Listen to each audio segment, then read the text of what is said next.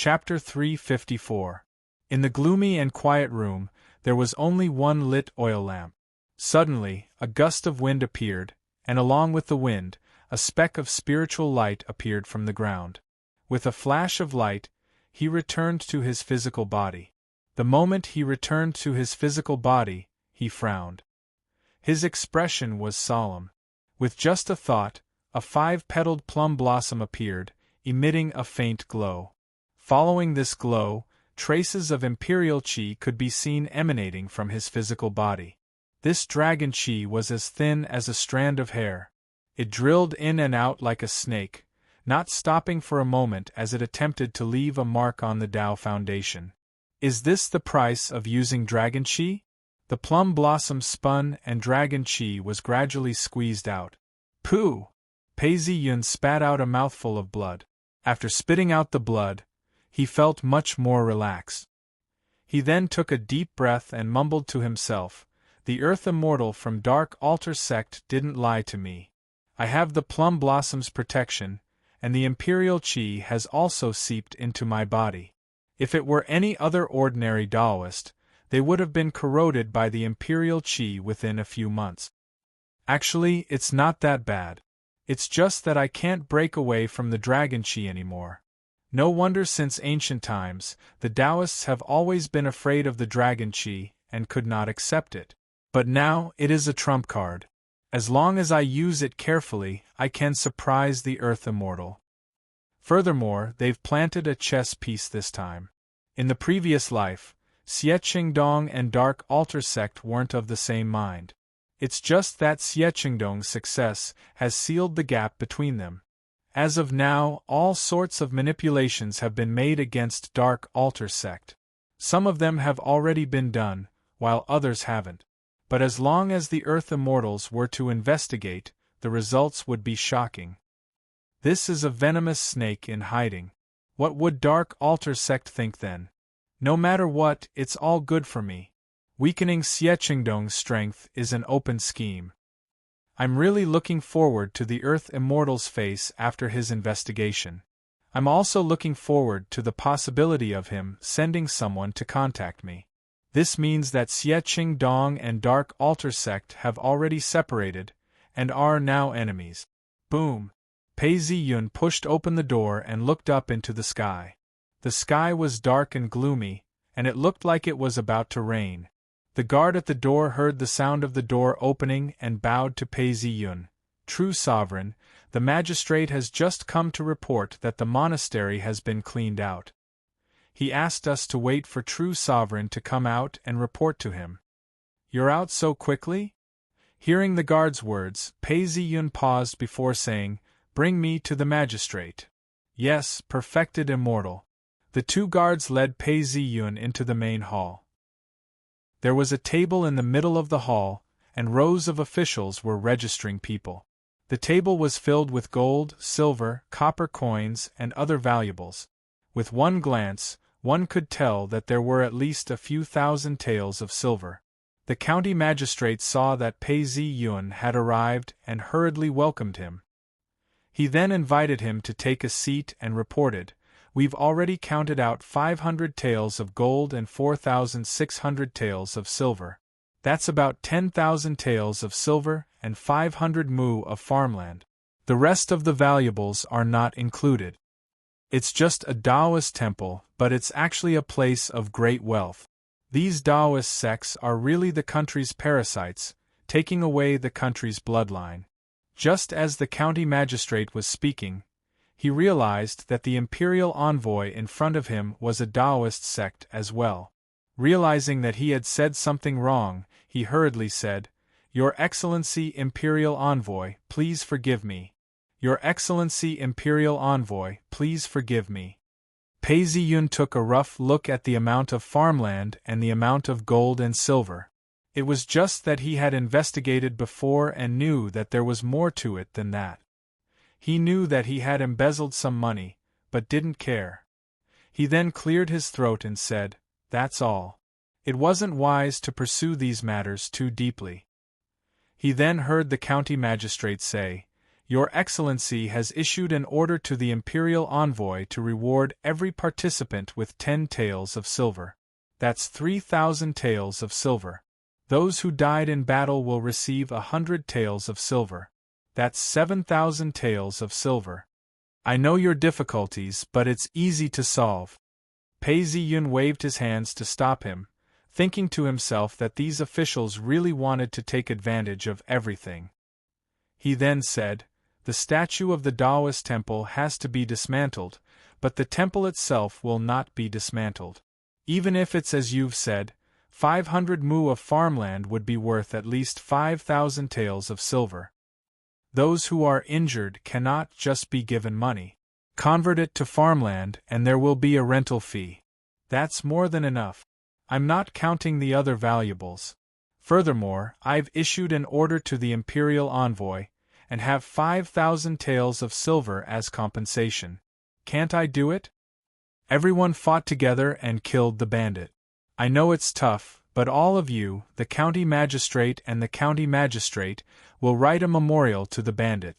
This business isn't a loss at all." The county magistrate laughed and said softly, "And Your Excellency, I'll pass, I'm different from you guys." Pei Ziyun said plainly.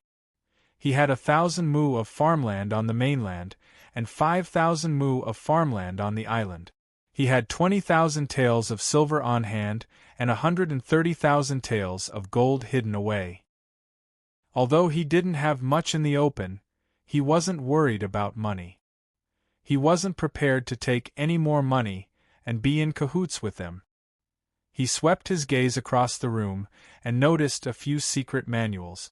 He picked one and flipped through it casually. He then waved his hands and said, "You guys continue to check, don't worry about me."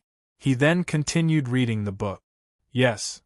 With the Imperial Envoy around, the county magistrate was extremely uneasy. He sat on his chair and looked at Pei Ziyun. Pei Ziyun was reading the book intently. Compared to Free Cloud Sect, Dark Altar Sect's Tao arts were much more exquisite. The foundation of Dark Altar Sect was different from Free Cloud Sect. The foundation of Dark Altar Sect was only slightly different from Free Cloud Sect. However, the amount of qi they could refine would increase by 10% every day. This resulted in a shorter foundation period. He couldn't help but sigh, it's indeed a 1,000-year Tao meridian. He then looked at the Taoist official who was sorting out the book. This Taoist official had his head lowered, and didn't even look at the more advanced parts. Pei Ziyun was bewildered. He then threw the book in his hands onto the pile of valuables and asked, "Why are you only looking at the basics?" The young Taoist official was copying the book. When he heard this, he smiled. "True sovereign, we are Taoist officials. Opening the gates of heaven and above is useless to us." Useless? Pei Ziyun paused and then realized something. The foundation of Dark Altar Sect relied on the human body to refine qi, and thus had some value to the Taoist official. Above the gates of heaven, all cultivators had to rely on spiritual qi. Without paradise, it would be useless. Furthermore, they were Taoist officials, and their foundations would be corroded by the imperial qi. In the future, they would only be able to follow orders. No wonder they didn't even glance at the books. However, the books in front of him were of great value to him. He took a few steps closer and paused. "Legacy, there's a legacy here?" He then looked at the book. The Taoist official was taking notes by the side when he looked up. Pei Ziyun looked at it and took out a small seal. It looked like a lion's button, and was a legacy that he hadn't seen for a long time. Dark Altar Sect was a Taoist sect that had existed for 1,000 years. How many Taoist legacies did they have? Pei Ziyun held onto the small seal and smiled to himself. Luckily he had paid attention to it. If not, he would have missed out on a treasure trove. He then asked, "All these books and items, are they kept in the Tao Records Department?" The Taoist official stopped writing and nodded his head. "Yes, Taoist Master. All these books and items are kept in the Tao Records Department." Pei Ziyun was overjoyed as he ordered the Taoist official, I shall leave the imperial envoy's post. Make a copy of all these books and items for me. Also, bring over these Taoist treasures as well. I have a use for them." He then picked up his brush and pondered for a moment before writing several lines of words on a piece of paper. He then asked the imperial envoy to stamp his seal on it before handing it over to the Taoist official. The Taoist official paused, but still obeyed the order. Seeing that things were coming to an end, the magistrate heaved a sigh of relief. Pei Ziyun then said, "The confiscation of property and compensation to the bereaved is your authority. You don't have to ask me. It's better for each of you to submit your own memorials." As he spoke, he started writing a memorial to the Taoist official, detailing the events that had transpired. He then thought for some time before saying, "I feel that since Dark Altar sect has a 1,000-year Tao meridian, their strength is not to be underestimated. Since Xie Qingdong is the main supporter of King Lu, we can try to get in touch with them. First, we can sow discord between Dark Altar sect and King Lu. After we kill Xie Qingdong and quell the chaos in the north, it won't be too late to deal with Dark Altar sect then." When he finished writing, "Follow the procedure and report this to the officials. Have a good rest today. Tomorrow morning, we shall make our way to Qingyuan County." "Yes, Tao Master," the Taoist official replied loudly. Grand Princess Mansion. As the sun rose, the Grand Princess woke up early in the morning. A serving maid was waiting on her dressing table. She applied some makeup and combed her long hair. An old granny then instructed her to bring a set of clothes. "Has the princess woken up?" the Grand Princess asked. The old granny hurriedly replied, "Yes, Princess. The princess has woken up and is practicing the guqin in the garden. However, the princess's body is weak. Arrange for someone to follow her and arrange for some time for her to practice. After all, the imperial physician has instructed that the princess is depressed. It would be beneficial for her to do something she likes." Phew! The Grand Princess exhaled deeply before a smile appeared on her face. Whatever Qianya likes to do, she should do it. As a mother, how can I not love my daughter? However, you are all very meticulous. She cannot practice the guqin for too long. You have to control your time. If she doesn't listen, report it to me. "Yes, Princess," the old granny acknowledged. Garden flowers were in full bloom as the Canton Princess sat in the middle of the pavilion. She stretched out her fingers and played the guqin. As the music played, many butterflies started to dance around her. After some time, the Canton Princess stopped playing. A butterfly landed on her fingertip. "It's you again. I've finished playing the guqin. I'm going to have breakfast. You guys go too." The Canton Princess spoke to the butterfly on her fingertip. The butterflies around the Canton Princess were reluctant to part with her as they slowly left. When it was time for the dining table, it was filled with delicacies. Just looking at it was enough to whet one's appetite. However, the Canton Princess's body was still weak. She took a bowl of bird's nest soup and ate it. She wasn't satisfied and ordered some spring rolls. Her actions were noticed by the Grand Princess and she spoke out, "Qianya, your appetite has increased these few days." The Canton Princess nodded her head in embarrassment. "Yes, I've been feeling hungry for the past few days. I want to eat more." The Grand Princess picked up a spring roll for her daughter and passed it to her. "That's a good thing. However, you can't eat too much at one time. It's easy to hurt your stomach." Not long ago, her daughter was on the verge of death. Now, she was recovering rapidly and her appetite had increased. It had only been 10 days, but her face was much rosier than before. The Grand Princess took a sip of the bird's nest soup and nodded her head. She was both sad and gratified. Girls tend to be outgoing. When a girl grows up, she can't control her mother anymore. Speaking of the matter of Qian Yi faking her death, others could hide it, but the Emperor and the Crown Prince couldn't. If they did, they would be in big trouble. The Grand Princess couldn't help but think of Pei Ziyun and how she reported the matter to the Emperor about Qianyi. The Emperor was silent for some time before he said, "Forget it. This is not a bad thing." The Grand Princess couldn't help but shake her head as she thought to herself, perhaps it's a good thing that Pei Ziyun is retreating now. Otherwise, even if Qianyi were to follow him, she wouldn't have a good ending. Just as she was thinking about this, a female official stepped forward and bowed. She then handed over a sealed document.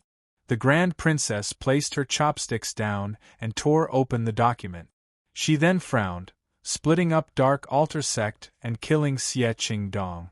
This would cut off all ties between Dark Altar Sect and King Lu?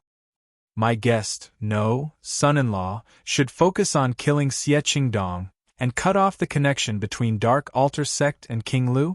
That's a good move. The Grand Princess looked at the book and asked, "What did the Emperor say?" When the Canton Princess heard this, she raised her head. The female official was expressionless as she replied, "The Emperor only said one word, yes." Chapter 355. Capital City, Records Department. In the 8th month, it rained several times in a row, the sun scorched the ground until the sand rose, the official road emitted white smoke. Although watermelons, melons, pears and other fruits, as well as fans, cattail mats and cool pillows, were all sold out as soon as they were on the market. Even honeysuckle, chrysanthemum and other medicines were sold very quickly. Moreover, because the streets and alleys were packed with people, it made one feel even hotter. Fortunately, not far from the entrance of the department was a large locust tree, sprinkling down a cool and refreshing feeling. Not only that, there was also a continuous stretch of large trees inside, with exotic flowers and strange grasses everywhere. Faintly looking at it made one feel cool and refreshing. Some alleys led to a pond. In the middle of the pond was a statue of a tortoise, looking up at the sky. Under the rays of the sun, steam rose up from the tortoise. Not far away, someone was ordering, "Boil a few pots of mung bean soup for the people on duty to relieve the heat." A middle-aged Taoist official took a look before hurrying towards the tipping hall. When he reached the door, he knocked. "Your Excellency, this lowly official has something to report."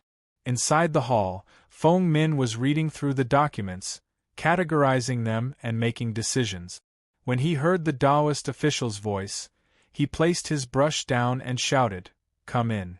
The moment the middle-aged Taoist entered the room, he felt a chill run down his spine. The entire room was filled with ice cubes, which were emitting white steam. He then took a deep breath and reported to Feng Min, "Your Excellency, the Taoist official we sent to fight against Dark Altar Sect with True Sovereign Pei has reported back with the latest intelligence reports. He also has a request from True Sovereign Pei. I don't know what's gotten into True Sovereign Pei, but he issued an order to transfer all the books and records that our Tao Records Department had previously acquired. It's all here, take a look." Feng Min looked through it once before pacing around with a sullen face. After some time, he sighed, "Let's talk in the main hall." "Yes, tipping hall," the Taoist acknowledged before pushing the back door open. They walked along the corridor and passed through a courtyard before arriving at the main hall. He then pushed the door open. Inside the main hall, there were dozens of Taoists busily working. The entire hall was lined with copper cabinets and rows of bookshelves. The bookshelves were not filled with books, but were filled with documents. From time to time, someone would bring in documents, check, categorize and label them. After Feng Min entered, she sat down at the main seat and instructed, "People from the 6 divisions, come up and take a look before filing them." Following Feng Min's words, 7 or 8 people from the 6 divisions, who were busy, stepped forward and saluted. The leading Taoist official was wearing an 8th-ranked official robe. His thin face was expressionless as he received the report and began to read it. After reading it, he silently passed the report to the next person. After several officials had finished reading the report, they placed it to the side. "Members of the 6 divisions, if you have any opinions, feel free to voice them. Feng Min looked on as she asked. Hearing these words, the 8th-ranked Dao official paused for some time before replying. It's normal for them to request for books, and we can understand that. These books are useless to us. However, to Free Cloud Sect, which has a weak foundation, these books are valuable resources. However, Free Cloud Sect is considered a middle-tier sect. Even if we are lacking in resources, we wouldn't be too far off. Although these manuals have some similarities, it isn't too important. Commoners may think that Dao arts have their own unique and miraculous qualities, but we all know that they are all similar. A single Dao meridian is even more complete. This lowly official thinks that we can give them to them. Feng Min nodded her head. This was very pertinent. She then paused for some time before replying, "That's true. It's fine if we request for these manuals. It's normal for us to use them for our own purposes. However, what's so special about asking for these old items?" Feng Min was suspicious as she asked, "Have you checked these old items? What's so special about them?" Another middle-aged Taoist official stood up and reported, "It's a reminder. These old items are stored in our Dao Records Department's storeroom. Not to mention this dynasty, even the previous dynasties have studied them. Most of them don't have any spiritual energy. Even if they do, it's very weak. They wouldn't be of much use to true Lord Pei." When Feng Min heard this, she frowned. The middle-aged Taoist official then said, "But there's something strange going on. Since Pei Ziyun has asked for them, there must be something wrong with them. Or perhaps there's something we haven't understood." AI. Feng Min heard this and her face darkened. She then took several steps forward before sighing, "I have the same suspicions as well. Tell me, should we give them to them or not?" The Taoist officials of the 6 divisions discussed amongst themselves. The 8th-ranked Taoist official stepped forward and bowed. "I feel that we should give them some advice." "Why don't we listen to your reasoning?" The 8th-ranked Taoist official replied, "There's no such thing as a reason in this world. Since true Lord Pei wants these old items, he might be looking for them. Or perhaps there's something we don't know about them. These items are useless to us, but we cannot give them to him without knowing why. If something were to happen, we wouldn't be able to bear the responsibility. Hence, we can give them to him, but only in batches. Every batch must be recorded in a book. The shape, size, and other characteristics of the items must be recorded. Then, the Taoist officials who are following the items must keep a close eye on them. As for those items that true Lord Pei is particularly interested in, we shall investigate them further.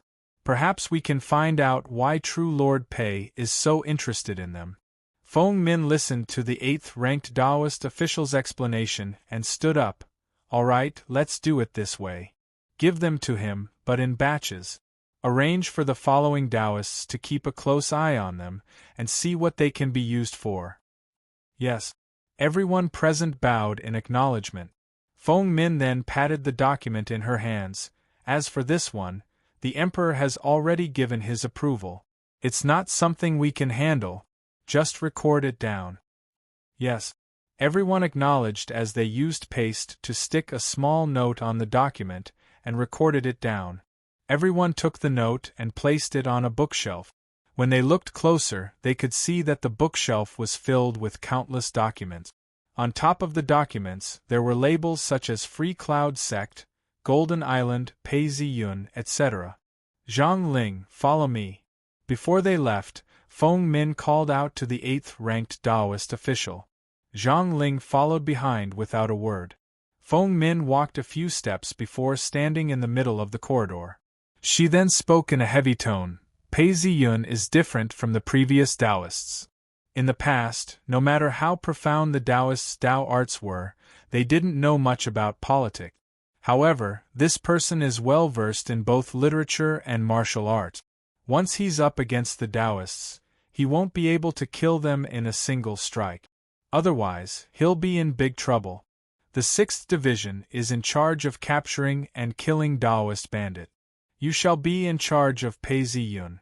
You have to do this well. I know this will be difficult, but this is a secret order from the Emperor. Your humble subject understands. Zhang Ling bowed slightly, her skinny face was expressionless. I've already placed men in Slow River County, Free Cloud Sect and Golden Island. I'm currently investigating. I want to find out who Pei Ziyun is. This is my first step. Next, I want to find out who his relatives are. Once there's an order, take them down immediately. As for Pei Ziyun himself, the 6th Division is no longer able to complete this task. It's up to the Imperial Court.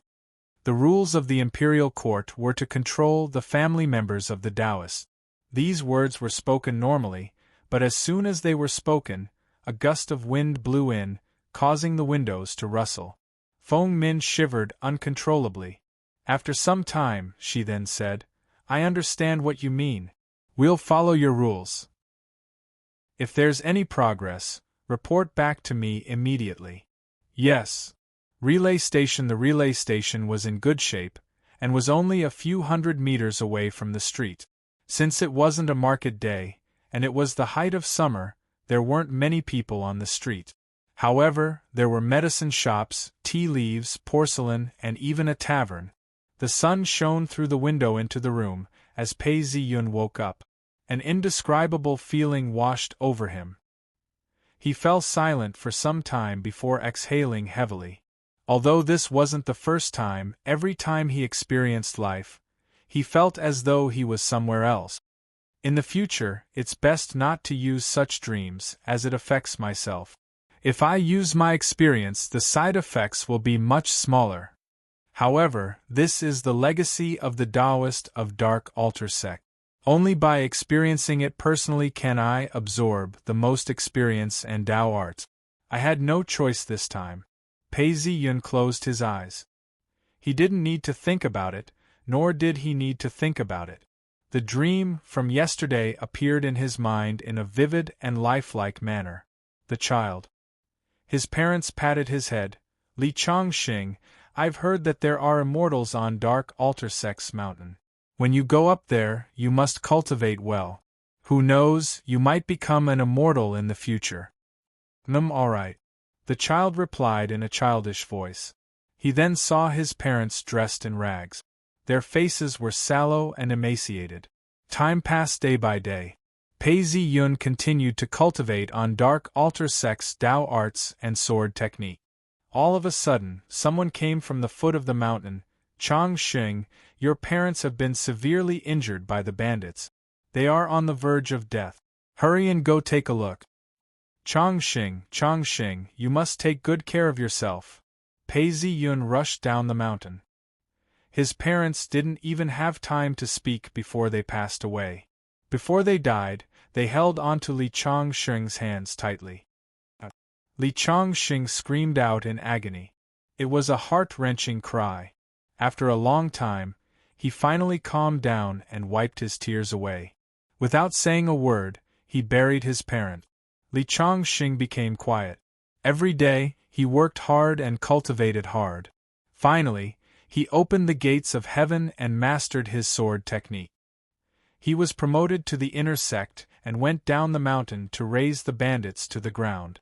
4 decades, he silently cultivated and comprehended the Tao. Year after year, he gradually became an old Taoist. Longevity, cultivation, Tao art. Gradually, he grew old. Finally, he was given a place to live and became the leader of a Taoist monastery. If he didn't become an earth immortal, he would only have a lifespan of 100 years.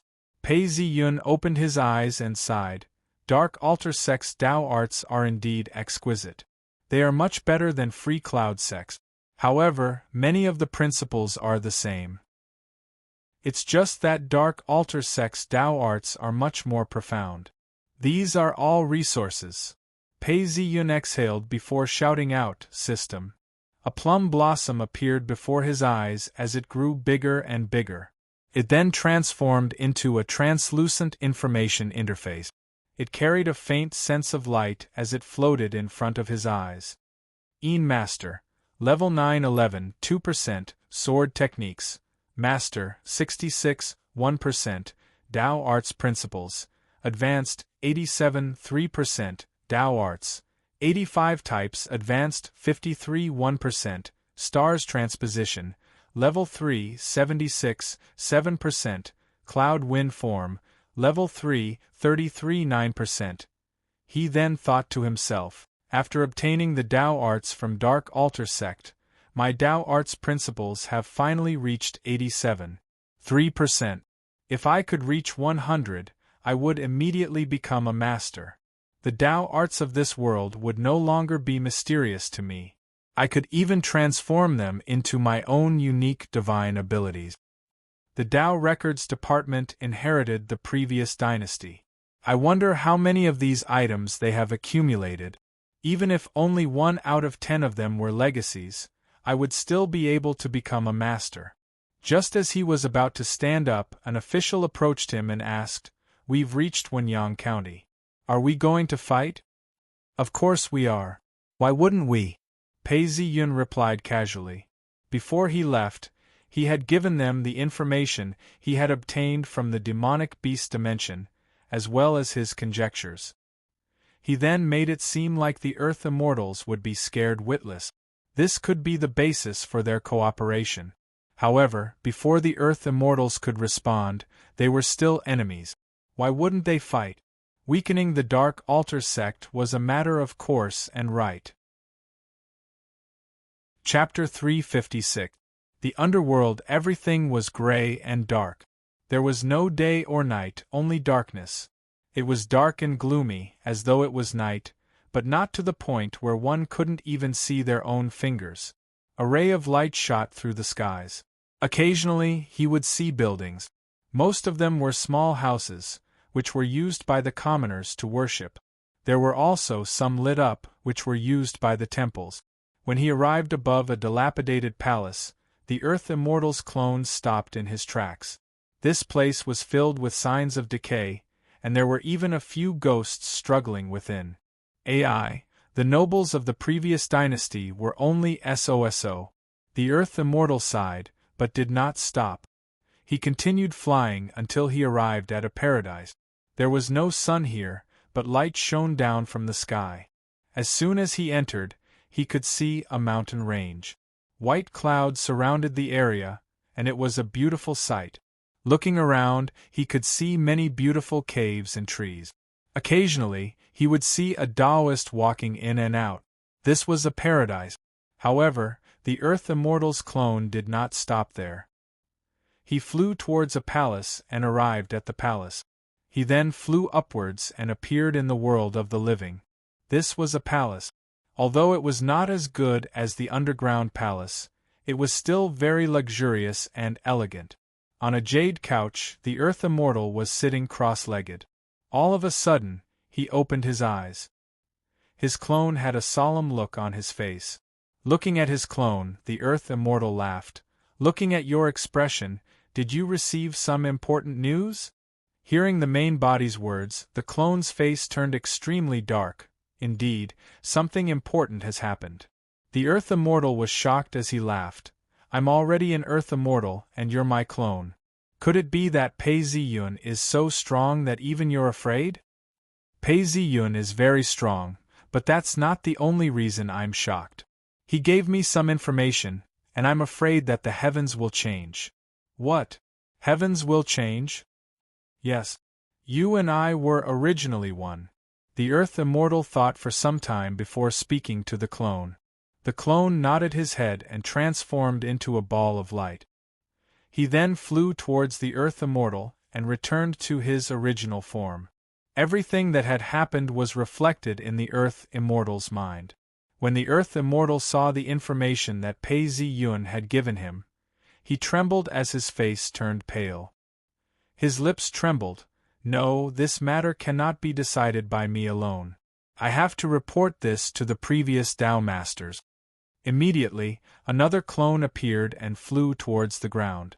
Dark Altar Gate, blessed land. The mountain range stretched on endlessly. The hills were flat, and the valleys were lush and lush. The paths were winding, and from time to time, there would be a waterfall and a small stream. Spiritual light shone down from the sky, illuminating the palace. Several Taoists and commoners resided within the paradise. These people had done a great service to Dark Altar sect, which was why they were living here. Suddenly, a ray of light descended from the sky. Seeing this ray of light, the Taoists all bowed. Within the paradise, there were rows upon rows of palaces. The white light separated Dark Altar sect from the underworld, but the Earth Immortal did not care. He walked towards the central hall, which was the most majestic. There were 2 words written on it, Dark Altar. Arriving at the central main hall, the main door was closed. The door was full of bull-sized golden nails, 3 zhang tall. It looked very dignified, but when the Earth Immortal's incarnation arrived, the door automatically opened. Inside was a garden. There were 4 or 5 spiritual plants planted, each of them exuding an extraordinary fragrance.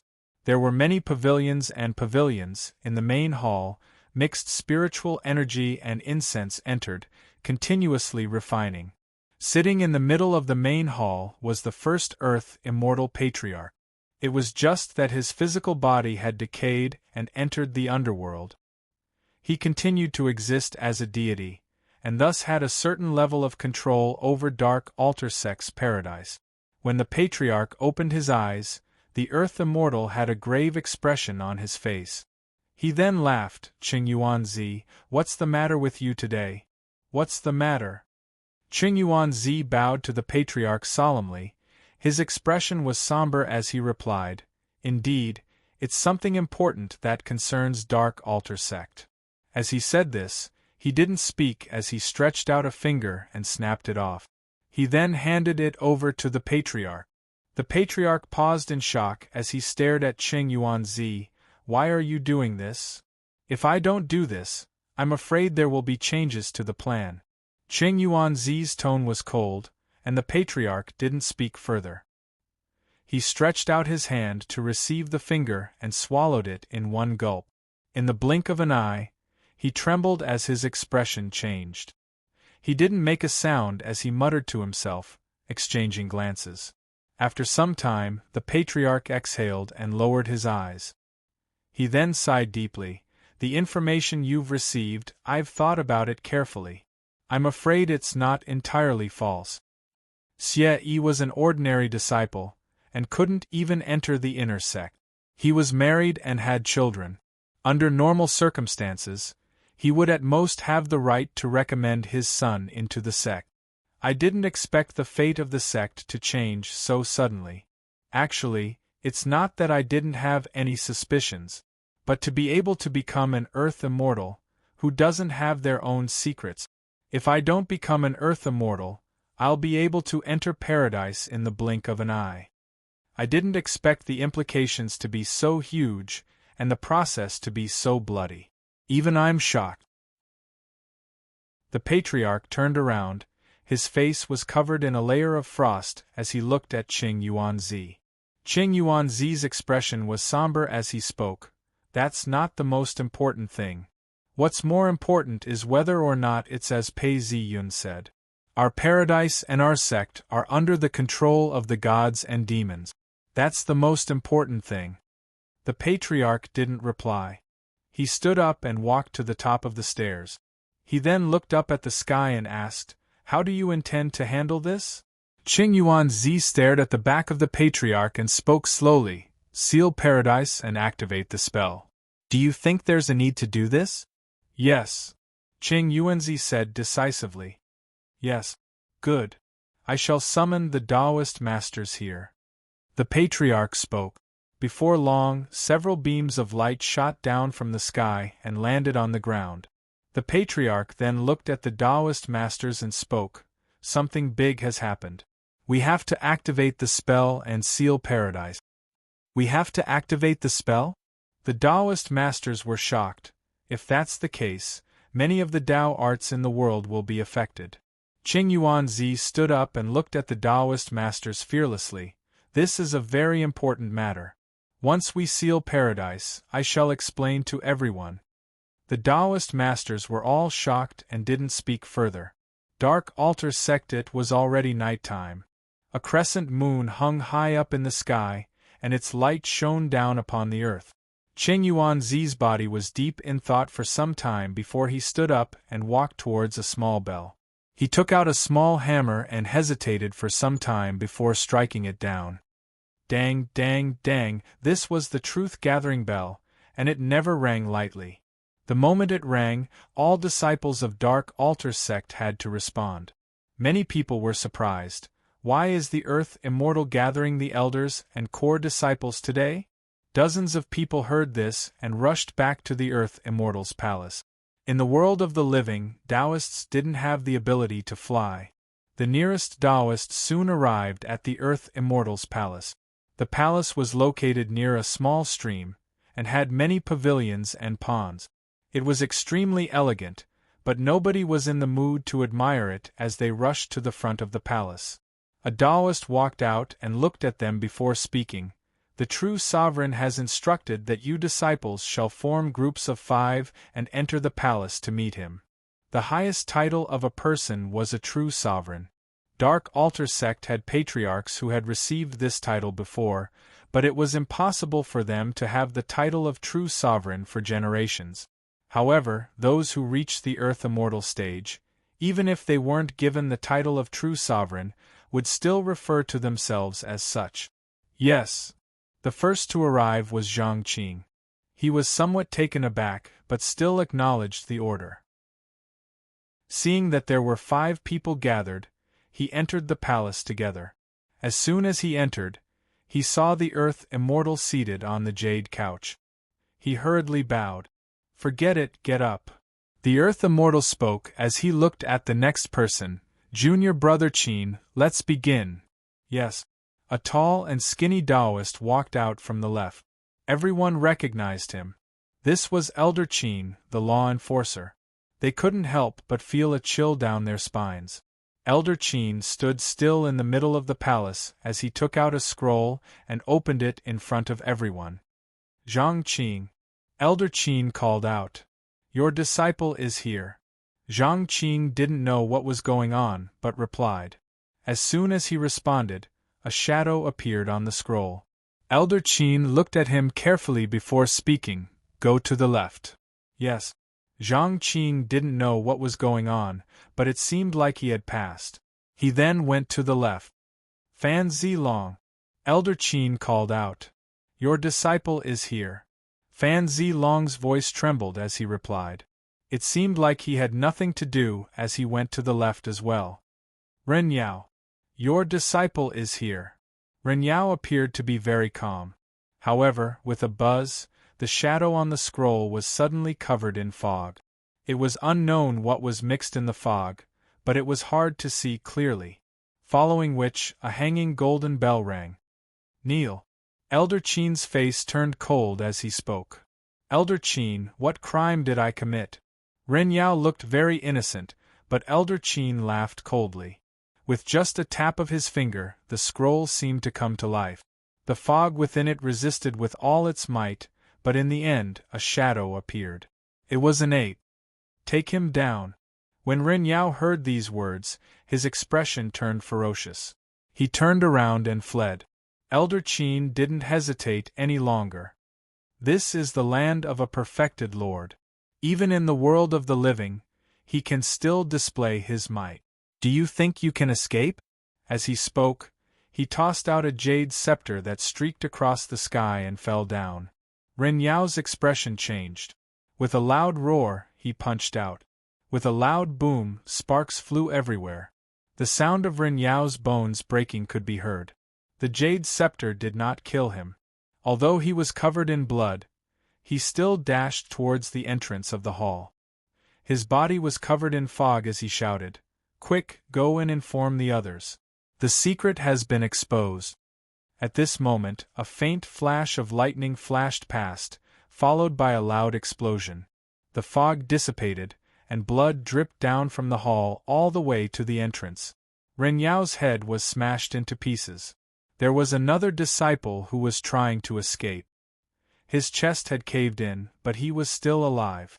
For a moment, the hall was silent. The last disciple was so scared that his legs were trembling. Qian Xiaochong. Elder Qin calmed himself down and called out. Qian Xiaochong replied with a trembling voice. However, the scroll did not change. Elder Qin pointed to the left and said, "Go and stand there." He then shouted, "Next batch." The hall was so quiet that no sound could be heard from the outside. Hence, when the second batch of 5 people entered, they looked very normal. However, they were a little confused. When they saw the corpses and the blood, they were shocked. Wang Shi, Wu Xiang, Song Ping, Chui Lu, Zhang Tao. It was the same as the last time. However, there was a slight difference. All 5 of them were surrounded by a layer of gray aura. However, not much of it seeped into the aura. Elder Qin looked at the Earth Immortal, who glanced at them and said, "These disciples have not been infiltrated yet. Use the mirror of consonance to cleanse them." Yes. Elder Qin heaved a sigh of relief. He pointed his finger and a mirror appeared. A ray of light shone down onto the ground. Under the light, the gray aura was dispelled. "Go to the left and wait." Elder Qin ordered the 5 lucky disciples. The Earth Immortal's face was solemn. These disciples all had some sort of strange aura on them. Thinking about it, it was terrifying. Chapter 357. The ancient mirror was 6 inches tall and had an elegant design. There was a shadow on the surface of the mirror which was emitting a faint golden light.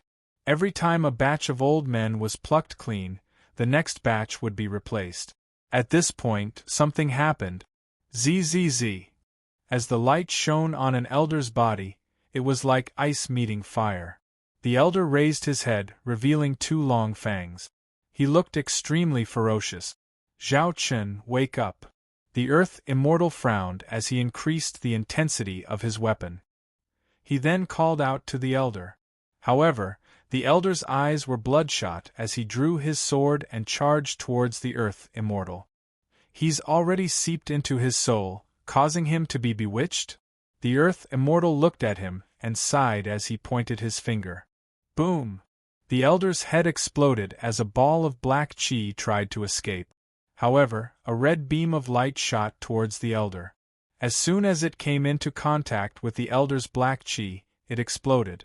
The entire hall was filled with sparks as the elder's black chi was blasted into pieces. True sovereign. Elder Qin looked at the dozens of corpses in the hall and couldn't help but lament. The elders and core disciples have all been examined. What do we do with these few? Apart from Zhao Qin, the core elders were fine. He stood beside the Earth Immortal, while the rest of the elders were all tied up by runic chains. True sovereign, what's going on? How did things turn out like this? All the elders were trembling in fear as they asked the Earth Immortal.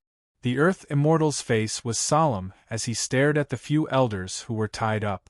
These few elders were close to Xie Yi and had never expected them to end up like this. It's evil Lord. The Earth Immortal remained motionless as he looked on in silence. His heart was filled with fear. Dark Altar Sect only had 7 core elders and 30-odd ordinary elders. Who would have thought that a quarter of the elders would have fallen victim to the spell? One of them was even a core elder. Xie Yi himself was a core elder. With these people around him, it was no wonder that he was able to influence the decisions of the sect. There was no need to say these words, in case the morale of the sect was shaken. This evil lord is something I've never seen before. Elders, don't test it out yet. Let's see if we can use Dao arts to purify him. The Earth Immortal ordered coldly. Yes. Roar!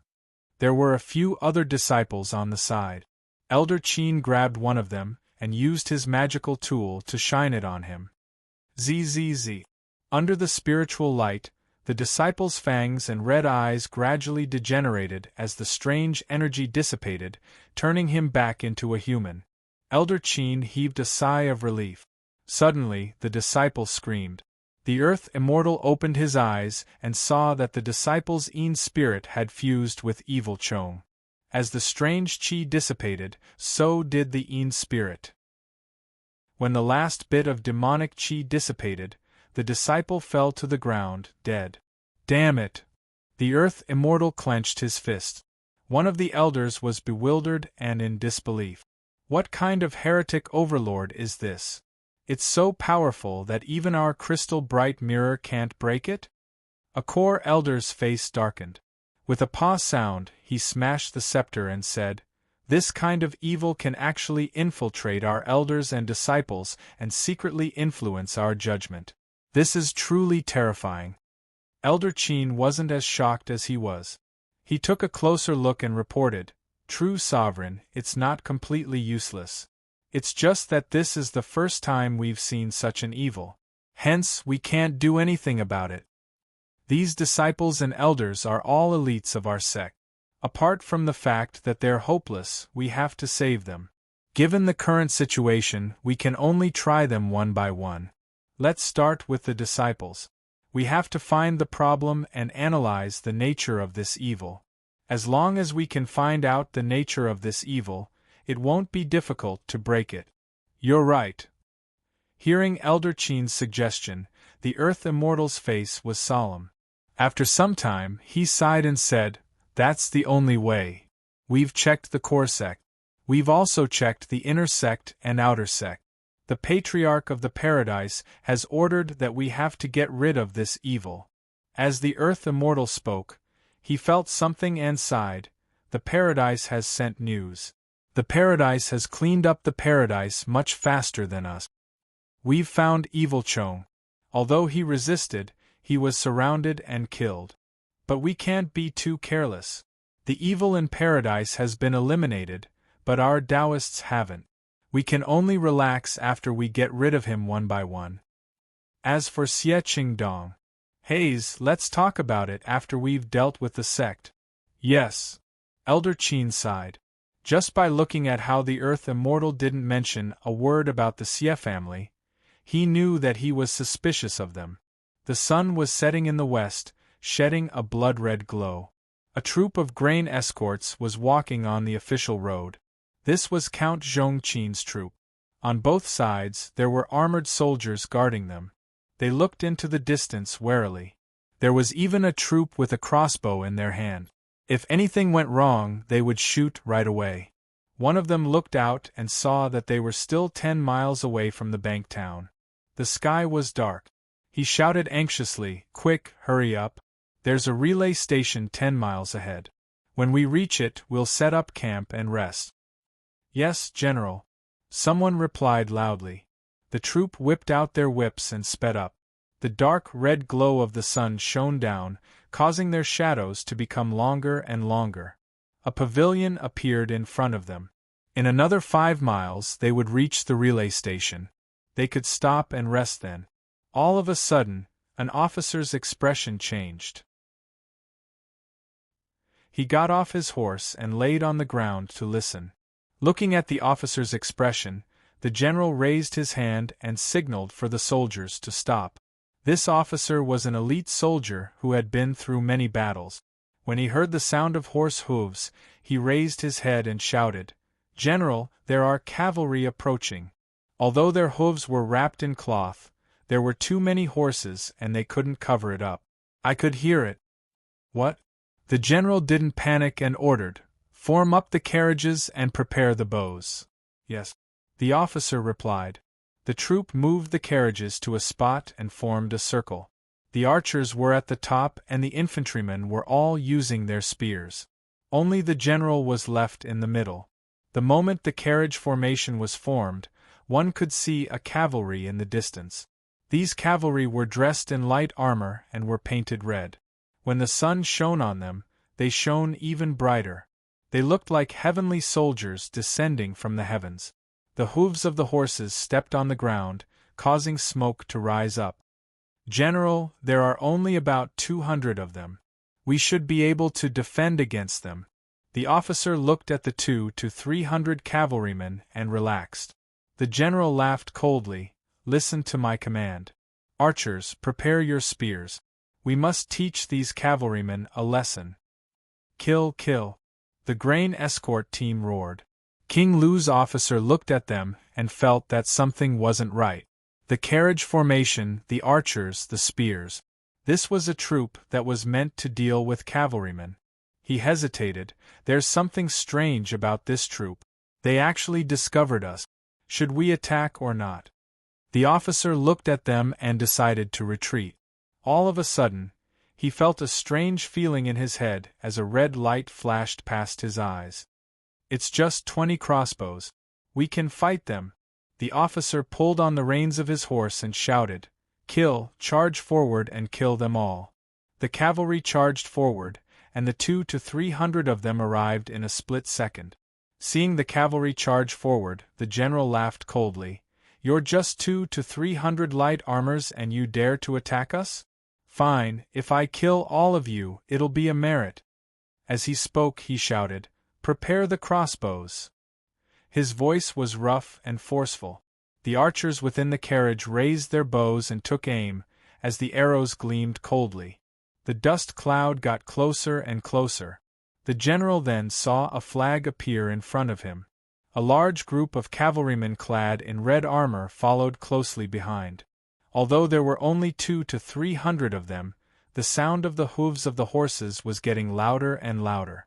It was as though the ground was shaking under the hooves of the horses. Without much time to think, the general shouted, "Shoot!" Poo-pee-oo, arrows rained down on them. Several cavalrymen in front of them could be seen bleeding profusely as they fell to the ground. "Shoot again." He didn't have time to think as he fired another volley of arrows. Another 7 or 8 cavalrymen fell to the ground. Since they were wearing armor, as long as they weren't hit in their vitals, it would be difficult for them to die. However, they were trampled by the cavalrymen behind them. The cavalry captain grabbed onto the reins of his horse and charged forward. The soldiers around him fell to the ground, and he immediately appeared. Several archers took aim and shouted, "Shoot!" Several sharp sounds could be heard as the arrows rained down on the cavalry captain. The cavalry captain wasn't afraid at all. He felt as though he was filled with energy, as though he was possessed by a tiger. His sword techniques were exquisite, and he allowed the arrows to fly past him. Only when the arrows hit him did he raise his sword to block them. Poo-pee-oo. His sword fell, and the sound of wind could be heard. The arrows were deflected and missed their target. Not good, their elites. "Quick, shoot the horse." The general looked at the cavalry captain and ordered. The archers looked flustered as they took aim at the horse. "Shoot!" The arrows rained down not only on the cavalrymen, but also on the horses. The cavalry captain laughed and raised his sword to block the arrows. Hiss! An arrow pierced the neck of the horse, causing it to whinny.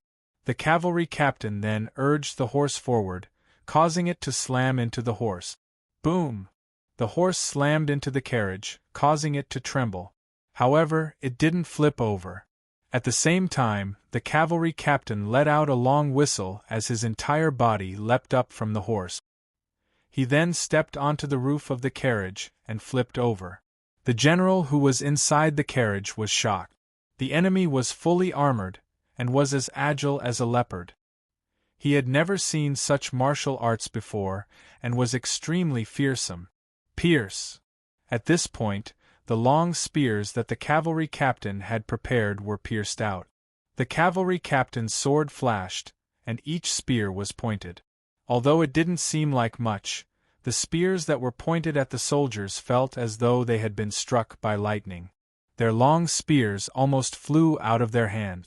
The cavalry captain roared out as he rolled forward. Wherever his sword landed, 4 to 6 soldiers were killed.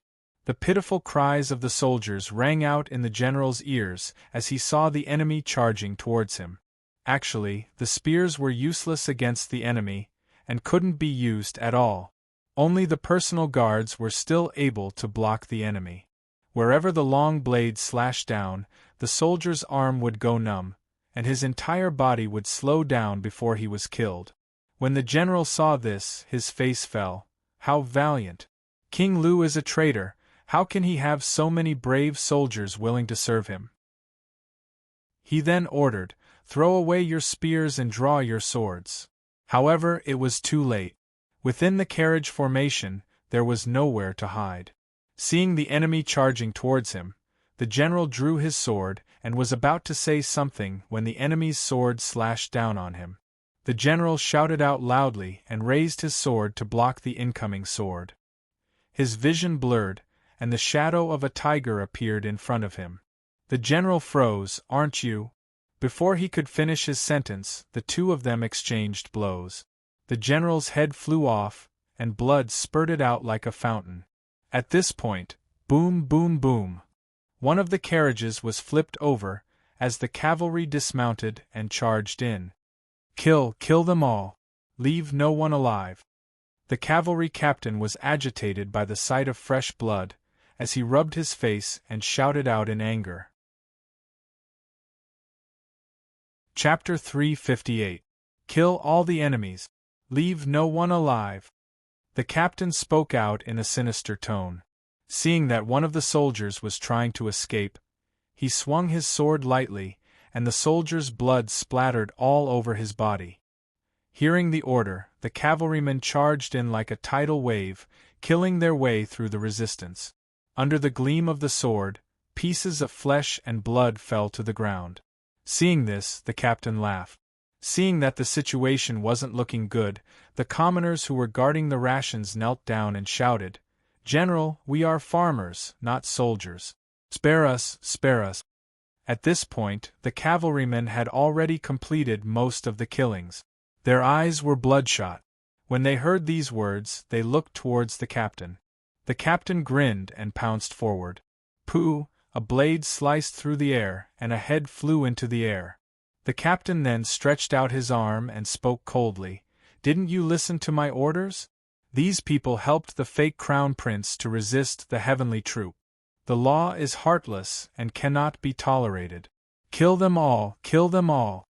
The setting sun was like blood, splashing onto the ground.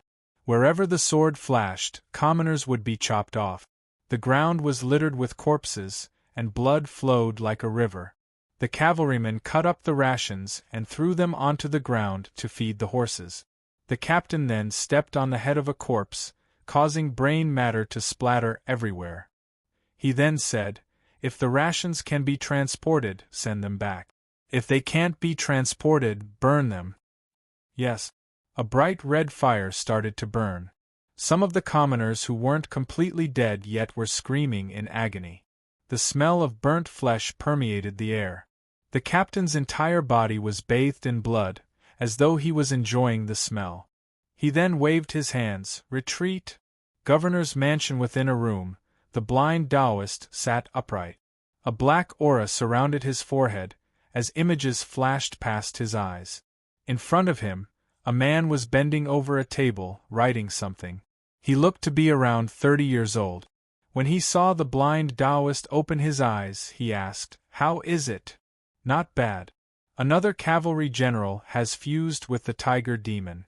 Another one has been infiltrated. This general has contributed greatly, and will be rewarded when he returns. He will be able to command a few hundred cavalrymen. Don't look down on a few hundred riders. King Lu only has 3,000. We've already gained control of more than half of them. It's not just the cavalry, even the foot soldiers have been infiltrated as well. I don't think it would take long before we would be able to gain full control of the army. In times of chaos, military power is the most important. King Lu was the one who rebelled. Although he raised his banner, the ancestors of the underworld didn't support him. Most of the time, he relied on the support of the army's chi, which gave us the opportunity to infiltrate the army. Once we infiltrate the army's chi, his imperial chi will be infiltrated as well. That's too troublesome. Why don't we join forces and control King Lu? The scholar spoke out. The so-called demon sovereign is actually a combination of tens of thousands of demons. You are just one of them. There are many things that you do not know. This is also to prevent the heavenly Tao from finding out. The blind Taoist sighed. Heaven's net has long arms, but nothing escapes.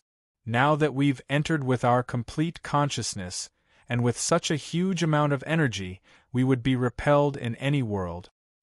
That's why we made use of the heavenly tribulation to split ourselves into thousands of pieces, and each piece only knew what they should know.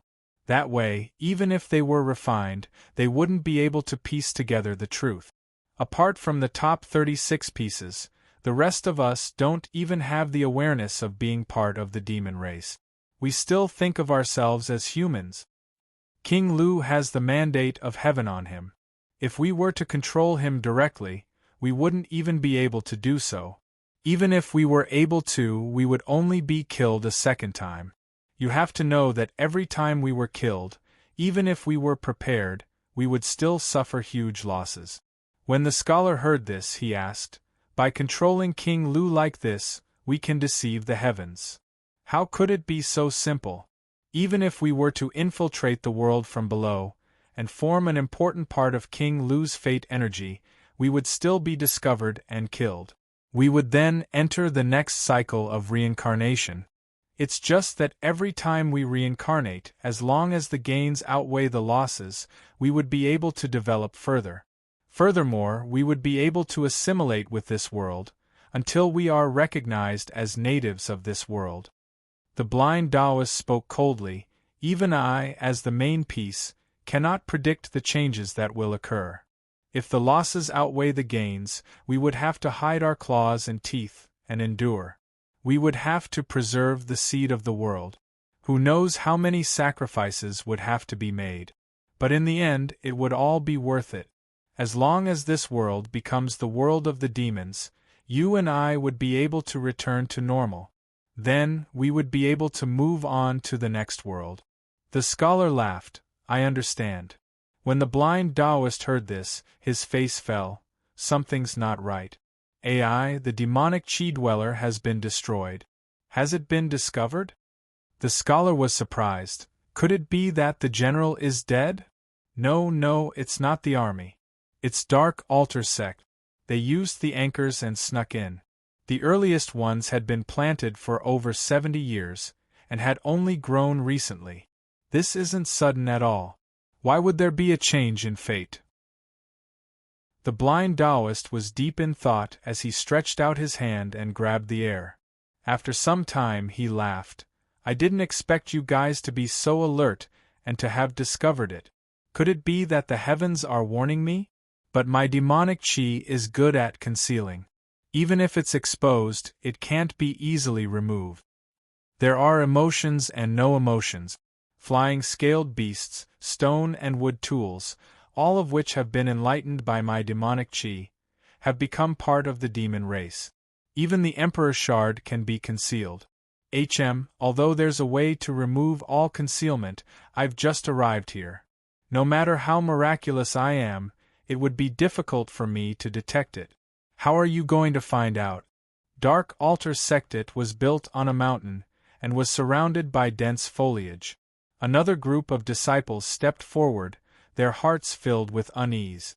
Although news of this had been sealed, the movements of a few hundred people would definitely be leaked. "All of you can enter now." The Taoist child walked out. Zhenrong tidied up her Taoist robes and adjusted her hair. She then led her 4 junior brothers in, all of them trembling in fear. In the middle of the main hall, there was an incense burner. It was shrouded in a thin layer of mist, and looked extremely mysterious. At the front of the hall, there were 10 Taoists seated. In the middle of them was an earth immortal. To the left and right of them were the core elders. The moment Zhenrong entered the main hall, she could feel an immense pressure pressing down on her. She could smell the blood in the air, and her sharp eyes could see the blood stains on the ground. Her heart turned cold as she bowed. Disciple Zhenrong pays her respects to the true sovereign and elder. The earth immortal didn't speak. Instead, the elder on the left spoke. "Zhenrong, you've been here for 13 years, right?" Zhenrong replied, "Yes." The elder grunted before continuing, "Recently, there's been an invasion of evil cultivators. There's no need for you to panic. All you have to do is take a look." "Yes," Zhenrong replied. The elder didn't speak any further. A beam of light shot out from an ancient mirror. In the blink of an eye, a person could be seen in the mirror. "Zzz, The gray energy dissipated as soon as it came into contact with the light. The elder nodded his head in satisfaction. All of you can leave now. Yes. The 5 of them heaved a sigh of relief as they stepped out of the door. Jinrong's eyes shrunk, revealing a pair of snake-like eyes. She turned around and smiled. The sun was setting, and the atmosphere within the hall was tense. Chen Wu, 9 Origin, Li Zhong, Wu Ping, Song Jing. Following the voice, another group of people entered the hall. These people had nervous expressions on their faces. They had just entered when they saw the core disciples guarding the entrance. The disciples followed the procedure when they entered. Under the light of the magical equipment, the disciples' bodies were illuminated. There was some strange energy on their bodies, but it wasn't a problem. They washed themselves clean and there was nothing out of the ordinary. Zhu Yuan, Zhang Shi. The elder muttered. Another batch came. Under the light of the magical equipment, there was nothing out of the ordinary. Looking at the magical equipment, there was nothing out of the ordinary. The elder's expression froze. The Earth Immortal sat at the head of the table. He swept his gaze downwards, and his face darkened. The elder in charge was already breaking out in a cold sweat. Previously, there were more than 10 people who were detected. Now, there were 5 consecutive batches, and none of them were detected. This was impossible. Such a sudden change. Could it be that Xiechong is able to communicate with each other and hide? The elders present were all experienced people, and they all had doubts in their hearts. No matter how big the matter is, the Earth Immortal will handle it. I just have to continue presiding over it. The elder thought as he continued. Hu Dihai, Zhang Feiying, Chao Chao, another batch of disciples entered. Under the light of the magical equipment, the purification light was even stronger this time. The disciples were thoroughly illuminated, but there was nothing out of the ordinary. The hall was filled with gold and jade. There were several lamps in the room, and they emitted a faint yellow light. After this batch of people left, the elder in charge didn't call for them to enter again. He turned around. True Sovereign, something isn't right. We've already checked 6 batches, but we can't find anything out of the ordinary. These people only have some strange energy on their bodies. The Earth Immortal's face was expressionless, and his fingernail broke. What do you think? Yes. There are only 2 possibilities. First, Xiechong is still able to communicate with each other, and hence he's hiding. The other possibility is even scarier, which is that Xiechong has a divine sense that is beyond our knowledge. The elder bowed as he spoke. His words sent a chill down everyone's spine. The Earth Immortal couldn't sit still any longer. He stood up and paced around. He gritted his teeth and ordered, "Continue to check. If there's still nothing, report back to me. Also, we've already checked. Analyze the nature of this Xiechong. You and I both know that our Dao techniques are of different levels, but they all have similarities. These may be low-level Xiechong, but the source of the sect is still here. I don't believe that we can't find anything after we've checked." Hearing the Earth Immortal's orders, the elder was convinced. He then replied, "Yes, true Sovereign." The Earth Immortal then turned around and left. There was a group of elders who were in charge of purifying the Xiechong. The Earth Immortal stepped into the hall, and a few elders were in charge of purifying the Xiechong. The Earth Immortal stepped into the hall, and saw several elders using a magical weapon to purify another elder. The magical weapon looked like a red cloud, but it also looked like a canopy. Upon closer inspection, there seemed to be 7 layers to it. It was emitting a faint red glow, as though it was trying to purify the Xiechong's Yin Master. An ordinary disciple. His Yin Master is too weak, and the Xiechong's Qi is too strong. There's nothing we can do. This elder can still be saved. The Earth Immortal thought to himself. All of a sudden, the sound of a dragon's roar could be heard. The canopy that was being purified cracked, and the elder who was being purified started bleeding from his eyes. The other elders' faces changed as they spat out a mouthful of blood. One of them wiped the blood off his mouth with his sleeves and said, "There seems to be dragon chi in the depths of this corruption. We can't purify it unless we kill him physically." Dragon chi? These Siechong are mixed in with the dragon chi? That's why it's so powerful? Although the Earth Immortal was calm and collected, he was still taken aback. He could no longer maintain his composure. This news signified that the situation was going to worsen. The Earth Immortal paced around several times before he asked, "Is there no way to get rid of the corrupted Taoist?" "Yes. If it's just Tao arts, that's fine. But the Siechong's back is connected to the dragon chi. If we try to purify it, the dragon chi would retaliate." The elder spoke, his face was unsightly. Dragon chi, Siechong, infiltration. Could it be that the imperial court had planned this? After thousands of years, could it be that the imperial court was unwilling to give up and decided to break the agreement that the Taoist monarch had made with his life and kill all the Taoists? Chapter 359. The Earth Immortal muttered to himself for some time before asking, "Can you confirm where the imperial chi came from?" "It's definitely from the dynasty. However, King Lu is a branch of the dynasty. Hence, we have no way of knowing where King Lu is from. Think of a way to verify this. This concerns the enemy's judgment." "Oh yes, how's the investigation on Xie Yi and Xie Qingdong?" The Earth Immortal's expression was frightening. An elder was expressionless as he instructed a disciple, "Bring me the investigation report." The disciple hurriedly brought the report up as the elder received it. Su Jiqing, Li Yuan and Wu Jiayong were all killed by Xie. "That's not all.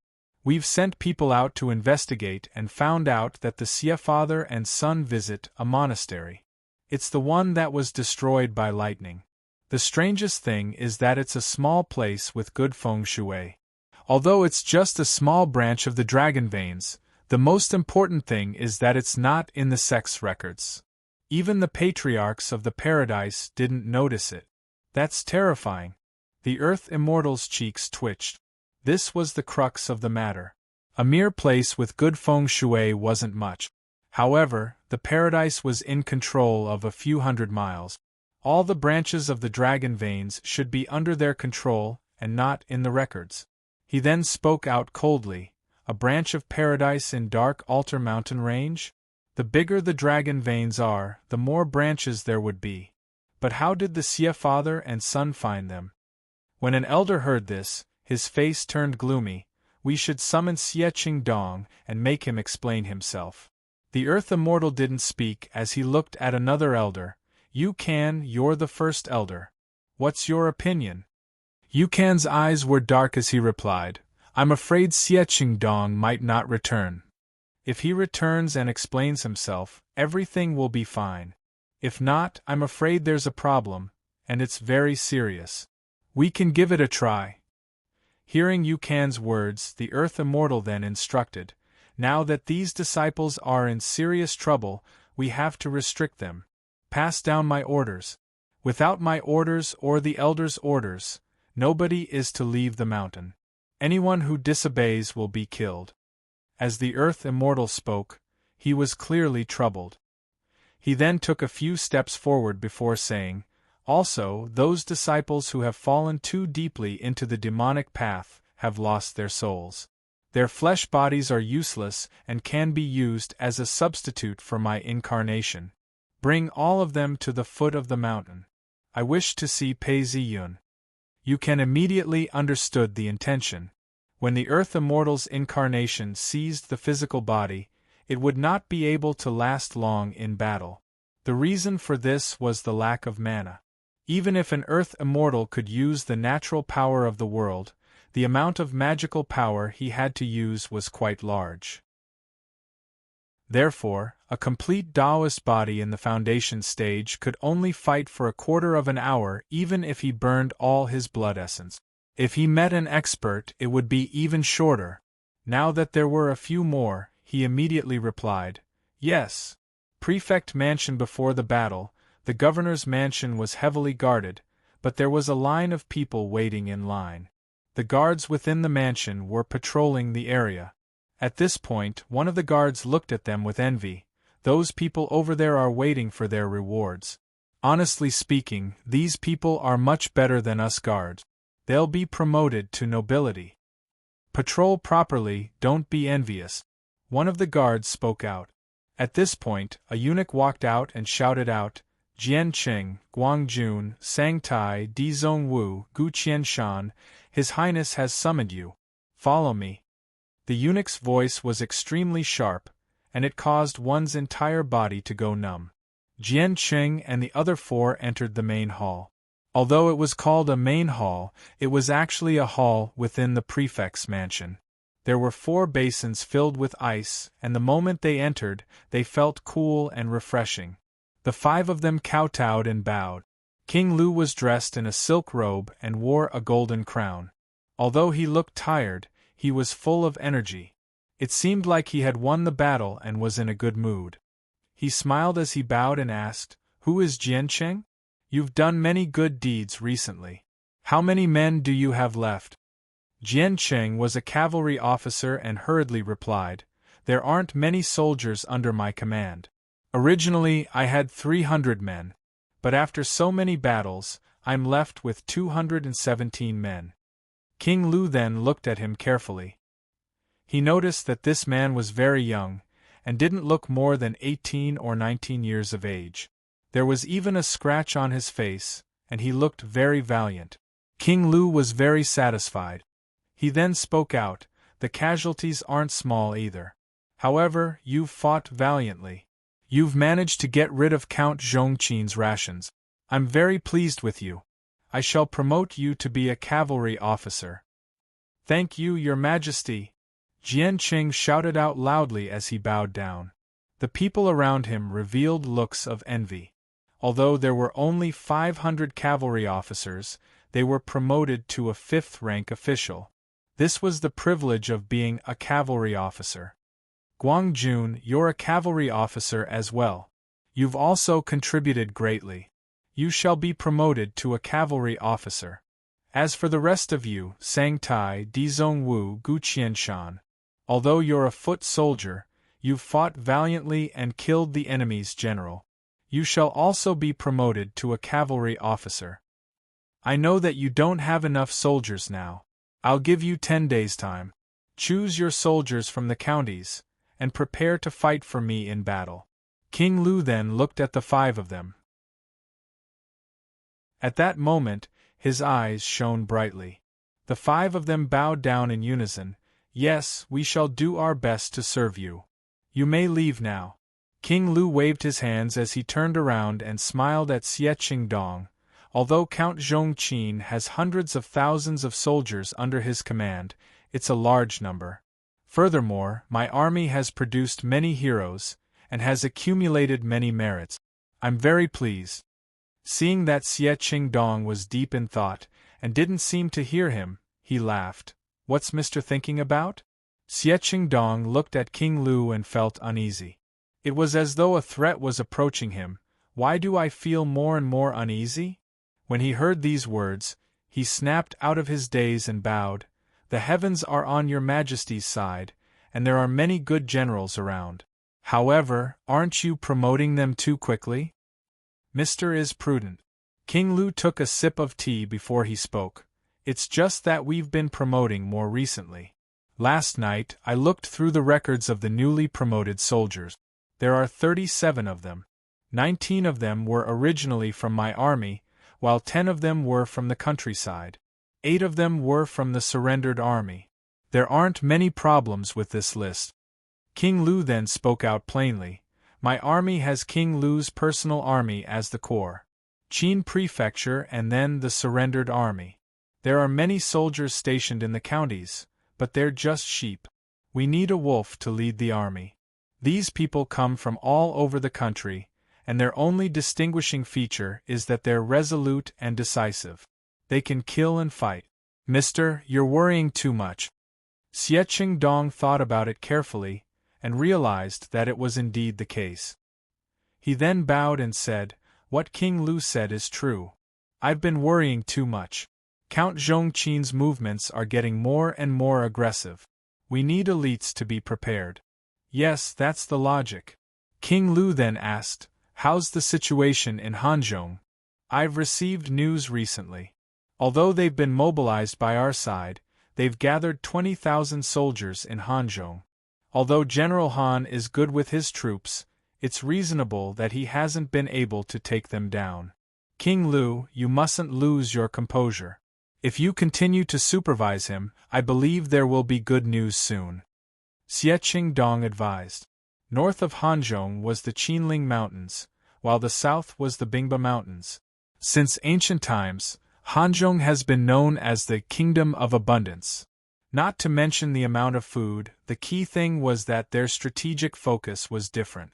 After pausing for some time, Xie Qingdong then spoke out, but if King Lu is anxious, I can send some rations over to reassure the soldiers. At the same time, I can find out more about the situation. That's settled then. Go and do it. King Lu sighed. It's not that I'm anxious, but this concerns the life and death of my army. As soon as he finished speaking, he ended the meeting. Xie Qingdong then left the room. When he reached the corridor, his face sank, but his thoughts weren't on Hanzhong. The people he had just promoted were all from different places. It was impossible for them to be from the same organization. But even though that was the case, he still felt uneasy. What was the problem here? Just as he was thinking, a Taoist walked over and spoke softly. Xie Qingdong was shocked. My sect has sent someone? Then I shall go and welcome him. As he spoke, he walked out of the room. When he reached the door, he saw a Taoist. Surrounding him were 3 other Taoist soldiers who were dressed in robes. This Taoist stepped forward and bowed when he saw Xie Qingdong. Senior Brother Xie, the sect has summoned you. I hope that Senior Brother Xie can return first. Xie Qingdong paused. The sect wants me to return? For some reason, Xie Qingdong felt even more uneasy, as though a threat was approaching. He paced around and thought for some time before speaking out. King Lu's situation is urgent, and I cannot leave. If not, all my efforts would be wasted. I just have to wait for some time, and help King Lu achieve victory before I return to the sect. Hearing Xie Qingdong's words, the Taoist felt uneasy. Seeing that there was no one around, he spoke out softly. Senior Brother Xie, Elder Yu has given orders for you to return immediately. It's not good to disobey. When a general is outside, he cannot obey his master's orders. Now that I've received an important mission from King Lu, and this is a crucial time for the war. If I were to leave suddenly, it would offend King Lu, and all my efforts would be wasted. Go back and report this to my master. Xie Qingdong spoke out in a heavy tone. The Taoist looked at Xie Qingdong as though he wanted to say something, but didn't. He sighed and turned around to leave. Xie Qingdong's face was cold as he watched the Taoist leave. The Taoist who had been rejected reached a crossroad and turned around to look. He sighed and walked towards the ox cart not too far away. At this point, it was drizzling, and the entire city was shrouded in mist. The ox cart looked neither new nor old, and there were several men dressed in raincoats standing around. The Taoist walked up to the ox cart and reported softly, True Sovereign, Xie Qingdong said that he wouldn't return to the sect because of the war. The Taoist recounted everything that had happened, and didn't add anything to the story. The Earth Immortal looked like he was around 40 years old. His facial features were ordinary, but his soul seemed to have changed. His eyebrows were raised slightly, and he had a cold expression on his face. He listened to the Taoist speak, but didn't speak. His eyes stared at King Lu's residence, as though he was deep in thought. After some time, he sighed. Purple Qi descending? The Emperor's Qi is only SOSO. Even if King Lu obtained Qin Prefecture, he wouldn't have such an appearance. It looks like the heavens have changed. The Earth Immortal sighed before he turned around and spoke to the Taoist. Since Xie Qingdong isn't willing to return to the sect, and we can't find out what's going on, Let's contact Pei Ziyun. Yes. The Taoist's heart turned cold, but he complied. Chapter 360. Go! An anxious voice rang out as a messenger broke the silence of the morning. Many birds were startled as they rushed towards the prefecture capital. The streets of the prefecture capital were bustling with activity. Due to the recent war, the number of people on the streets had dwindled. Seeing the messenger on horseback, everyone dispersed. This was an extremely urgent message. If anyone tried to stop them, they would be killed without mercy. The messenger ran towards Count Zhongqin's mansion and entered the governor's mansion. He then presented the urgent report to Count Zhongqin. Count Zhongqin hesitated before he took the report and read it. He was enraged, but didn't explode. His face was gloomy as he paced around. Actually, he was deep within the governor's mansion, and it was very quiet. However, after some time, his anger had yet to dissipate. He then threw his teacup onto the ground. Bastards, a bunch of bastards! He cursed as he sat down to think. King Lu is really sinister. Count Zhongqin knocked on the table as he frowned. He thought to himself, could it be that my strategy was wrong? As these thoughts surfaced in Count Zhongqin's mind, his face fell. He then stretched out his hands and patted them gently, as though trying to dispel these thoughts from his mind. I have to admit, I used Pei Ziyun's strategy to deal with Count Zhongqin in Ying Prefecture as a reference. I've also discussed it with my advisors, and there were no flaws. How could I have made a mistake? However, Count Zhongqin couldn't get rid of these thoughts. His expression was solemn as he took out several documents and read through them. Who would have thought that King Lu's cavalry would be so elite? 5 out of 10 times, the supply team was ambushed and killed. Even when the troops from the counties came to reinforce them, they were still defeated. This caused the transportation between the counties to be cut off. What's more frightening is that these cavalrymen are extremely sensitive. I've set up ambushes several times, but they were all evaded. I wanted to trap King Lu, but I ended up being trapped instead. The sun rays shone through the windows as the birds chirped outside. The scenery of the past was extremely heart-wrenching. Men, gather all the generals. Count Zhongqin seemed to have made up his mind as he gave the order. Someone immediately obeyed and left. Meeting hall, the guards stood on both sides of the hall. Each of them had their swords in their hands. They stood as straight as nails, as though they had been nailed to the ground. The atmosphere was tense, and the atmosphere was tense. The person in charge of the provisions was the commissary supervisor, a 4th-ranked official. He looked to be in his 40s and was sitting beside the general. His face was pale and his forehead was dripping with sweat, which he wiped with a handkerchief. Count Zhongqin seemed to be looking at the file, his expression calm. He didn't say a word. After a long time passed, he raised his head and stared at the grain supervisor. Suddenly, he clapped his hands together and stood up. He threw the booklet about the raid on the grain supply line at the feet of the grain supervisor. Yuan Song, as the grain supervisor and advisor, you have repeatedly lost the supply route. According to military law, you should be beheaded. Count Zhongqin roared out. His face was flushed red. Yuan Song picked up the documents and hurriedly fell to his knees. Uncle, there's a reason for this. I don't know why, but King Lu's army is extremely ferocious. Our army isn't a match for them. Oh, why isn't it the right technique? Count Zhongqin asked coldly. Uncle, I shouldn't have said this, but King Lu's cavalrymen are behaving strangely. It's as though they've been possessed by demons. Someone reported that King Lu's cavalrymen have seen a leopard man. We're the ones who transport the grain, but we're merely soldiers. How can we defend against such demonic soldiers? What nonsense! The imperial court has the Tao records department, and all these things are made public. Tao techniques can't be used to defend against King Lu's cavalry. Do you really think I'm stupid? Men, drag him out and behead him. As he spoke, an armored soldier stepped forward and was about to drag the grain supervisor out of the room. Your Excellency, spare me. Everything I've said is the truth. The grain supervisor struggled as he shouted, Your Excellency, it's not my fault. The few generals looked at each other before stepping forward to plead for mercy. Uncle, we are guilty as well. We weren't able to annihilate King Lu's cavalry. We beg Uncle to spare His Excellency Yuan.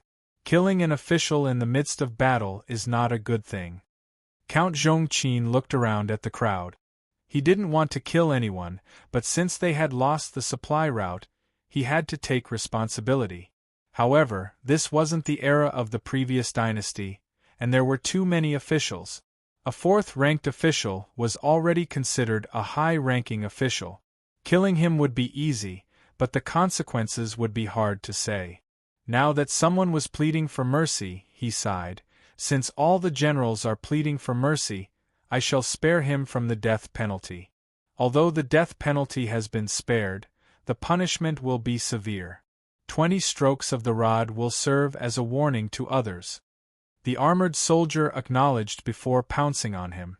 The grain supervisor was a civil official, and thus couldn't withstand such beatings. After 10 strokes, he fainted. After 20 strokes, his breathing was weak. Take him away and give him proper treatment. Count Zhongqin was somewhat vexed, but he had no other choice. He turned around and asked, Given the current situation, what suggestions do you have? The generals listened to this and were speechless. After some time, one of them spoke up, Uncle, Qin Prefecture is close to the horse fields, and there are many cavalrymen there. They move like the wind, and it's hard for us to defend against them. Originally, we had some cavalrymen with us, but we lost most of them in a battle not too long ago. Now we only have 500 cavalrymen, and can only protect the main army. Although we've requested for reinforcements from the imperial court, and it's been said that the cavalrymen have already been mobilized. However, it will take some time and we can't. Hearing these words, Count Zhongqin felt a sense of suffocation in his heart, and was unable to speak. A sense of despondency crept into his heart, and he felt heavy. After some time, he finally spoke, That's all for now. All of you are dismissed. The general replied, Yes, uncle. Count Zhongqin had no choice but to dismiss them. His original decision was wavering once again. Could it really be my fault? Does King Lu really have the will of the heavens? A sense of unease filled his heart. When he was fighting alongside King Lu, Count Zhongqin had always felt that it wasn't difficult for him to be the commander of the army. But now that he was the commander of the army, he knew that he was under a lot of pressure. He could barely breathe. Just as he walked back, a scholar came up with a letter and some ginseng soup. Uncle, it's been a tough day for you. Drink some ginseng tea to nourish your body. If you were to collapse, who would be in charge of the army? This scholar was Count Zhongqin's advisor, and had always done his best. He was highly regarded by Count Zhongqin. At this point, Count Zhongqin's heart was heavy. He forced a smile and sat down on a chair. He received the ginseng soup and drank it in one gulp. The ginseng tea was warm and flowed into his stomach. He felt a wave of fatigue wash over him as he leaned back on the chair. After some time, he struggled to get up and read the letter. When he saw that his grandson had been born, he was overjoyed. His eyes lit up, but when he looked at the candlelight, his eyes dimmed. He then sighed, It's a good thing. But the situation now. At this point, he sighed, I wanted to lock down King Lu. Who knew that I would end up being pinned down by King Lu? Furthermore, there were cavalry attacks all over the country, preventing us from being able to move. Grandfather might not be able to bring you glory, and might even bring bad luck to you. Uncle, you've worked so hard for the imperial court. I'm sure the emperor will understand your efforts. The scholar consoled him. Hearing these words, Count Zhongqin waved his hands. This has nothing to do with the emperor's trust in me. 100,000 soldiers would cost the imperial court 100,000 taels of silver a day. I know that the imperial court's treasury isn't much, and the emperor's health isn't good. How could he allow me to spend so much money on this war? He then sighed. Am I really not as good as Pei Ziyun? Just thinking about it made him feel a pang of pain in his heart. The sunlight shone down onto the windows. Count Zhongqin stared blankly at the dust. Just as the scholar was about to console him again, someone rushed in and knelt down. Urgent report. Han Zhong has been conquered by King Lu. What? This was like a bolt from the blue. Both of them froze in shock as they froze in their original positions. Soon after, the scholar regained his senses and rushed over to the table. He looked at the map and his voice changed. Uncle, something's wrong. Once Han Zhong is conquered, King Lu will be able to make a move against Jing and Shu. The entire north will be shaken. If he loses control of either Jing or Shu, the entire world will be in danger. When that happens, no matter how much I favor him, he will be imprisoned and punished for his crimes. He might even implicate his entire family. Count Zhongqin regained his senses and sat down. He then laughed bitterly. This is like a bolt from the blue. I lost control of myself. He then pointed to the map. His face was pale. At first, I saw that King Lu only had 20,000 soldiers, and yet he attacked the capital city. I thought that King Lu was too young and rash. But when Qin Prefecture fell into chaos, I realized that King Lu was trying to attract the attention of the imperial court. Just now, I thought that King Lu would be pinned down here and wouldn't be able to move at all. Who would have thought that King Lu would be able to sneak up on him? Now that he's turned around and conquered Han Zhong, the situation has changed. Instead, I'm stuck here and unable to move. Count Zhongqin laughed bitterly. I've followed many generals to battle, and even the emperor himself. Usually, I'm in charge of the military affairs, and I'm worthy of praise. However, the moment I'm in charge, I've made many mistakes. Are there really such geniuses in this world? Uncle, we can talk about these things later. The most important thing now is to break out of this predicament. The scholar spoke out anxiously. Shouldn't we send a letter to Jing and Shu, and order them to be on their guard? Sending a letter to Jing and Shu, ordering them to be on their guard, is only a temporary measure. Now that the world is at peace, Jing and Shu have no soldiers. Even if we were to send a letter, it would take a long time. Count Zhongqin's eyes gleamed coldly as he spoke in a hoarse voice. Han Zhong has the Qinling Mountains to its north, and the Beishan Mountains to its south, forming a basin. Since ancient times, it has been known as the Kingdom of Heavenly Province. That's not all. The most important thing is the topography of this place. Half of the world would be shaken by it. With this, King Lu's entire plan would come to life, and the imperial court would be in danger. The emperor is the founder of the empire, and would definitely see this. If I don't have a plan and allow the situation to worsen, I'm afraid that in less than a month, I would be locked up in the capital, and a new general would be appointed to replace me. Hence, all the strategies I've come up with are useless to me now. Count Zhongqin was Count Zhongqin after all. Although he was stumped earlier, he had regained his composure and intelligence. He paced around, his expression was dark and frightening. The only thing we can do now is to attack and attract the enemy to retreat. Only then can we give Jing and Shu time to prepare. As soon as Count Zhongqin finished speaking, he stood up and pushed open the window. As soon as he did so, the sky rumbled with thunder. A gust of wind blew into the study room, bringing with it the smell of blood. Both of them shivered. Indeed, half the sky was covered by thick clouds, and the sound of rolling thunder could be heard. Count Zhongqin looked up at the sky and didn't hesitate any longer. He then spoke out word by word. Pass down my orders. Immediately gather all the generals and bite down on King Lu. No matter the cost, we have to wear him down. Even if we lose 3 of our soldiers, it's still worth it. I want to see, with King Lu in such a dangerous situation, how would Han Zhong dare to continue fighting? As he spoke up to this point, a bolt of lightning flashed across the sky, accompanied by the sound of thunder. Heavy rain began to fall, hitting the eaves of the house. Chapter 361. County Government. Within the magistrate's office, there were many locust trees which provided shade and shade. The minute Ren Wei entered the office, he let out a sigh of relief. He then looked around and saw that Pei Ziyun was dressed casually and smiled. "The weather is so hot and you've rushed all the way here. It must have been tough on you." Ren Wei bowed and said, "It's not hard at all, my lord. It's a letter from home." As he spoke, he handed over a letter to Pei Ziyun. Pei Ziyun stretched his hand out to take a look. The handwriting was elegant, and it carried a faint scent of ink. "My son, everything is well at home." These were his mother's words. Inside the envelope, she wrote about all the little things that happened in the house. Pei Ziyun let out an ai sound.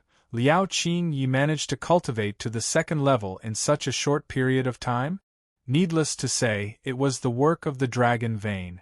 Finally, Yi Su concluded, "Husband, everything is fine at home, but I miss you." After reading it, Pei Ziyun let out a long sigh and said, "I've been so busy lately, it's rare that I have time to spare.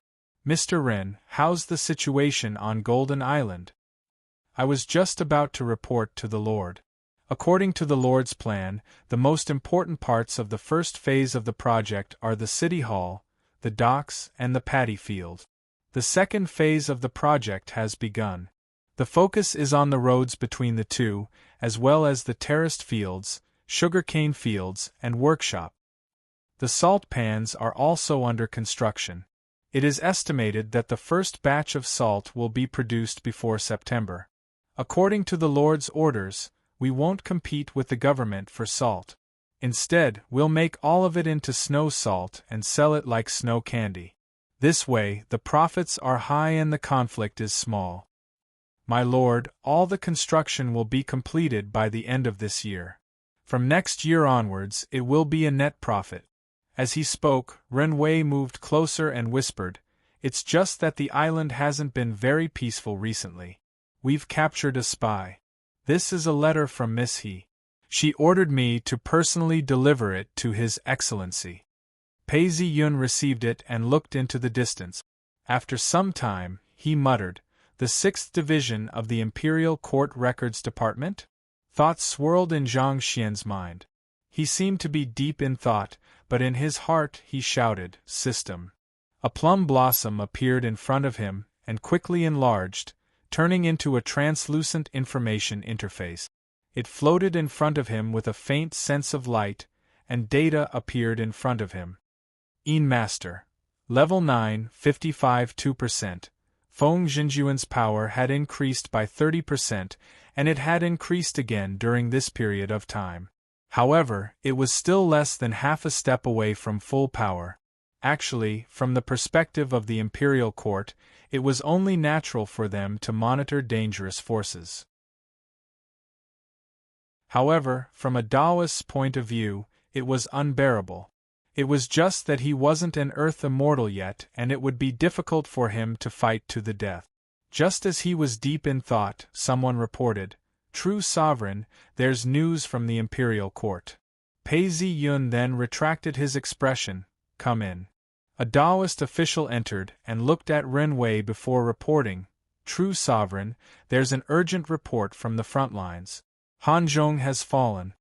When Pei Ziyun heard this, his expression didn't change.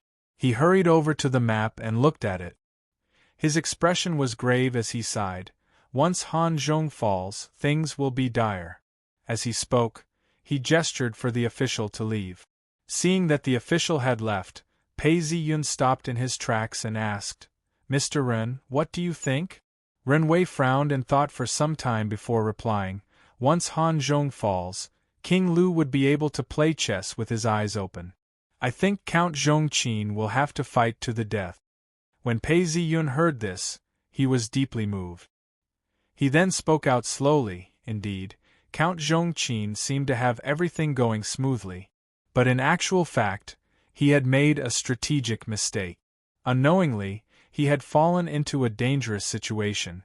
At this point, if he were to make any more mistakes, it would be hard for him to survive. Even at this point, Pei Ziyun wasn't willing to speak further. Coincidentally, someone handed him a letter. Pei Ziyun read it and changed the topic. He then told the messenger, "Got it? Let's meet at Qi Lin Monastery." Qi Lin Monastery. The monastery was simple and unadorned. The walls surrounding the monastery were covered with moss. There were several peach trees planted within the monastery. The trees were luxuriant and the peaches were as big as a fist. When the wind blew, the green leaves fell. Within the monastery, the Taoists were busy cleaning and carrying fruit trays. Outside the monastery, there were armored soldiers. All of them had expressionless faces and were clad in light armor. They stood with their hands on their swords, their eyes cold. Even further away, there were sentries keeping watch. An ox cart approached and someone stepped forward. "Stop, the imperial envoy is inspecting the monastery. You are not allowed to pass. Take a detour." The curtain of the ox cart opened, and a Taoist with a pale face alighted from the cart. Several men followed behind him. One of them handed over an invitation. "My senior uncle is the person true Sovereign Pei is waiting for. I believe you've received the instructions as well." Hearing these words, the leader of the armored soldiers received the invitation and inspected it. He then said, "Taoist leader, the imperial envoy has ordered that carriages are not allowed to pass. Please walk. If you have any weapons, please hand them over." Hearing these words, the Taoist following him felt insulted. His face fell, and was about to speak when the Taoist in the middle waved a hand. "There's no need to speak further. Get off the cart." The group of Taoists unsheathed their swords and walked into the monastery. Every 3 steps they took, there was a sentry. Every 5 steps they took, there were soldiers holding their swords in their hand. When they looked up, they saw that there were archers standing high up in the monastery. Once the command was given, arrows would rain down. Pei Ziyun is too much. Some of the Taoists were indignant. The Taoist in the middle was the clone of an earth immortal. His face was dark and gloomy, but he didn't say anything. He felt that the Taoist beside him was too noisy. He glanced at him, and the Taoist fell silent, not daring to speak. The armored soldiers led them in, and Pei Ziyun walked into the inner courtyard to welcome them. The earth immortal then cleared his throat. "Pei Ziyun, is this how you treat your guests?" "Ha ha." Pei Ziyun laughed as he gestured for the Taoist to enter. "We're still considered enemies. It's never too much to be careful. You're an earth immortal, and can take on another person's form. Although you can't maintain it for long, I'm willing to sacrifice a body in exchange for my life. I think anyone would agree." The surrounding Taoists were enraged. The earth immortal then waved a hand and said, "I can understand that you're prepared. But don't tell me you're afraid to even speak to me in such close proximity?" Pei Ziyun stopped laughing. "I don't think so. Earth immortal, please." Within the inner courtyard, there was a guard every 5 steps, and a guard every 10 steps. They were all armed and ready to go at any moment. The security was tight. After walking through several corridors, they saw a pond in the middle of the garden. In the middle of the pond was a waterside pavilion, with a stone bridge leading to it. There wasn't anyone inside the pavilion, and a stone table was set up with fruits and tea. The earth immortal looked around and saw that the pool was less than 10 feet wide. Not far from the pool, there were armored soldiers and crossbows. His heart turned cold as he watched Pei Ziyun pour a cup of tea for the earth immortal. "Please." The earth immortal received it expressionlessly. He wasn't afraid of being poisoned and took a sip. He then paused for some time before looking at Pei Ziyun. "I'm not going to lie. I just want to ask one thing. Is Xie Qingdong a chess piece of the imperial court that wants to deal with Dark Altar sect? Pei Ziyun's heart skipped a beat before he was overjoyed. It was obvious that he had combined the information from his past life, as well as his guesses from this life. He had hit the nail on the head and misled Dark Altar sect. He laughed. I don't know the specifics.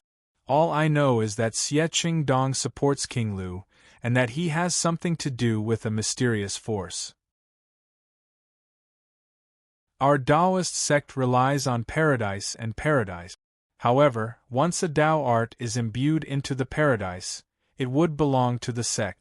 Even if others were to take it away, it would be useless. It's possible to destroy the paradise, but not only would it be a crime against the heavens and earth, the spiritual qi wouldn't dissipate. After a few years, a new paradise would be formed. However, this is a matter of 100 years. Pei Ziyun then continued, hence, although Taoist sects have a competition, it's mostly limited to the outer sect. Very few people would destroy other orthodoxies. But hasn't Dark Altar sect violated their rules recently? Not only did they intervene in the Battle of the Dragon, they even attacked other paradise and paradise. With all these changes, don't tell me you didn't suspect anything? Pei Ziyun laughed out as he looked at the Earth Immortal. If it's really possible for you to not suspect anything, then this power is too terrifying. I shall retreat at the first instance. The Earth Immortal's expression didn't look too good. When he heard this, he sighed. If that's really the case and you want to escape, do you think you can escape? He then thought back to the time when Xie Qingdong had proposed to destroy paradise and wait for it to be purified slowly. Although it seemed logical, it was actually very idealistic. It was just that he had believed it at that time. Now it seemed like there was indeed something blocking his senses. The Earth Immortal's heart turned cold as he pondered for some time before speaking. All of this has already become the truth. Since you've taken the initiative to contact me, I'm sure you have some ideas. Tell me directly. Pei Ziyun leaned forward. Actually, I don't want much. Firstly, I want to complete my mission. Secondly, I want revenge. Xie Qingdong has attacked me multiple times, and even intervened in the Battle of the Dragon. Kill him, and we'll call it even. As Pei Ziyun finished speaking, he gulped down his tea and placed the cup on the table. Is this a threat? When the Earth Immortal heard this, he laughed out coldly. What if I refuse? Hm. Pei Ziyun cleared his throat as he sat down on the stone chair. He leaned forward and stared at the Earth Immortal. That's simple. I can only follow the orders of the Imperial Court and destroy all the Dark Altar sect temples along the way. After that, I'll fight you. After all, the soldiers of the Imperial Court won't stop dying. Even if a few thousand of them die, I feel that it's worth it. I'd like to see how powerful an Earth Immortal is. Even if Senior were to show off his prowess and kill everyone, I wouldn't be at a disadvantage. I've done a great service to the Earth Immortal. Such a small setback can actually protect me. Besides, the Imperial Court has just been established, and they're eager to take action against us Taoists. With this record, the Imperial Court might change their mind. After all, we Taoists have been indebted to Senior. As he spoke, Pei Ziyun laughed out loud. The Earth Immortal was silent for some time before he laughed out. You're really brave. You're the only one who's dared to speak to me like this all these years. As the Earth Immortal spoke, he stood up. The atmosphere became tense. Pei Ziyun's hand was on his sword as the soldiers around him pulled out their blades. The Earth Immortal looked around and smiled. He turned around and took a step forward, leading his men to walk on the surface of the water. Seeing the Earth Immortal leave, Pei Ziyun's face turned gloomy. This was undoubtedly a show of strength. It was the same as the time when he showed his strength to the Grand Princess. Seeing that Pei Ziyun didn't give any orders, the Earth Immortal and his men walked out without any guards blocking them. The Taoist gritted his teeth and asked the Earth Immortal, Patriarch, why didn't you attack just now? If we don't kill this Pei Ziyun, He will become a huge enemy of Dark Altar sect. I'm not confident. The Earth Immortal's face was gloomy. I wanted to take this opportunity to use this body of mine to kill him. Even if we disregard his martial arts and Tao arts, he's well prepared. Not only are there soldiers outside, there's even an ambush within the pavilion. I'm not sure of the exact details, but I can feel a sense of danger. Hearing these words, the Taoists beside him felt a chill run down their spines. What was it that made the Earth Immortal's clone feel so threatened? If they were to fight, the Earth Immortal might be safe, but none of them would be able to escape. Then Xie Qingdong, another Taoist, asked. When the Earth Immortal heard this, he didn't speak. He paused for some time. We'll talk about it when we get back.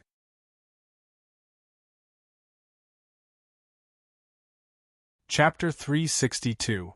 Black Altar Mountain. The mountain range was tall, and there were many Taoist temples. Within a luxurious palace, the Earth Immortal closed his eyes, as though he was deep in thought. All of a sudden, he opened his eyes, as he stretched out his hands to look into the future. It was just that the heavens were in a state of chaos, as though something was preventing him from looking into the future. Is it the imperial qi of the imperial court? The Earth Immortal's face turned red and white as he stopped his calculations. He then exhaled a long breath. In that short period of time, the Earth Immortal stood up and took a few steps before ordering, "Men, bring Elder Yukan here." Yes. The Taoist who was guarding the door acknowledged the order and left. After some time, Yukan arrived and bowed, "Greetings, true sovereign." This was the first elder, who was the sect leader. The Earth Immortal looked at Yukan, who had wrinkles all over his face. His eyes were filled with wisdom and wisdom. He then asked, "The source of the imperial qi, how's your investigation?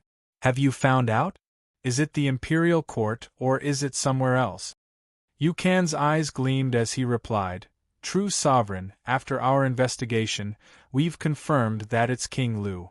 But as you know, King Lu's goal is to bring peace to the country. Hence, it's hard to tell if it's the imperial court or if it's King Lu who's up to no good." The Earth Immortal sat up straight as though deep in thought. He then leaned back and spoke slowly, "No, you're still young, and haven't clashed with the imperial qi. Actually, it's easy to determine. Count Zhongqin is preparing to launch an attack. King Lu is at a critical juncture. There will definitely be a winner. The imperial court is wealthy. Even if they lose this battle, it won't be a huge loss. However, if King Lu loses, he will die a tragic death. At the same time, if King Lu wins, he will be able to fight against the imperial court. No matter what, the imperial qi will change rapidly. No matter who wins or loses, if the imperial qi doesn't change much, there's a high chance it's the imperial court. If there's a huge change, there's a high chance it's King Lu. When that happens, we'll know who the source is." The Earth Immortal spoke out plainly. Yukan tilted his head to listen, and as he listened to this point, he was filled with admiration and understanding. "True sovereign, I understand now. That is indeed the case. Just look at the changes in the imperial qi caused by the battle. Everything corresponds to each other, and I will naturally understand." Hearing these words, the Earth Immortal nodded his head as well. He then gazed at the scenery outside the hall for some time before speaking. "If the power that invaded our sect has nothing to do with King Lu, then no matter what secrets or mistakes Xie Qingdong has committed, we shall not touch him. We shall even list him as a core elder and place him in an important position."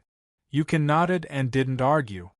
He listened to the Earth Immortal saying sadly, "In this world, the winner takes all. Who doesn't have secrets? Who doesn't have mistakes? He's not the only one whose hands are stained with blood.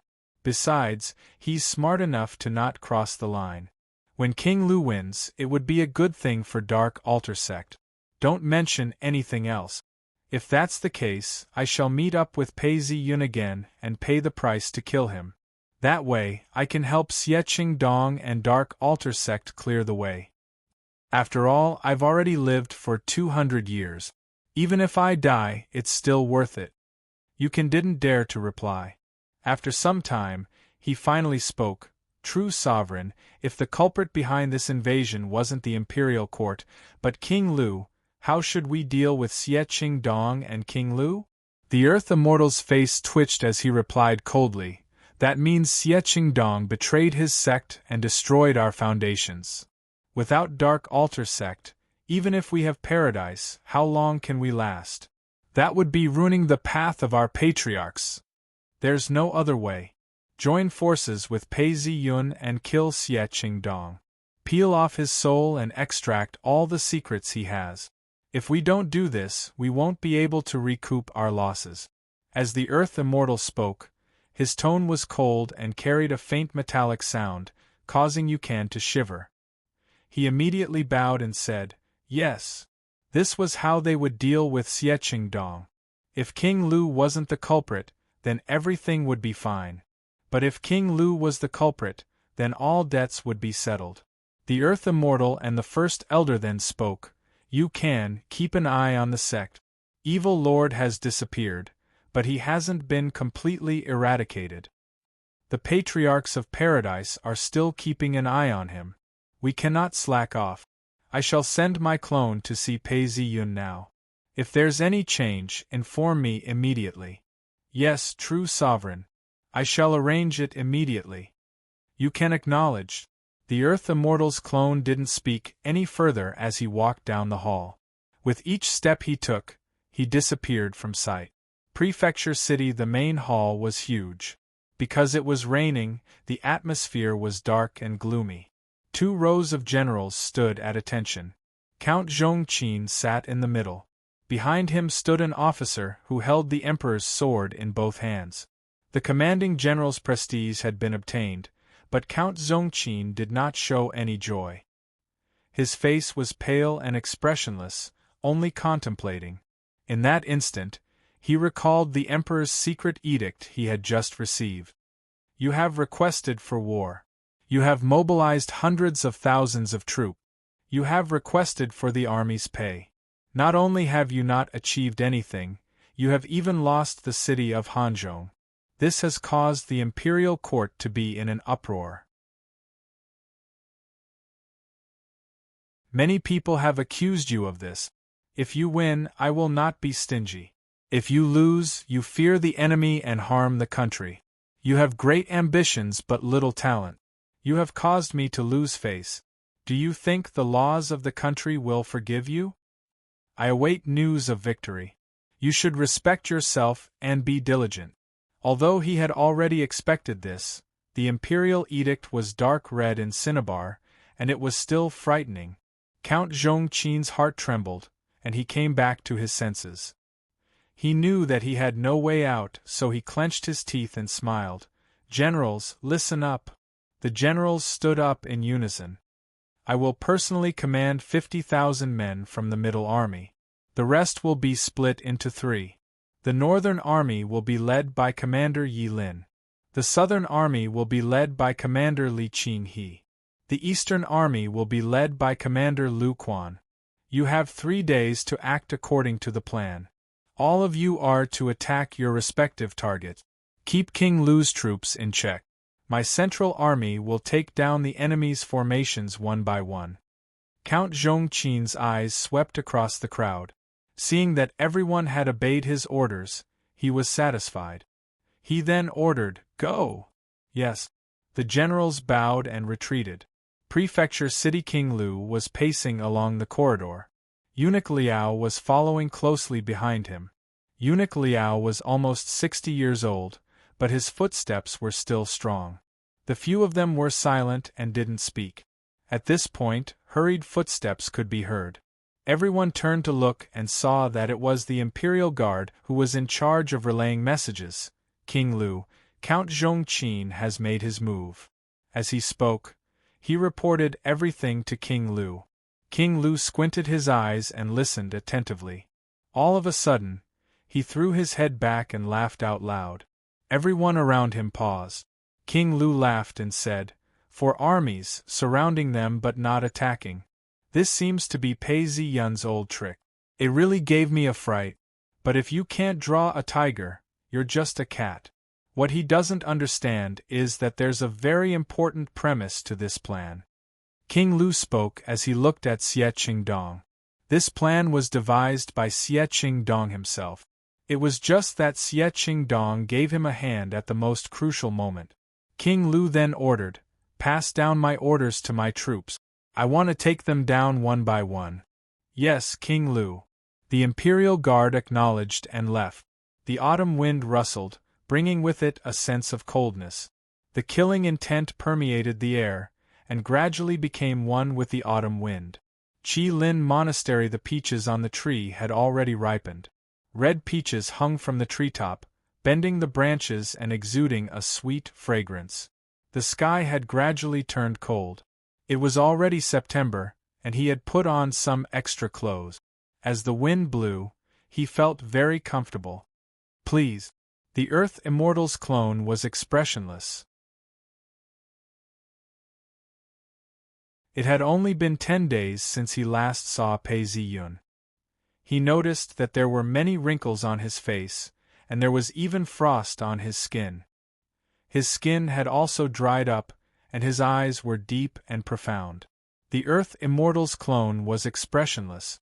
It had only been 10 days since he last saw Pei Ziyun. He could see that there were many wrinkles on his face, and that there was even frost on his skin. His skin had also dried up, and his eyes were deep and profound. Pei Ziyun looked at him and knew that in order to support the Earth Immortal's clone, he had to burn his life force to sustain it. It was only slightly better than when he was in battle.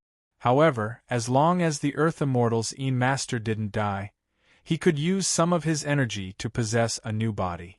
"True Sovereign Pei, it's been a while since we last met. You seem to be quite relaxed," the Earth Immortal said. When the both of them met, the atmosphere was much gentler than the last time they met. "Haha, it's been a while since I last saw you. You seem rather relaxed," the Earth Immortal said. When the both of them met, the atmosphere was much gentler than before. Pei Ziyun led the way. It was the same waterside pavilion as the last time they met. There were many twists and turns on the stone bridge. The both of them sat down and served tea. The Earth Immortal waved his hands. "There's no need for that. If you're too busy, the monastery under Dark Altar sect would be in trouble." The Earth Immortal spoke as he took a sip of the tea. He could feel the fragrance in his mouth as he exclaimed, "Good tea." He then placed the teacup on the table and asked, "True Sovereign Pei, the battle between the Imperial Court and King Lu, who do you think will win?" Hearing these words, Pei Ziyun laughed. "Count Zhongqin will definitely lose." "Oh, I've heard about it." Both of them were direct with their words. The Earth Immortal's eyes lit up as he asked. "First of all, King Lu has already taken over Hanzhong and is advancing towards Shujing. The entire world is shaken, and the Emperor knows that things aren't looking good for him. He will definitely urge Count Zhongqin to act. Count Zhongqin will then lose his strategic advantage, and will have no choice but to seek a quick and decisive battle. This is a political failure." Pei Ziyun spoke out plainly. "Secondly, the Imperial Court is used to having a hierarchy of ministers. Count Zhongqin won't be able to carry out his orders. When I split my troops in Ying Prefecture, he learned from me as well. He split his troops into 4 groups. The northern group will be led by Commander Yilin, the middle group will be led by Count Zhongqin himself, the southern group will be led by Commander Li Qinghe, and the eastern group will be led by Commander Lu Quan. One of the reasons for this was that Ji Bei Ho only had half a prefecture under his control. If he lost any one of these prefectures, he would collapse." King Lu, on the other hand, had the Lock Dragon Pass and Qin Prefecture. Even if he were to lose, he would still have the power to carve out his own territory. Hence, King Lu wouldn't focus on defending the prefectures. Instead, he would concentrate his forces and attack them one by one. As Pei Ziyun spoke about the war, his face was filled with a smile, as though the entire war was within his grasp. When the Earth Immortal saw this, he sighed. Pei Ziyun is indeed extraordinary. He has mastered the essence of war. However, the Earth Immortal leaned forward and was about to speak when he heard a voice coming from outside. A Taoist walked over hurriedly and held a letter in his hand. He looked at Pei Ziyun and said, "True Sovereign, this is bad. Something big has happened. Why are you so flustered?" Pei Ziyun raised his head and looked at the Taoist temple before frowning. He saw a Taoist kneeling down in front of him and handing him the letter. "True Sovereign, Count Zhongqin has been defeated." When the Earth Immortal heard this, he sucked in a breath of cold air. "Count Zhongqin has been defeated so quickly. What's the exact situation?" Pei Ziyun didn't speak as he received the letter and started reading it. King Lu defeated the northern army and returned to ambush the southern army. He killed Li Qinghe and fought against the eastern army. Lu Quan was barely able to escape. Count Zhongqin had no choice but to retreat in the night. He lost many of his troops and was defeated.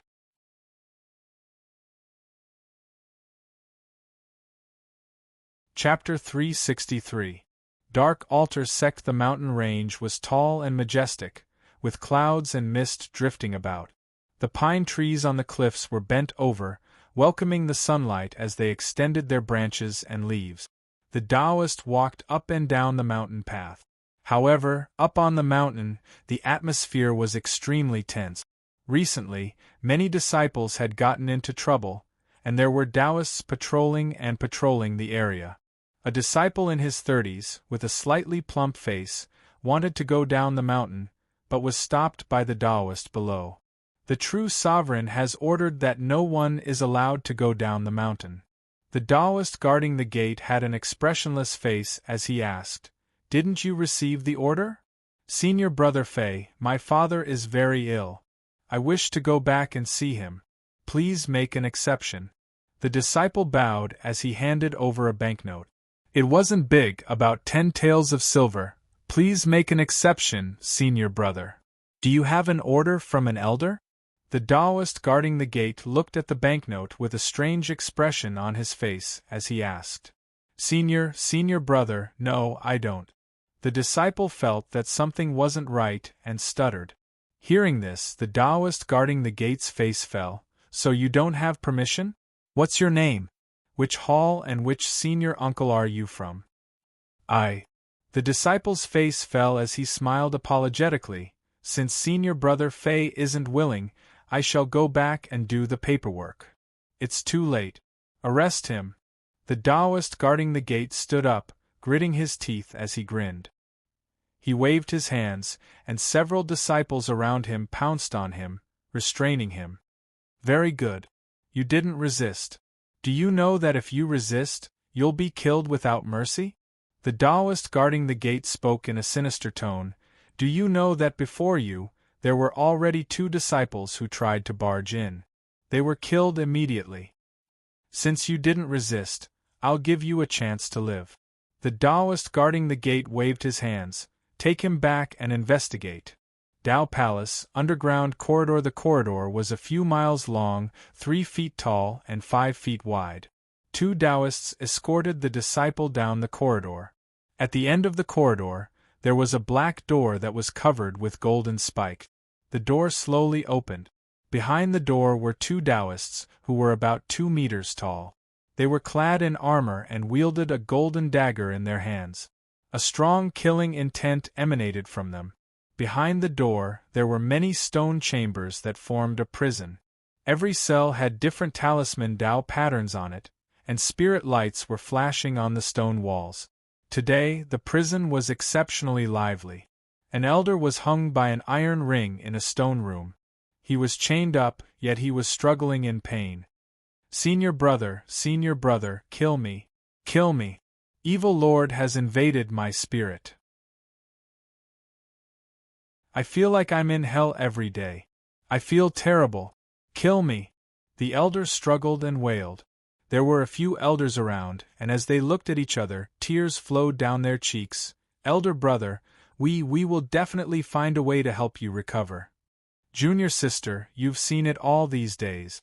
We've tried every method in the sect.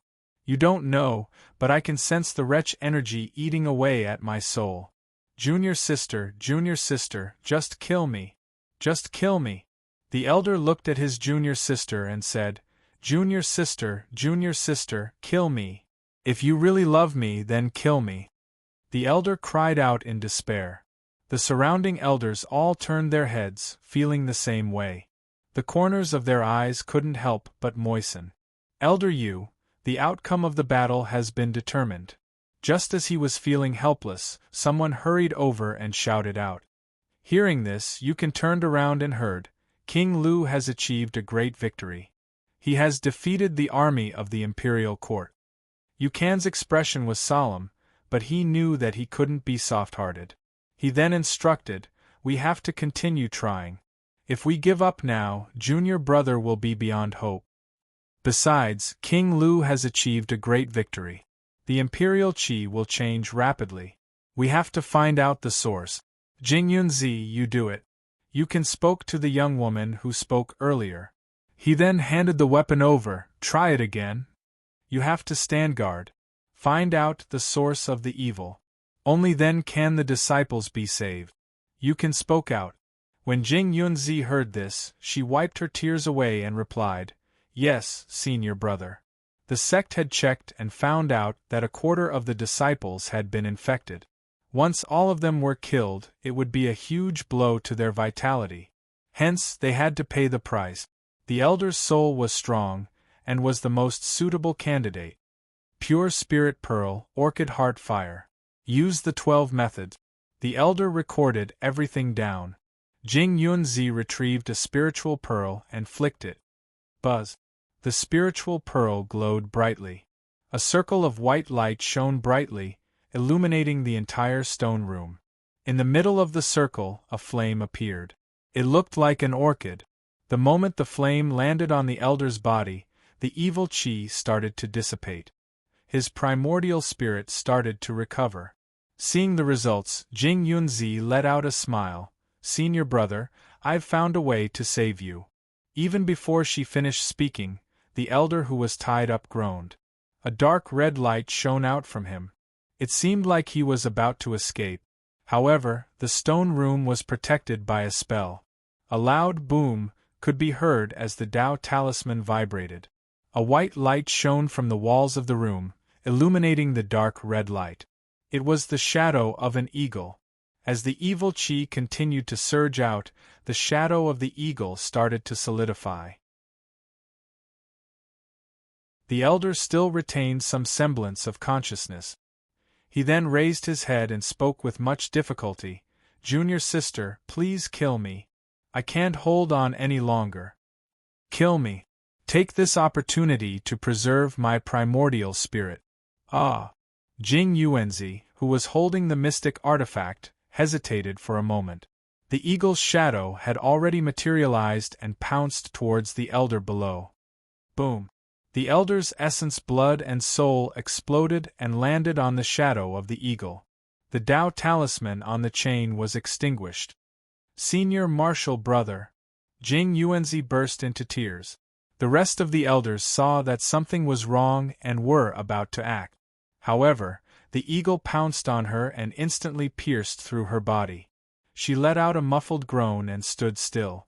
Yukin heard the scream and no longer hesitated. With a point of his finger, the white light suddenly turned red and struck down. After killing another person, Old Eagle reacted quickly and entered the woman's body. However, the red light was merciless. With a boom, half of the woman's body exploded, and even the illusory figure inside was shaken to pieces. Even at this point, Old Eagle still did not stop. With a series of crackling sounds, the illusory figure was completely blown to smithereens. Roar!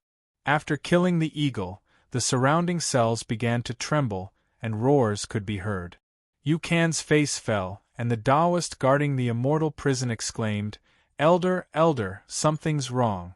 The disciples and elders who were locked up are all affected, and are growing strange shapes. They're struggling. What? Yukan's face fell as he felt a chill run down his spine. He then muttered to himself, "Looks like this eagle is an important figure in Evil Lord. But don't worry. Increase the strength of the spell. While they're struggling, find out whose imperial chi is affecting them." "Yes, Elder Yu." The surrounding people immediately responded and rushed out. Some noises could be heard from the surroundings. Even Yukon rushed out. After a while, he returned. His body was already stained with blood, and his clothes were torn in several places. "Have you found out?" Yukon wiped the blood off his face as someone reported, "We've found out. The change just now was due to Evil Lord's imperial chi growing stronger. It broke through our spell. From this, we can confirm that the source of the demonic chi was King Lu." "Is that so?" Yukon paced several steps before speaking out coldly. "That's right. The demonic chi grew stronger as well, which led to this disaster. Hurry and inform the true sovereign's incarnation." Qilin Monastery. Count Zhongqin had no choice but to retreat during the night. He lost many of his troops and was defeated. Pei Ziyun sighed as he spoke. The Earth Immortal still didn't understand. He closed his eyes and thought for some time before bowing. "True Sovereign Pei, I'm very curious. When you surrounded Ji Beiho, you split up your troop. Count Zhongqin was defeated one by one? What's the meaning of this? I don't understand." "What don't you understand?" "Actually, I've already told you 2 key points. Firstly, King Lu took over Hanzhong and forced his way into Shujing. This caused the entire world to tremble, and the emperor had no choice but to issue a decree. War is never purely about military matters. In fact, politics plays a larger role. By making use of political factors, the enemy will have no choice but to be blinded by greed and take a risk." Pei Ziyun straightened his back and spoke out slowly. Many talented generals were forced by their master to take the risk. It wasn't that they were useless, but they were forced by their master to take the risk. In the end, their reputation was tarnished. Hence, a true general's first move would be to cause discord between his master and his general. This discord isn't limited to suspicions or small trick. It's more about the difference in strategy. There's no solution to this. When a general is outside, he can't obey the orders of his master. That's all a lie. If there's a general who doesn't obey the orders of his master, even if he wins, would he have a good ending? That's what it means to win a political battle. Secondly, I've said it before. The imperial court is used to controlling the size of the prime ministers. Hence, there's a gap between them. They can take advantage of this gap to concentrate their troops and attack them one by one. Pei Ziyun then spoke out, "There's no way to save this. There's not a single imperial court under the heavens that can solve this problem. The only difference is the size of the gap. Hand over all the military power to one person? Only a fool would believe such a thing. Thirdly, it's more detailed and specific. You should know that the more detailed you are, the more effective it is." "I shan't continue." Pei Ziyun laughed. "You and I are enemies. I can't possibly teach you everything I know, right?" These words caused the Earth Immortal to laugh.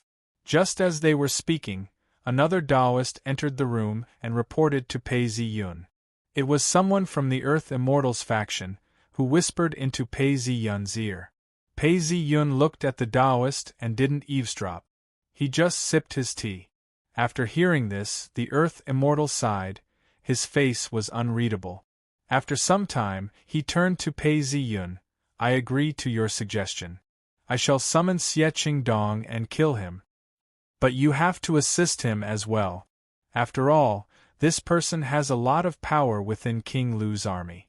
If he were to deploy his troops, it wouldn't be easy to kill him." When Pei Ziyun heard this, he understood. Dark Altar sect didn't want to fight alone. After much thought, he agreed. "When you're ready, let me know. However, the location has to be discussed." I have a rule, it can't be within the boundaries of dark altar mountain. Seeing the Earth Immortal's expression change, Pei Zi Yun then spoke out, you're an Earth Immortal. Within the boundaries of dark altar mountain, your powers will be amplified. I don't want to die. Don't talk to me about trust. There's no trust between us. These words were spoken very decisively. The Earth Immortal's face fell as he thought for some time before nodding his head. All right, I agree to this condition.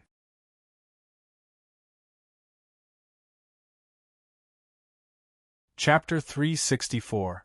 Autumn was bleak, and a gust of wind blew past, bringing with it the chill of autumn. The trees gradually withered and turned yellow. The Emperor leaned against his bed and looked outside. Not far from the window, the leaves had withered and the atmosphere was bleak. After staring for a long time, the Emperor sighed, it's autumn again. Back then, when I was at Huai River, it was autumn as well. Xing Jinyan, Li Duk and Zhang Xiaoyu were all by my side. The Emperor's Adam's apple bobbed as he spoke. Xing Jinyan had been sentenced to death. Li Duk had been stripped of his title and handed over to the local officials to be strictly controlled. Zhang Xiaoyu had been in seclusion. The Emperor was on high alert. He was getting weaker and weaker. The more he thought about it, the more emotional he felt. I'm getting old, Eunuch Huang served the Emperor and spoke softly. Your Majesty, you are the Emperor. You can live for another few thousand years. Ha ha. Hearing these words, the Emperor laughed. Living for 10,000 years is just the thought of an official. Since ancient times, there has never been a dynasty that lasts for 1,000 years, nor a son of heaven that lasts for 100 years. I have been blessed by the heavens and have lived for 10 years. I am already satisfied and do not dare to hope for more. It's just that the Crown Prince is filial and I am not at ease. I have something I need you to write. Yes. Eunuch Huang immediately asked for a brush and ink. Although he was a eunuch, he was known for his agility in writing. The moment the Emperor spoke, he had already prepared a draft. After some thought, he dipped the brush and ink into the paper. The Emperor looked at it carefully and ordered, affix the imperial seal. Your Majesty, isn't it too early to prepare now? Eunuch Huang asked softly. The Emperor laughed bitterly. The Crown Prince cannot bear to do so. I am prepared. Yes, Your Majesty. Eunuch Huang was about to speak when a eunuch crawled into the room and kowtowed. Your Majesty, this servant is here. It says that there is an urgent military matter, and there is no need to report it. As he spoke, he took out a document and presented it with both hands. Eunuch Huang paused and knew that something was wrong. He hurriedly took the document and presented it to the Emperor. The moment the Emperor saw this, his hands turned cold and his entire body trembled. Seeing that something was wrong, Eunuch Huang was about to help him up, but the Emperor's body had already gone limp and he fainted. The eunuchs were shocked and quickly surrounded him. Eunuch Huang was still able to hold on. His hands trembled as he took out a glass bottle from the cabinet. He drank a mouthful and offered it to the Emperor. After giving it to the Emperor, Eunuch Huang then ordered, Men, quick, summon the imperial physician. Go and inform the Crown Prince. Tell him to come to the palace to see His Majesty. Although they were anxious, the arrangements were done in an orderly manner. Everyone immediately obeyed the order and left. After a while, the imperial physician rushed over. When he saw that the spiritual medicine for emergency treatment had been used, he quickly began to massage the patient. The Emperor breathed heavily and woke up. He felt much more comfortable. He opened his eyes and then closed them again. Tears slid down from the corners of his eyes. Seeing that the Emperor had awoken, the imperial physician continued to massage the Emperor before bowing and retreating. In just a few moments, the Emperor's face had turned pale. His eyes had turned blue, and his lips were slightly purple. He then ordered, "Pass down the decree.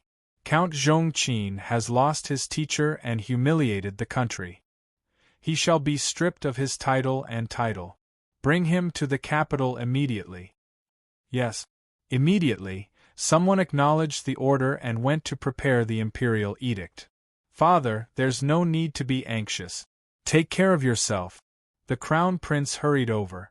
When he heard these words, he hurriedly stepped forward and spoke. The emperor waved his hands. This matter cannot be delayed. It has to be done quickly. I have a feeling that I don't have much time left. Seeing that the crown prince was about to decline, the emperor waved his hands at the eunuchs and doctors. All of you can leave.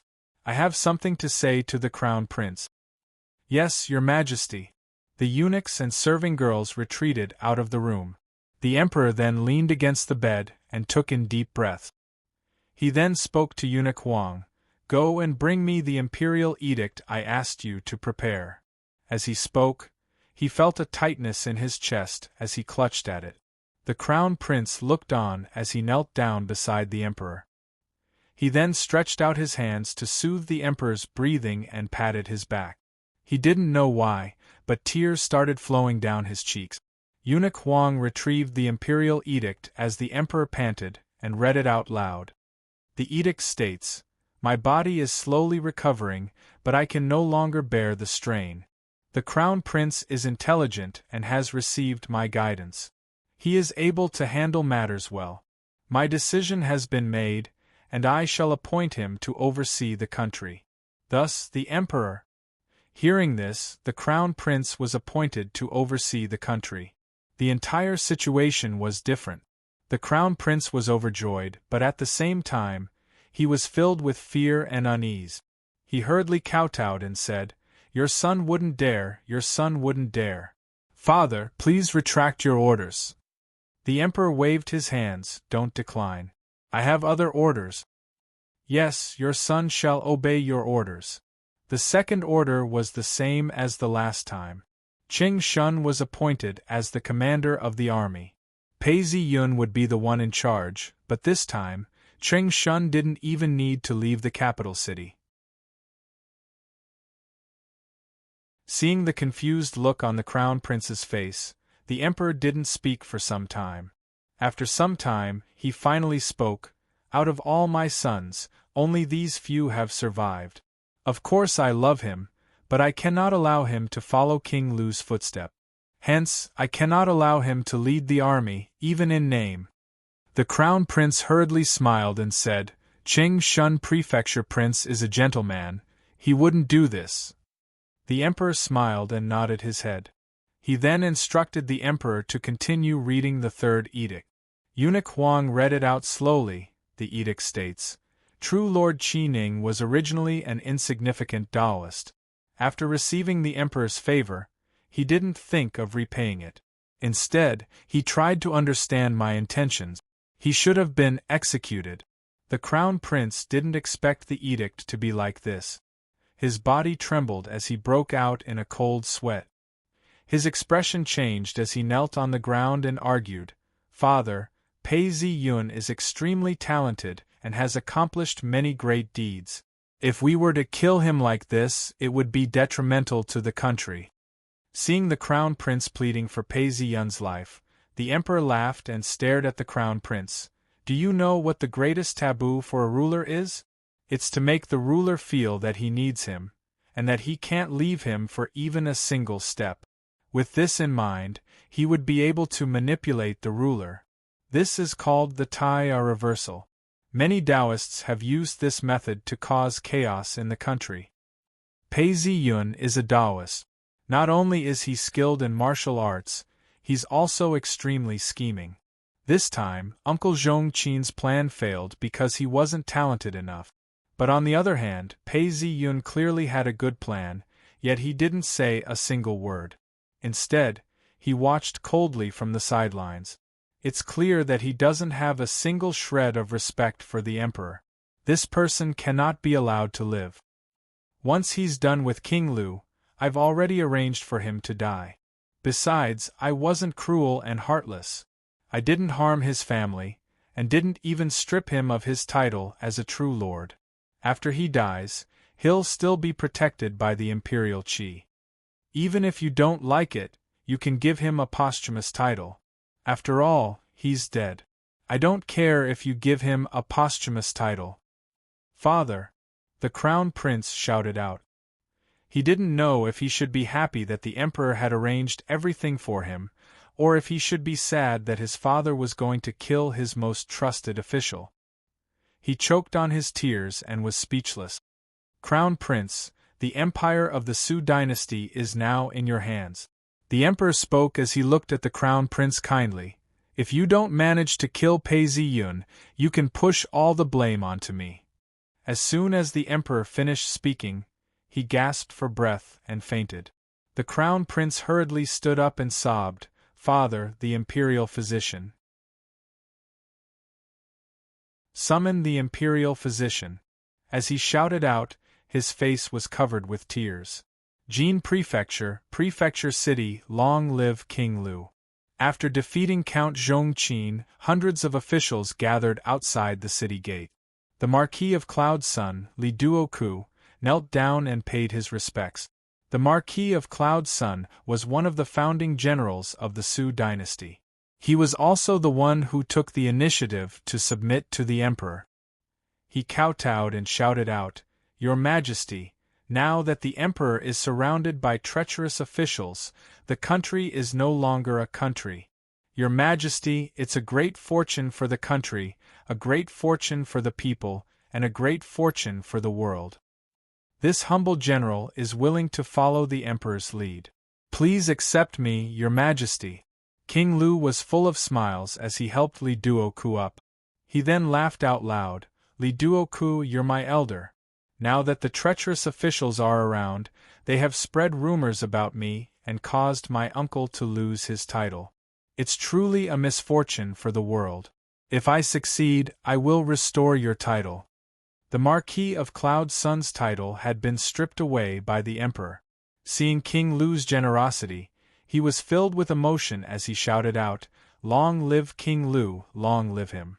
Eunuch Liao walked closer and shouted out, "Your Majesty, something big has happened. Something big has happened." Hearing Eunuch Liao's words, King Lu frowned. "What's the big matter? Hurry and report it." Eunuch Liao's face was filled with joy. "Your Majesty, the 4 prefectures around the prefecture have all surrendered." "What?" Hearing this, King Lu was overjoyed. He then ordered, Hurry, summon them here. I want to see them personally." When the Marquis of Cloud's son heard this, his heart was filled with joy. He then thought to himself, "King Lu is indeed the chosen one. Now that the 4 prefectures have surrendered, I shall have half of Jin Prefecture under my control. A residence." The blind Taoist spat out a mouthful of blood, as the demonic energy around his body became unstable. The scholar then conjured the image of a venomous snake as he asked in shock, "Demon Emperor, what's wrong?" The blind Taoist sat down, as though he was regulating his breathing. After some time, he stood up and spoke, "We've infiltrated the human race, and yet we can't see the light of day. King Lu initially relied on us, and we allowed him to do so. Now that he's gained the support of many people, the fate of the human race has surpassed ours. That's why I'm suffering from the backlash." This blind Taoist was meritorious in raising the dragon, and thus had some imperial qi to protect his remnant soul. Once he had the chance, he wanted to cause trouble. Now that the imperial qi is burning, he wants to revive himself. What? Didn't we infiltrate King Lu's imperial qi? How can it be suppressed? This blind Taoist deserves to die. The scholar spoke out in shock. There's no need to care about this remnant soul. When the time comes, we can destroy it. The blind Taoist waved his hands and laughed coldly. We only managed to infiltrate King Lu's body when he was young. Now we're rejecting him and burning the bridge after we've outlived our usefulness. If King Lu were to become the Son of Heaven, not only would our efforts be in vain, we would also suffer the backlash and enter the next cycle of reincarnation. Then what should we do? The scholar panicked. The blind Taoist laughed coldly. It's very simple. We'll suppress King Lu a little more, and he can become the Son of Heaven. However, he has to follow our tempo. We can then slowly erode King Lu's power. This Xie Qingdong is too powerful. He's plotted so many times, and caused King Lu to develop too quickly. He has to die. This time, we'll make our move against him. We can't think of anything else. Only the demon race can achieve victory. As he finished speaking, he smiled, revealing his sharp teeth. He then spoke out, "Since I've entered this world, I can sense that the Imperial Court and Dark Altar sect both want to kill Xie Qingdong. Let me add fuel to the fire. Don't forget, Xie Qingdong borrowed our strength to rise to this stage. Although he's very cautious, he's still left us a secret door. In a short period of time, it won't be a problem to cause him to lose control of his Imperial Qi. When Xie Qingdong dies, The blind Taoist laughed evilly. King Lu can only rely on us. The scholar was overjoyed as well. When that time comes, we can slowly kill off the generals and ministers of the human race. Then, our demon race can slowly rise up and control the Imperial Qi. Our demon race is the future ruler of this world.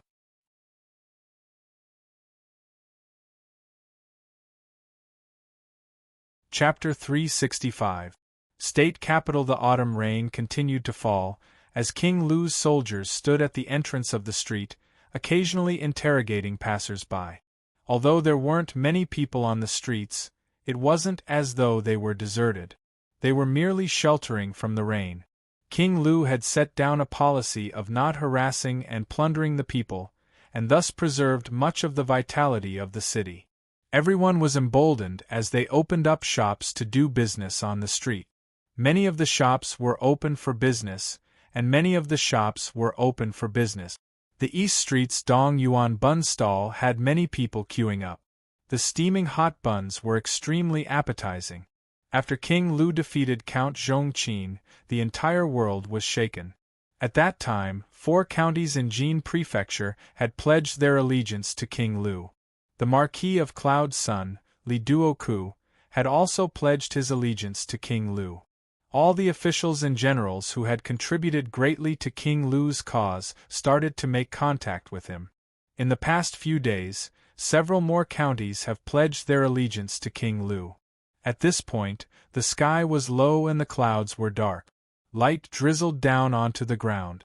King Lu had personally escorted the few county magistrates out. He then stood in the courtyard and looked up at the sky.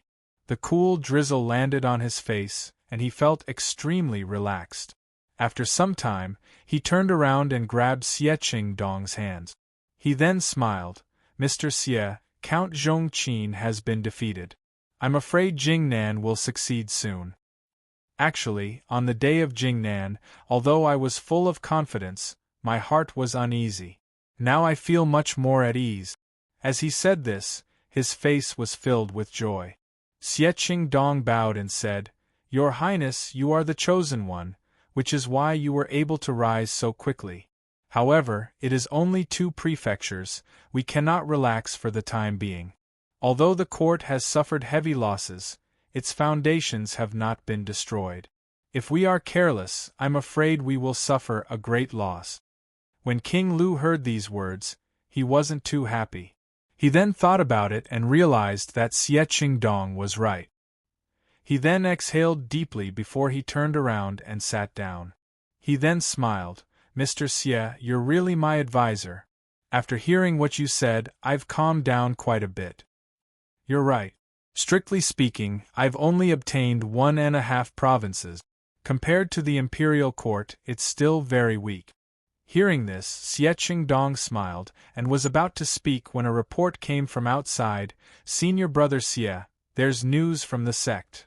Your Highness, I'm going out to see what's going on. Please forgive me." Xie Qingdong bowed to King Lu. Hearing these words, King Lu waved his hands. "This is a small matter. You can go on your own." "Thank you, Prince." Xie Qingdong hurried out the door.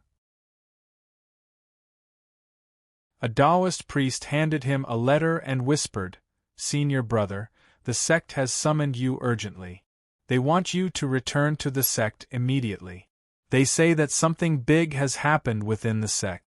All the elders and fellow disciples of the other Taoist temples are being summoned back. What? What happened? When Xie Qingdong heard this, a sense of uneasiness emerged in his heart. I heard that the sect was attacked and a few elders and a dozen core disciples were killed. The Taoist was horrified. Zhenlazi, Jing Yuanzi and the rest are all dead. Senior brother, I don't know the specifics, but with such a big thing happening in the sect, it's only natural for them to summon you. You should hurry back, it's related to the newly appointed elder. When Xie Qingdong heard this, he paced a few steps and pinched his fingers together to calculate. His face changed several times before he finally said, "All right, I understand. You may leave." "Yes, senior martial brother." The Taoist responded and left. Xie Qingdong started pacing back and forth. At this point in time, the autumn rain was cool and refreshing. But now that he was in a different mood, he could feel the cold wind blowing against his face. He looked hesitant as he mumbled to himself, "Although I'm not as good as the blind Taoist in divination, I can still sense it. These few elders are indeed dead. Among them, Zhenlazi was an elder who was loyal to us. Now that he's dead, I have to return immediately and become an elder. Or at least appoint an elder who is loyal to me. If not, my power within the sect will be greatly reduced. It's understandable that the sect has summoned me. King Lu has won a great victory, and I have time to spare. But I still feel uneasy." As he thought of this, Xie Qingdong paced several steps. Could it be that the Earth Immortals are jealous of me? Dark Altar sect once had many outstanding disciples, but in the end they all disappeared without a trace. It was impossible to say that there wasn't an Earth Immortal behind this. No, I can't break away from Dark Altar sect's support yet. I can't turn against them. The only way is to return. Xie Qingdong thought for some time before sighing. He then cleared his throat, "But I can't let my guard down." Thinking this way, he turned around and entered the room. King Lu was reading some documents. When he saw Xie Qingdong enter, he smiled. "Mr. Xie, you're back?" Xie Qingdong had a serious look on his face as he kowtowed. King Lu was shocked and hurriedly helped him up. "What's wrong with you? What's the matter? Speak your mind." "Your Majesty, I've just received news that something big has happened within my sect. Several of my senior uncles have died, and they're summoning me back. I'm a Taoist from Dark Altar sect, and I have no choice but to return. It's just that I'm feeling uneasy. I hope that your Majesty can bestow upon me 500 armored soldiers, just in case." King Lu's face was originally filled with joy, but when he heard these words, he fell silent. After all, Xie Qingdong was his most important strategist. "Mister, the war is at its most critical juncture. If you leave now, I'm afraid I won't be able to keep up." King Lu thought for some time before speaking. "However, since your sect has summoned me, I won't make things difficult for you. Take my token and bring 500 armored soldiers with you. With these 500 soldiers, as long as you don't get surrounded by the army, you should be able to escape." Xie Qingdong was overjoyed as he bowed. "Thank you, Your Majesty." Just as he was about to leave, King Lu called out to him, "Wait." He turned around and saw that King Lu was deep in thought. He then spoke, "Although I'm not the emperor yet, I'm a crown prince, and have 2 prefectures under my control. I'm sure things will be different from before. If you bring 500 armored soldiers with you, I'm still a little worried. Since that's the case, I shall bestow upon you the title of true sovereign, and bestow upon you the title of Liang Shan." As soon as these words were spoken, he felt a surge of energy envelop his body. Xie Qingdong could feel that the nature of this energy was similar to what the emperor had bestowed upon him. It was just that it was slightly weaker. However, to King Lu, this was already a huge expenditure. Xie Qingdong's heart warmed as he turned around and kowtowed. "Your subject thanks you for your kindness." As soon as he finished speaking, he walked out of the courtyard. The rain was getting heavier. Qi Lin Taoist official. The entire monastery was filled with bright red peaches, and the air was filled with the fragrance of peaches. The Taoist children were playing around in the monastery, plucking peaches from time to time. They were extremely happy. Whenever a Taoist walked by, he would scold the Taoist children, telling them to be quiet and not to cause a ruckus. When the Taoist children heard this, they would stick out their tongues and run away, not daring to cause a ruckus. Pei Ziyun was reading the latest reports when he heard this. When he heard this, he heard a voice. True Sovereign, Dark Altar Sect has replied. Pei Ziyun was overjoyed as he replied, "Quick, bring the letter over."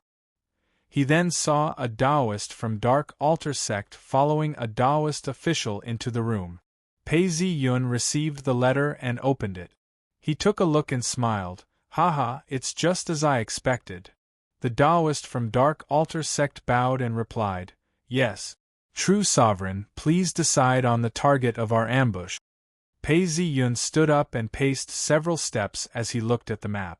He thought for some time and decided on a certain spot. This was the entrance to Dark Altar Sect's mountain range, but it wasn't inside. He then wrote a few words on the letter. "Help me pass this to them. When the time comes, we shall ambush them here." He then asked, "Does Dark Altar Sect have any treasures that can block the qi of soldiers? When the time comes, I shall mobilize my troops to prevent Xie Qingdong from escaping." As Pei Ziyun spoke, his voice was filled with killing intent. When the Taoist heard this, he hesitated before replying, "We do have treasures. But true sovereigns should know that treasures can only block the qi of soldiers. There's a limit."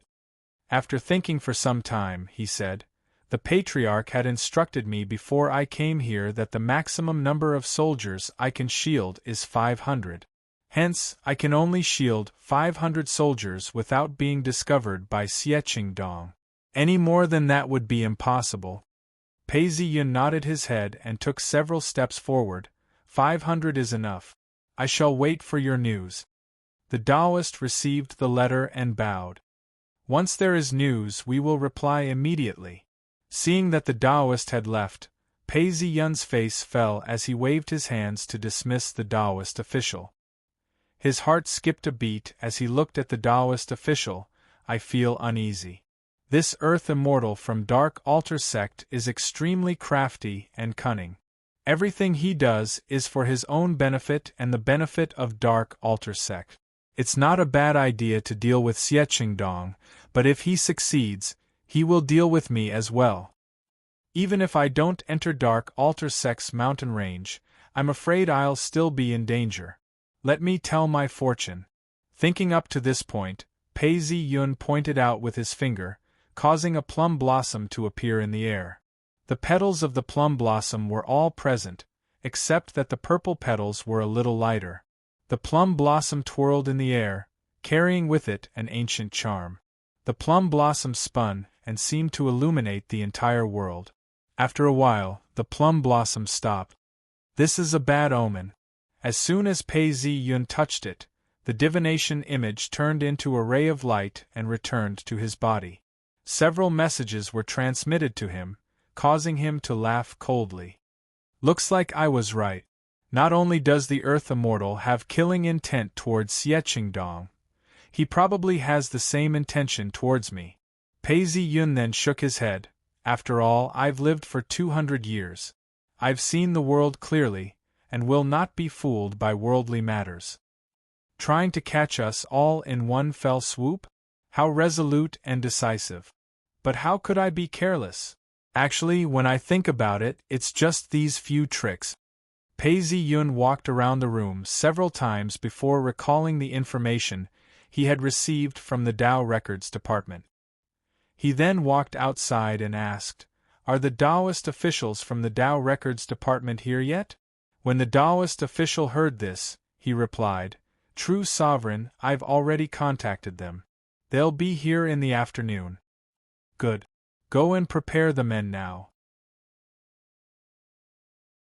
When the time comes, I'll need to use all the items that are being delivered.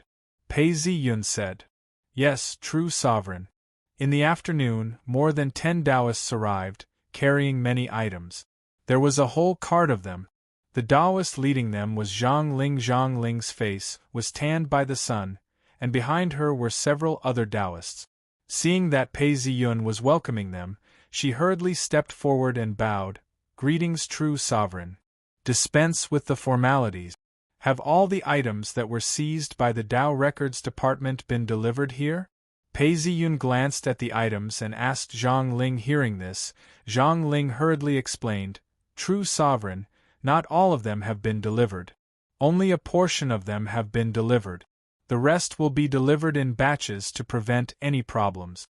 Pei Ziyun knew that it was impossible to obtain everything in one go, and thus nodded his head. True sovereign, this is the list of names. Zhang Ling handed over a list of names. Pei Ziyun took a look and had a rough idea of what was going on. He then nodded his head. All right, I understand. I will not damage these items. Men, bring all these items into my room. Pei Ziyun instructed. Immediately, men started moving the items from the cart into his room. The Taoist official from the Tao Records Department looked at Pei Ziyun anxiously. Pei Ziyun then waved his hands. You've all worked hard. Go and rest. I've already ordered my men to prepare a welcoming banquet. If there's nothing important, do not disturb me. As he said this, he turned around and entered his room. Although Pei Ziyun knew that his actions would raise suspicions, this was a different situation. He was on the verge of breaking through, and did not need the imperial court's help. Even if there were suspicions, so what?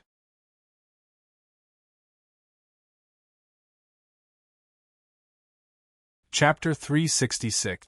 The dark clouds grew thicker as the pitter-patter of rain fell. The autumn rain brought with it a sense of coolness. It was a refreshing feeling. Zhang Ling and the rest let them into the inner hall. Someone poured wine and explained, This is a small banquet prepared by the true sovereign for everyone. There's a pot of ginseng wine, which is good for relieving fatigue. There are also some side dishes. Zhang Ling took a look and saw that it was a single-person banquet. Everyone had a small pot of ginseng wine, which was golden in color. There were also 8 dishes and a plate of rice, which smelled so good that it made one salivate. Everyone was tired from the long journey, and thus they ate to their heart's content. Zhang Ling smiled and said, This banquet is not bad. It's just that the true sovereign seems to place a lot of importance on these items. If I had known earlier, I would have brought more over. A Taoist official then replied, Yes, when the true sovereign arrives, I shall ask him which item he likes the most. That way we will be able to target it. The few of them had their own thoughts as they raised their cup. At this point, the elegantly decorated room was slightly dark. There were many Taoists' personal belongings and low-level magical weapons piled up in a pile. An oil lamp glowed dimly. Pei Ziyun looked at the items and picked one by one. He then thought, killing Xie Qingdong this time was partly to gain control of the dragon veins and become an earth immortal. That was the most important thing. Secondly, it was to complete the mission. I wonder if after completing it, I would be able to obtain the plum blossom and no longer be restricted by the mission. As for the imperial court, the emperor and the crown prince, Pei Ziyun laughed. It was still the same thing. He wanted to live and develop within the system, but he knew his limits. Su Shi had written a poem called Washing My Son. Everyone wishes for a son to be intelligent. I was misled by my intelligence. I only wish that my son was foolish and rude, and would not face any difficulties. Actually, he was just making sarcastic remarks while standing on the sidelines. To Bai Shun, having no talent was the biggest sin. He would sink into the mud for the rest of his life. If he was not talented enough, or if he did not perform well, he would not have a good ending. Su Shi was indeed foolish and rude. Not to mention becoming the Minister of Rights, he could not even leave the county. Even the bailiff could beat him to death. If he died, he died. He would sink into the mud like the rest of the commoners. Moreover, if Bai Shin wanted to rise up, he naturally had to display extraordinary ability. Only then would he be able to distinguish himself and enter the eyes of those in power. If he were to hide his strength and bide his time, how would he be able to rise up? If it wasn't for the fact that he had the ability to inherit 2 lives and the system's golden finger, he wouldn't have been able to become a high scholar even if he worked his entire life. Even if he was a high scholar, if he did not display extraordinary talent, how could he have the title of a true monarch? If one was mediocre and incompetent, he would sink into servitude. If one was exceptionally talented, he would be filled with suspicion and jealousy.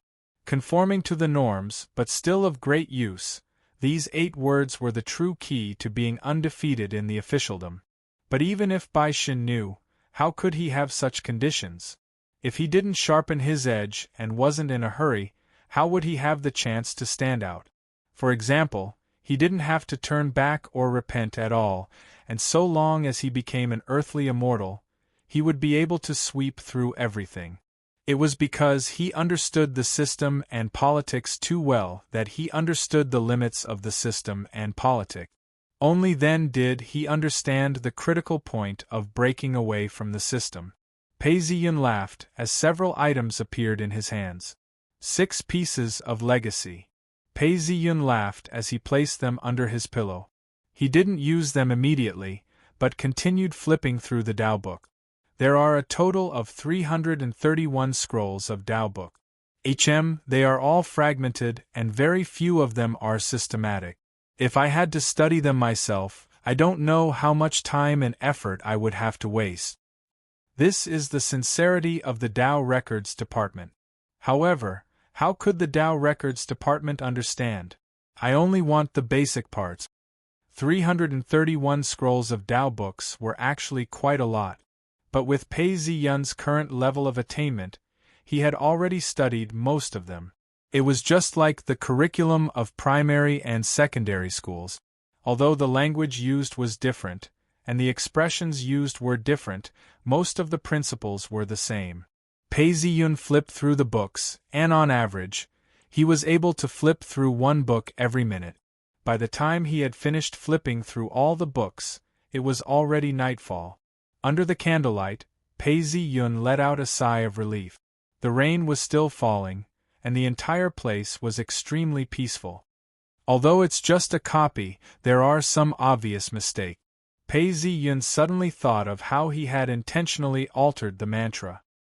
He then laughed. To an expert, this would not be able to fool anyone. As he said this, he lay down on his bed. The moment his head touched the pillow, he fell asleep. After an unknown amount of time, he opened his eyes and felt around. It's only been an hour? This time, it wasn't a dream. Instead, he had absorbed spiritual energy, and thus his speed was much faster than before. Perhaps it was because the level of the plum blossom had reached a higher level. He then called out, "System." A plum blossom appeared before his eyes as it grew bigger and bigger. It then transformed into a translucent information interface. It floated in front of his eyes, and a string of words appeared before his eyes. Mission: kill Xie Qingdong and obtain the dragon veins, incomplete. Pei Ziyun took a deep breath as he turned his attention away from the information interface and looked at the rest of the page. Master. 9th level, 62. 7%. Pei Ziyun laughed bitterly. His true Lord Fengzhen had increased by 30% and had reached the 9th level, 55. 2%. But after half a month, it had only increased by 7%. I can't maintain the popularity of the people. When I was at a lower level, I could write books to increase my popularity. However, it wouldn't last long. When I was at a higher level, I could change the world. But even such a huge matter couldn't be maintained for long. A gentleman's reputation can't be maintained for long, let alone 5 lifetimes. The commoners are the most ungrateful race. They fear authority and have no morals. That's why only the system can last. He then looked down. Sword techniques. Master 68 9%. Tao Arts Principles. Advanced 8.7, 5%, almost there. Just 12% more and I'll be able to max out my Tao Arts Principles. Once I'm done, I'll be able to stand firm. Spiritual intelligence. Pei Zi-yun tapped his finger on it, and a stream of white energy flowed into his forehead. His mind cleared up, and knowledge flowed into his mind. What was surprising was that the knowledge he had gained and the unfamiliar concepts and knowledge started to fuse together. In the blink of an eye, he was able to understand everything. What surprised me the most was not the secret manuals, but the knowledge of the demon race. Pei Zi-yun could feel the spiritual energy getting denser and denser. Without hesitation, he used his spiritual intelligence. 90%, 91%, 92%, 93%, 94%, 95%, 96%, 97%, 98%. His spiritual intelligence was being depleted rapidly. It was just a mere 12%, but the spiritual intelligence he had gained from the 6 legacies was about to be used up. I hope I don't get stuck at the last point. Pei Zi-yun gritted his teeth and used all his spiritual intelligence. If he got stuck at the last point, he would be in grave danger. 99%, 99. 1%, 99. 3%, 99. 5%, 99. 7%, 99. 9%. 100%. At that moment, a ray of light shone through his mind. All the knowledge in the world seemed to be in his hands, and he understood everything. Tao Arts Principles. Master 0, 3%. Seeing that his spiritual intelligence had been used up, Pei Zi-yun looked up and realized the changes. I've reached Master. He looked down and realized that there was a huge change. Tao Arts. 85 types Master 5. 3%. Tao Arts have indeed become Master. With just a thought, 85 types of Tao Arts appeared in his mind, as if everything was under his control. Stars Transposition. Level 4, 8. 1%. Stars Transposition was originally only at the 3rd level, but now I've reached an unprecedented level. Let me think, even without any treasures or imperial chi, I can withstand the backlash of killing a 6th grade cultivator. Cloud Form Wind Body. Level 5, 1. 3%. My Sex Cloud Form Wind Body technique has reached the 5th level. This technique itself is only at the 5th level, and is only a step away from the full circle. Even without leveling up my Een Master, the danger I feel has been reduced by half. It's a pity that the Plum Blossom Divination can only be used once a month, and I've already used it. It's just that I still need to take some risk. I have to kill Xie Qingdong and obtain the Immortal Tao Dragon Veins. When I level up, my foundation as an Earth Immortal would be complete. Men, I'm in a good mood today. Pei Zi-yun shouted, bring some appetizers. When he turned around, he saw that Zhang Ling was around as well. She looked as if she was about to speak. Pei Zi-yun laughed to himself and interrupted her. You've come just in time. I've taken a look at the books, and it's very basic. However, there are 23 of them. Send someone to make a copy of them, and I want to bring them back to Free Cloud Sect. Someone hurriedly agreed and left. Zhang Ling paused for a moment before replying. It's only natural that true immortal thinks that it's shallow. The Tao books that we've copied belong to the periphery of the Tao sect. The true Tao arts of the inner sect are both useless and hard to obtain. As for copying the books, that's easy. We've brought more than 10 men with us. Each of us can copy one book, and it'll take us 2 to 3 days. True Sovereign, please tell us your names. Zhang Ling was still explaining and testing Pei Zi-yun. Pei Zi-yun smiled as he watched the men carry them into the banquet. He then poured them some wine and said, "That's easy, I'll report the names to you now." As he spoke, he spoke the name of the sect unhurriedly. Based on Pei Ziyun's current knowledge, most of the Taoist sects shared the same basic principles. Once he had copied these 23 manuals, he would have to edit them and edit them in the future. Then, he would have a complete set of free cloud sects Tao art. Thinking up to this point, Pei Ziyun felt his entire body relax.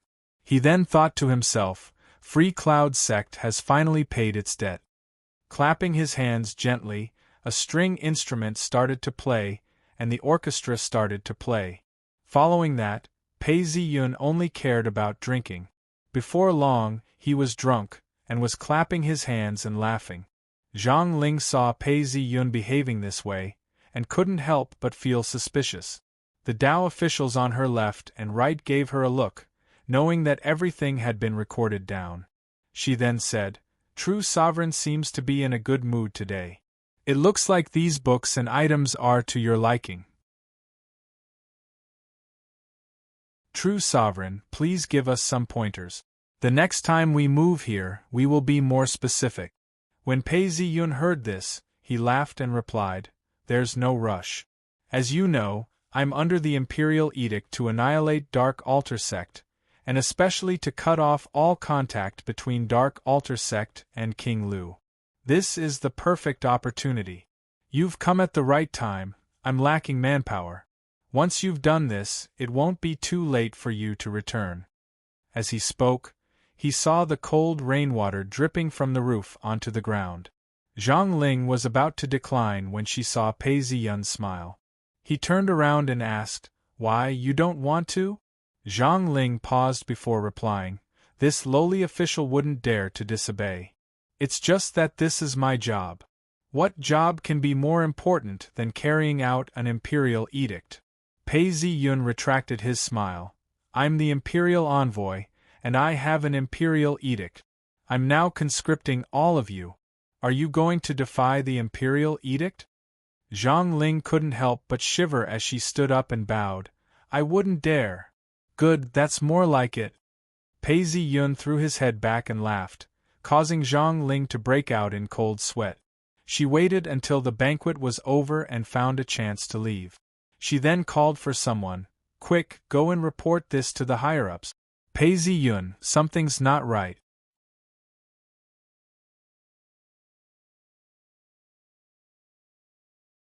Chapter 367.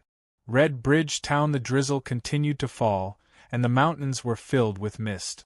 This small town was located at the foot of Dark Altar Mountain, and was the only way to enter the mountain. It was rather quiet today, with the occasional barking of dogs. From time to time, several men dressed in raincoats would stop by the road and look around. At this point, the sound of hooves could be heard from afar.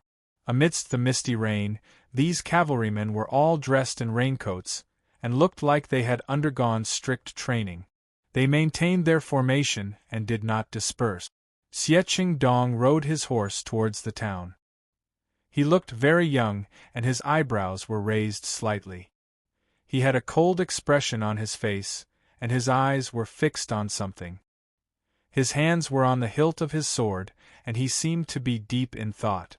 In front of the town, there was a winding river. The raindrops hit the surface of the river, causing water to splash everywhere. There were fishermen dressed in raincoats, fishing in the river.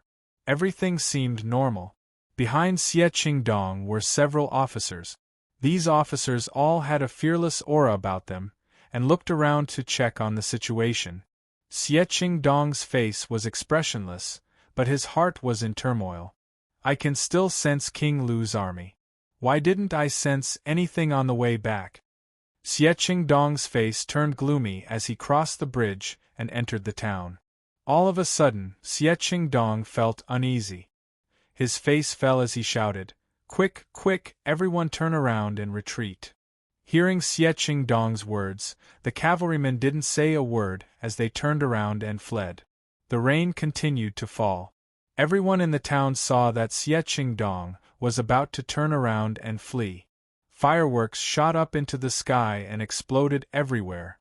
Not far away from the town, there was a group of cavalrymen. Pei Ziyun sighed, Xie Dong, I didn't expect to sense anything at this time. He then laughed. Xie Dong, I'm not the only one who wants to kill you today. Even Dark Altar Sect won't let you off. Where can you run to? As he spoke, he waved his hands. Taoists, cast your spell. Yes. Dozens of Taoists complied. Zhang Ling was one of them. Not only were the Taoists from the Central Tao Records Department recruited, even the Taoists from the nearby counties were recruited. There were a total of 70 of them. As the spell was cast, a bright light shone from the Taoists' hands. When the light landed on the cavalrymen, they felt their bodies tremble and were filled with energy. Kill. The hooves of the horses trampled on the soil. The cavalry formed 3 rows and charged a few hundred meters forward. The cavalry, who had accumulated horsepower, continued to accelerate. The hooves of the horses kicked up the soil that had become slippery because of the rain. Bits of dirt splashed on the armor as they charged towards the enemy. As soon as Xie Dong turned around, he saw the cavalry charging at him. The lieutenant behind him immediately paled. He moved closer and said, "True sovereign, the enemy has a buff and they've also charged up their horses. They're much faster than us. We can't escape now. Once we scatter, we'll all be killed. Only by resisting will we be able to survive." Xie Dong was also resolute and decisive. He naturally knew that his horse was tired and couldn't escape. It was better to take advantage of the remaining energy to fight. He immediately ordered, "Gather immediately, form a formation and prepare to counterattack." Yes. The sound of a horn rang out as King Lu's cavalry formed into 3 rows within a short period of time. They then increased their speed as they galloped forward. The horses neighed as the hooves of their hooves thundered. Due to the swift reactions of both sides, the entire ground trembled under the hooves of the cavalry. Following which, a cloud of dust billowed out as the cavalry clashed against each other. Cries of agony filled the air. At the same time, the sounds of flesh clashing against flesh could be heard, as well as the crisp sounds of bones breaking. More than 10 people were sent flying. Pooh! The lieutenant's spear pierced through an enemy soldier. The immense force of the spear pierced through the enemy soldier, causing blood to splatter all over his body. Pei Ziyun and Xie Dong looked at each other, their faces cold. Pei Ziyun's 500 cavalrymen had the support of the Tao officials, and were able to suppress Xie Dong's cavalrymen. In just a few minutes, 70% of the cavalrymen who fell were King Lu's cavalrymen. Seeing that they were at a disadvantage, all of a sudden, King Lu's soldiers seemed to be agitated. Several lieutenants' eyes turned red as they shouted out. Boom! At that moment, a terrifying aura spread out, suffocating everyone. The lieutenants were filled with rage as their spears danced in the air. A sharp whistling sound could be heard, drowning out the screams of pain. It was a simple and violent attack. The smell of blood filled the air as 5 or 6 cavalrymen were sent flying. Their chests were caved in, and they were no longer alive. Kill. It wasn't just one of them. At least 3 lieutenants let out a low growl as blood splattered everywhere. Within a breath's time, more than 10 people had lost their lives. What is this? Pei Ziyun could feel that the 3 of them had transformed into ferocious beasts. This was the body of a foundation-breaking full cultivator. No, it's even stronger than a foundation-breaking full cultivator. This is the full potential of a human's body. It's even burning one's lifespan. That's impossible. No family would train like this. Pei Ziyun's eyes were sharp, and he could see that every time the lieutenant slashed down, there would be blood seeping out from his skin. This was because the lieutenant's movements were too intense, causing his skin to be torn apart. In the blink of an eye, more than 10 people had been killed. This aura, could it be the demonic qi from the mysterious dimension? Even if the 500 elite cavalrymen of the Great Su dynasty were imbued with Tao arts, they wouldn't be able to gain the upper hand against this demonic qi. King Lu's army was getting more and more courageous. Everywhere they went, blood and flesh flowed like raindrops. Some of the corpses that had fallen off their horses were trampled on. Pei Ziyun finally understood. No wonder Count Zhongqin was defeated so quickly. This wasn't just a strategic failure, it was a tactical failure as well. This demonic qi is unbelievable.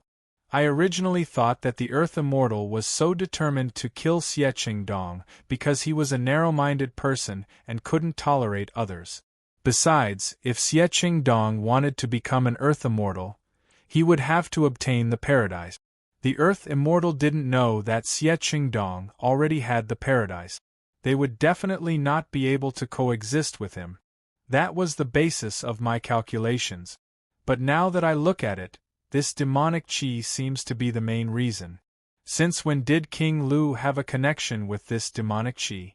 There's no mention of this in my previous life. At that moment, Pei Ziyun was flustered. He calmed himself down and looked at Xie Qingdong. Xie Qingdong, what relationship do you have with this demonic qi? From afar, Xie Qingdong's face was expressionless, but his heart was filled with despair. He recognized these three lieutenants. Xing Jinzhong had lost his father when he was 3, and his mother when he was 7. His clan members had forced him to commit suicide for the sake of their wealth. Hua Ziying was King Lu's personal guard. He didn't have much of a reputation, but he had recently been promoted to a lieutenant. Kai Lu had surrendered. The three of them didn't have much of a connection with each other. However, the demonic qi they were emitting was brutal and cruel. It was almost like a beast and was definitely coming from the same place.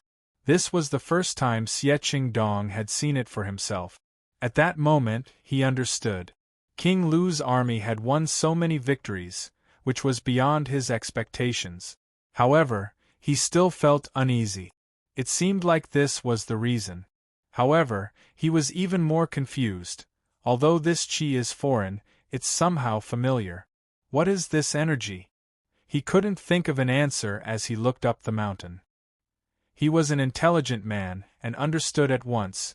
Even if the sect was suspicious of me, they wouldn't ally with Pei Ziyun to kill me. This demonic qi must be one of the main reasons. He wanted to explain himself, but knew that the Earth Immortal had his suspicions. Furthermore, there was no turning back now.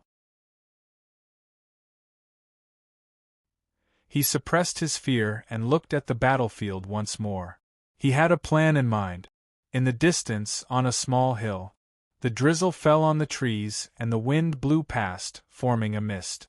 The mist lingered in the air, as though it was a paradise on earth. There was a pavilion atop the mountain, with red pillars and black tiles. Both sides of the pillars were carved with couplets. Within the pavilion, there was a stone table and a Taoist seated there. This was the clone of the Earth Immortal. At this point, the clone of the Earth Immortal had aged beyond recognition.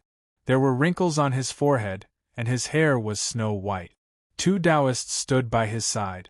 One of them was Yu Kan, who followed respectfully as he looked down the mountain.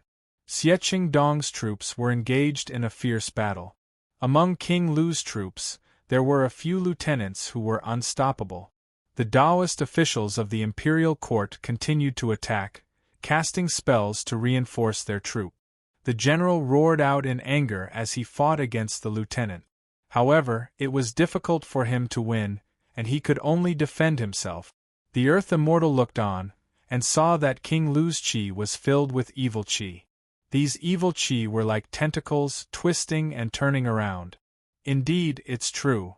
The Earth Immortal revealed a cold smile as he looked at Chao Ting's army.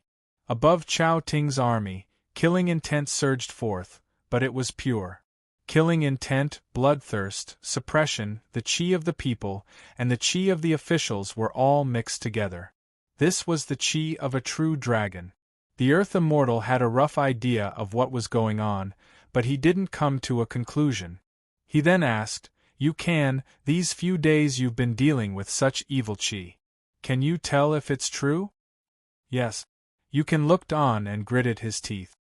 He then replied coldly, "True sovereign, you're right. It's this evil qi that permeated our sect, and caused us to lose 5 sect elders and 10 core disciples. Is that so? I had high hopes for Xieching Dong, but I didn't expect him to be such a person. Such a traitor, whether it's intentional or not, seems like the only way is to get rid of him. The Earth Immortal nodded his head. He had been leaning towards Xieching Dong, and didn't expect the Xie father and son to become the scourge of the sect. As he thought about this, he turned to look at Pei Ziyun, who wasn't far away. Seeing that Pei Ziyun and Xieching Dong weren't fighting, he couldn't help but laugh. Look at these two bandits. They're really careful. He then turned around and asked another Taoist, "Have you brought all the physical bodies I wanted?" "Yes, true sovereign. The physical bodies you wanted are all here. They're all ready. It's just that they've all been infected with evil qi. Please be careful when you use them. These evil qi may be infected by you, but it doesn't affect me at all." When the Earth Immortal's clone heard this, he took a deep breath. In an instant, his white hair turned black, his wrinkles disappeared, and his face became smooth. In just a few breaths, he looked like he was at the peak of his 20s. Yukan and another sect elder lowered their heads, and their hearts skipped a beat. They knew that if he were to activate his body's potential, even if he didn't fight, when the final radiance of the setting sun wore off, his body would definitely die. Of course, to the Earth Immortal, this physical body was just a tool. There was no reason for him to take pity on it. He walked forward quickly, and within a few breaths, he reached the foot of the mountain. The rain fell, but couldn't get close to him. It slid off his body, and he looked like he was floating in the air. It was as if he was the only bright spot in the dark rain. No matter how ruthless he was, no matter how calculative he was, this was the demeanor of an Earth Immortal.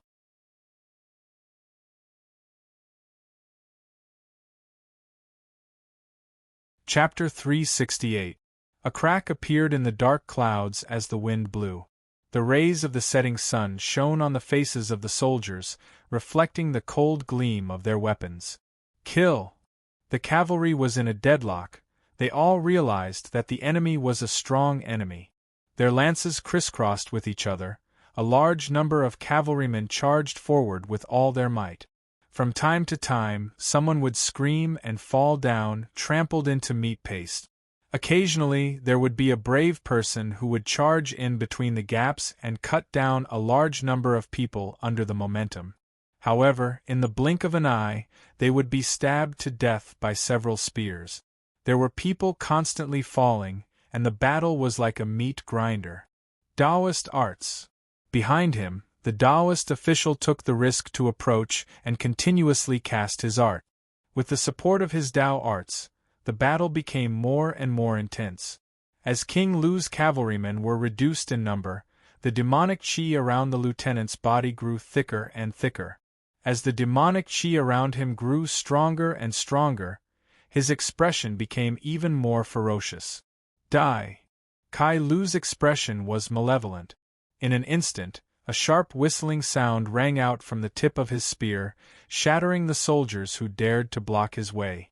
Blood sprayed out from his body, completely drenching him. On the other side, the injured military warfare officer of the imperial court was currently retreating. Charge! With the help of Tao arts, the cavalrymen lost all sense of fear as they charged forward. Even the commandant was unable to stop them. As Pei Ziyun watched on, one of the Tao officers asked, "Not good, what's that?" Far off in the distance, a small mountain was surrounded by clouds and mist, swirling about mysteriously. A figure descended the mountain. He looked to be a Taoist in his 20s. As soon as he appeared, he moved like the wind. His body was light, and in an instant, he was dozens of feet away.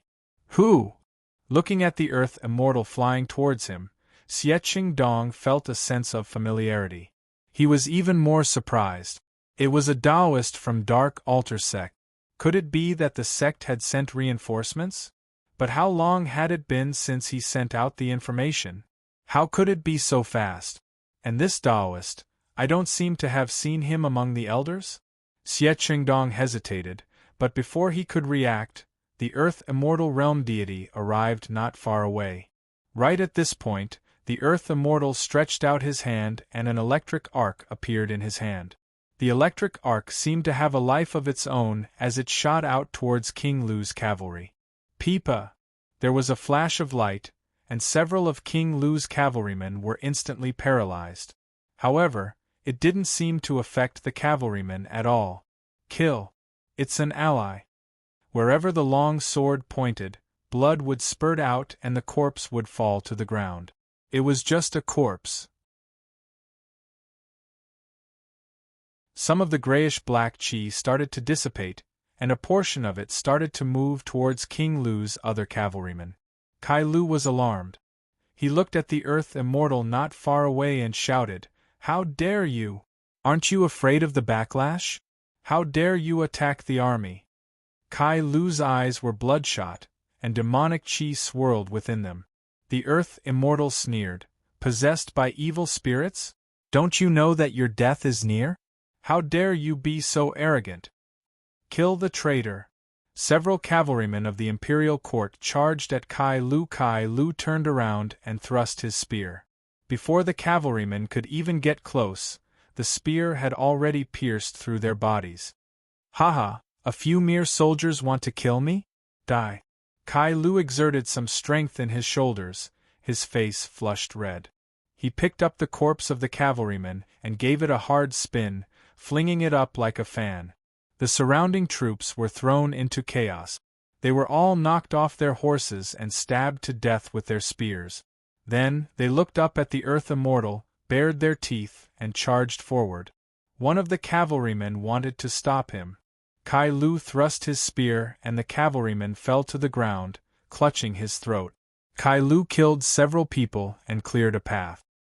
He glared at the Earth Immortal, not afraid at all. He raised his spear and approached. The Earth Immortal could see his ferocious expression clearly. "You're a Taoist. How dare you fight against the army? Go to hell. The one who killed you is Kai Lu." Before Kai Lu could finish speaking, the Earth Immortal laughed in disdain. He didn't even finish listening and pointed a finger at Kai Lu. A bolt of lightning flashed. Kai Lu still had a sinister smile on his face, but in that instant, he only had enough time to tilt his head. The lightning struck his shoulder and instantly exploded, and a burnt smell wafted through the air. Half of his shoulder was destroyed. The horse he was riding on was charred as well. He fell to the ground, sustaining heavy injuries. A long spear pierced towards him. Kai Lu screamed in pain and tried to block it. Unexpectedly, another 3 cavalrymen pierced towards him. Pu. The long spear pierced through his armor and pierced deep into his body. The sound of the spear piercing through his flesh was chilling to the core. After receiving this attack, Kai Lu coughed out blood. He struggled to hold himself upright and laughed out loud. Just as the miserable laughter rang out, the long spear was pulled out from Kai Lu's body. With a loud boom, Kai Lu's corpse fell to the ground, dead. A demonic figure appeared above the corpse, revealing an expression of disbelief. "Mere evil spirit, how dare you be so arrogant in front of me?" The Earth Immortal laughed coldly. He waved his hand and another bolt of lightning landed on the demonic shadow. With a loud boom, it was reduced to ashes. The power of wind and lightning was exclusive to Earth Immortals. 9th and 10th stage cultivators did not possess such power. Xie Qingdong then realized that this was the clone of the Earth Immortal. This was the entrance to Dark Altar Sect. Apart from the Earth Immortal himself, who else could it be? Have I been abandoned? Xie Qingdong's heart was filled with a sense of unease. The horse he was riding on seemed to be feeling uneasy as well. The Earth Immortal turned around and looked at Xie Qingdong coldly. "Xie Qingdong, you used to be the disciple I valued the most. What a pity." The Earth Immortal sighed and said, "I didn't expect you to collude with demons and attack my sect. That's a heinous crime." Hearing these words, Xieching Dong's eyes turned red. His voice was hoarse from anger as he growled, "Why? True sovereign, I am a disciple of Dark Altar sect. All these years I've contributed so much to the sect. My father, Xie, even sacrificed himself for Dark Altar sect. Why would you collude with the enemy today and summon me into a trap? Could it be that I've contributed so much that you feel threatened and want to get rid of me?" From his point of view, he felt that although he had hidden the truth, he had done his best for the sect. Why would his sect collude with Pei Ziyun to kill him? At that point, Xieching Dong thought about how in the past 100 years, there had been many geniuses who were close to becoming Earth Immortals who had fallen. At that point, he felt that he had grasped the truth. His eyes were filled with hatred as he glared at the Earth Immortal, wanting nothing more than to kill him. The Earth Immortal was initially suspicious and hesitant. However, seeing Xieching Dong's hatred and how he had exposed his actions, the Earth Immortal's last shred of pity was gone. He thought to himself, "I originally wanted to give my soul a way out. But now, the only way to appease my anger is to have my soul destroyed." He laughed coldly, not revealing much hatred. His eyes flashed. "You traitor, do you know how much we've lost because of you and your father? You still dare to talk about contributions? Xieching Dong, surrender now and tell us how you colluded with the evil spirit. If you do so, you might be able to keep your soul. If you resist, we shall take your soul and interrogate you." The Earth Immortal took a step forward. Although his step looked small, it was as if he had shrunk a ruler to an inch. In the blink of an eye, he was already so close to Xieching Dong. Xieching Dong's face fell as he pulled out his sword. Just as he was about to speak, the Earth Immortal pointed a finger at him. Crackle! A bolt of electricity shot out towards Xieching Dong. "You are forcing me to betray the sect," Xieching Dong said. In an instant, the bolt of electricity was in front of him. Xieching Dong raised his arm. "Order!" Boom! It was as if the bolt of electricity had hit a barrier. Xieching Dong slashed. Poof! A ray of sword light shot out and turned into a ray of fire. "Sword Chi!" the Earth Immortal shouted. His face was dark. He wasn't the only one. The rest of the spectators were stunned as well. Although the sword Chi wasn't lightning, the essence was the same. Boom! The sword Chi and the lightning clashed. Xieching Dong pounced on the Earth Immortal. In a long-distance fight, Xieching Dong had no chance of winning. In close combat, Xieching Dong was confident that he could defeat the Earth Immortal. The Earth Immortal's expression didn't change. He spat out one word, "Buzz." A series of sound waves shook the surrounding space, sealing Xieching Dong's body. However, at the next moment, Xieching Dong sent out another stream of sword Chi, slashing out a crack at the sound wave. For some time, the two of them were locked in an intense battle. Zhang Ling watched the battle. Her expression was one of shock. Could it be that Xieching Dong has become an Earth Immortal? If not, how can he fight against the Earth Immortal's clone? He thought to himself, Xieching Dong is indeed an outstanding talent. He's been fighting against the Earth Immortal for so many times. Even under the attacks of the Earth Immortal, he's still able to hold his own. I'm sure he's already reached the Earth Immortal stage. It's just that he hasn't completely transformed yet. Pei Ziyun's heart thumped as the scene before his eyes changed. Above Xieching Dong's head was a true sovereign. It looked like a flood dragon as it revolved around him. It's the position of a true sovereign. Xieching Dong was originally at the 10th level of the true sovereign stage. Now that he's received this title, he's about to transform. Damn it. Without Dark Altar Sect's paradise to provide him with energy, even if he's half a step into the Earth Immortal stage, he'll never be able to cross over. How long can he last in this state? Now that we have the dragon veins, we've fulfilled the requirements. It's just that it's a usurpation and the transformation takes time. That's why he hasn't reached the true sovereign stage yet. The system didn't cheat me. If I allow this person to transform, how can I resist? I have to kill this person today. Pei Zi-yun looked out at the battlefield. Just now, the Earth Immortal had killed one of King Lu's colonels. The soldiers of the imperial court were slowly gaining the upper hand, although they weren't suppressing King Lu. Pei Zi-yun thought to himself, the Earth Immortal is still on guard against me. He only killed one of the colonels to gain the upper hand, but didn't allow me to suppress him. He wants both of us to be injured. You have your plans, I have my countermeasures. The only thing I need to do now is to get rid of King Lu's troops before surrounding and killing Xie Qingdong. Pei Zi-yun then looked at Zhang Ling and waved his hands. The Imperial Edict has ordered us to wipe out Dark Altar Sect.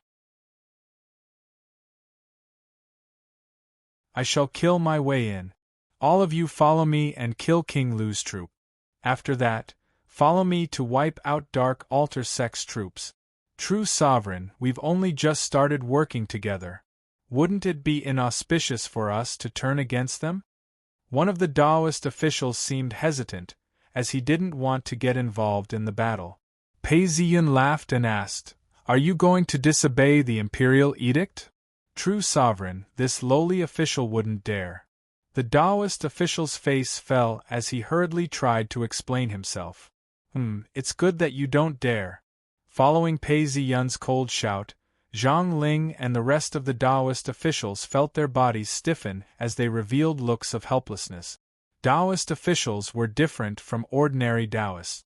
They were under the direct control of the Imperial Qi. No matter what, Pei Zi-yun was now the Imperial envoy. With a single word, he could strip them of their powers. None of them dared to rebuke him as they replied, "Yes, true sovereign."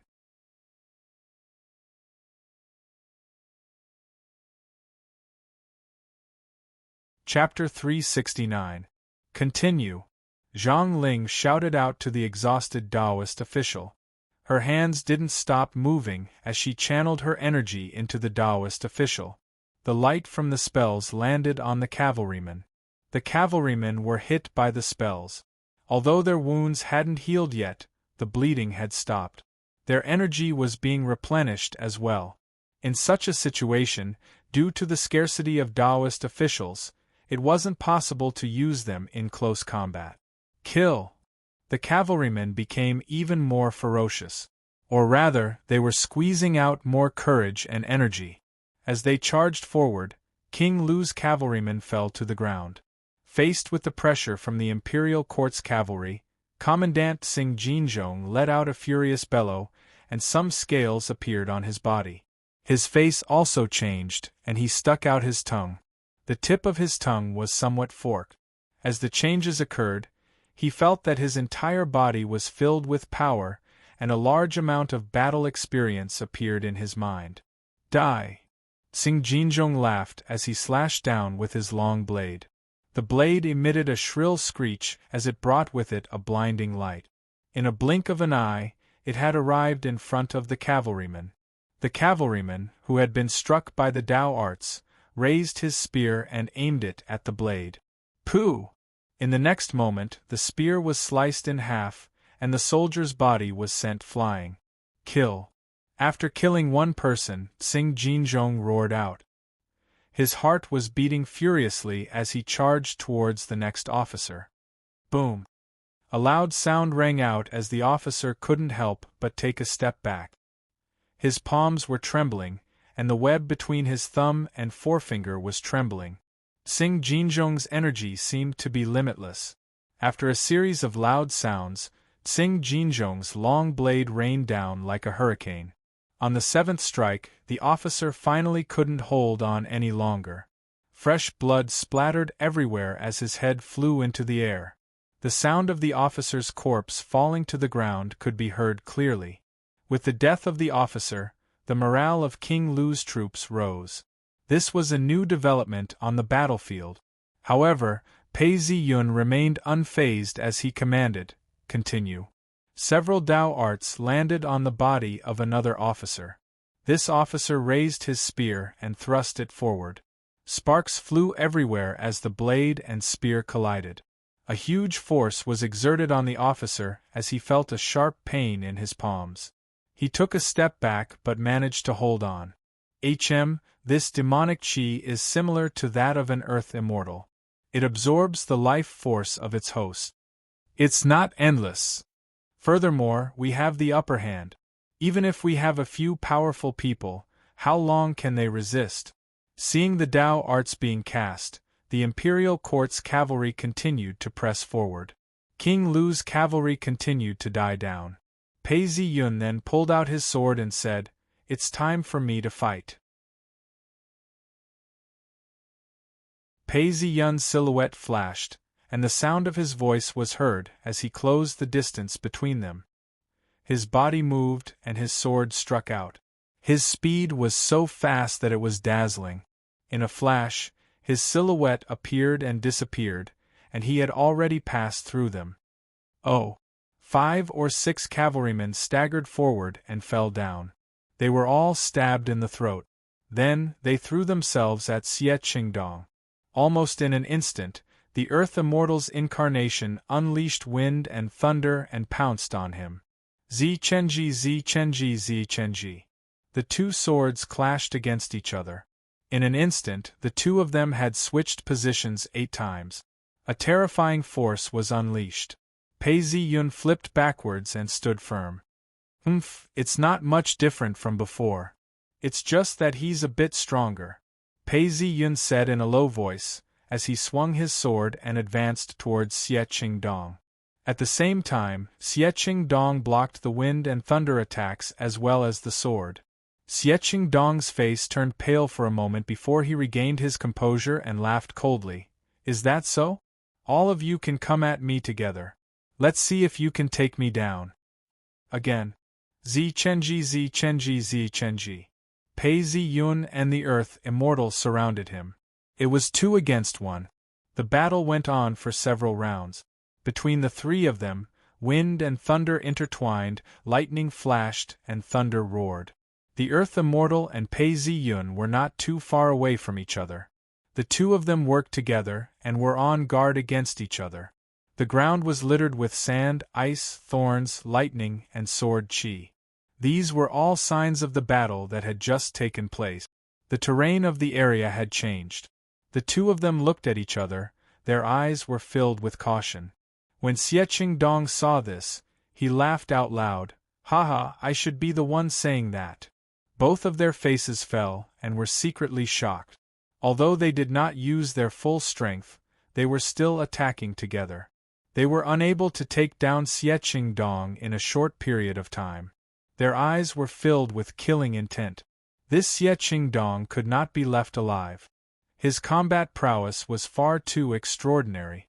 Although Xie Qingdong said this, and appeared calm on the surface, he knew that he was expending too much energy. He could feel the pressure on him increasing. He thought to himself, "This won't do. Although I can hold on for now, I can't hold on for much longer. If this goes on, I will deplete my energy. Looks like I have to use my trump card." Xie Qingdong thought to himself. At this point, his body tensed up.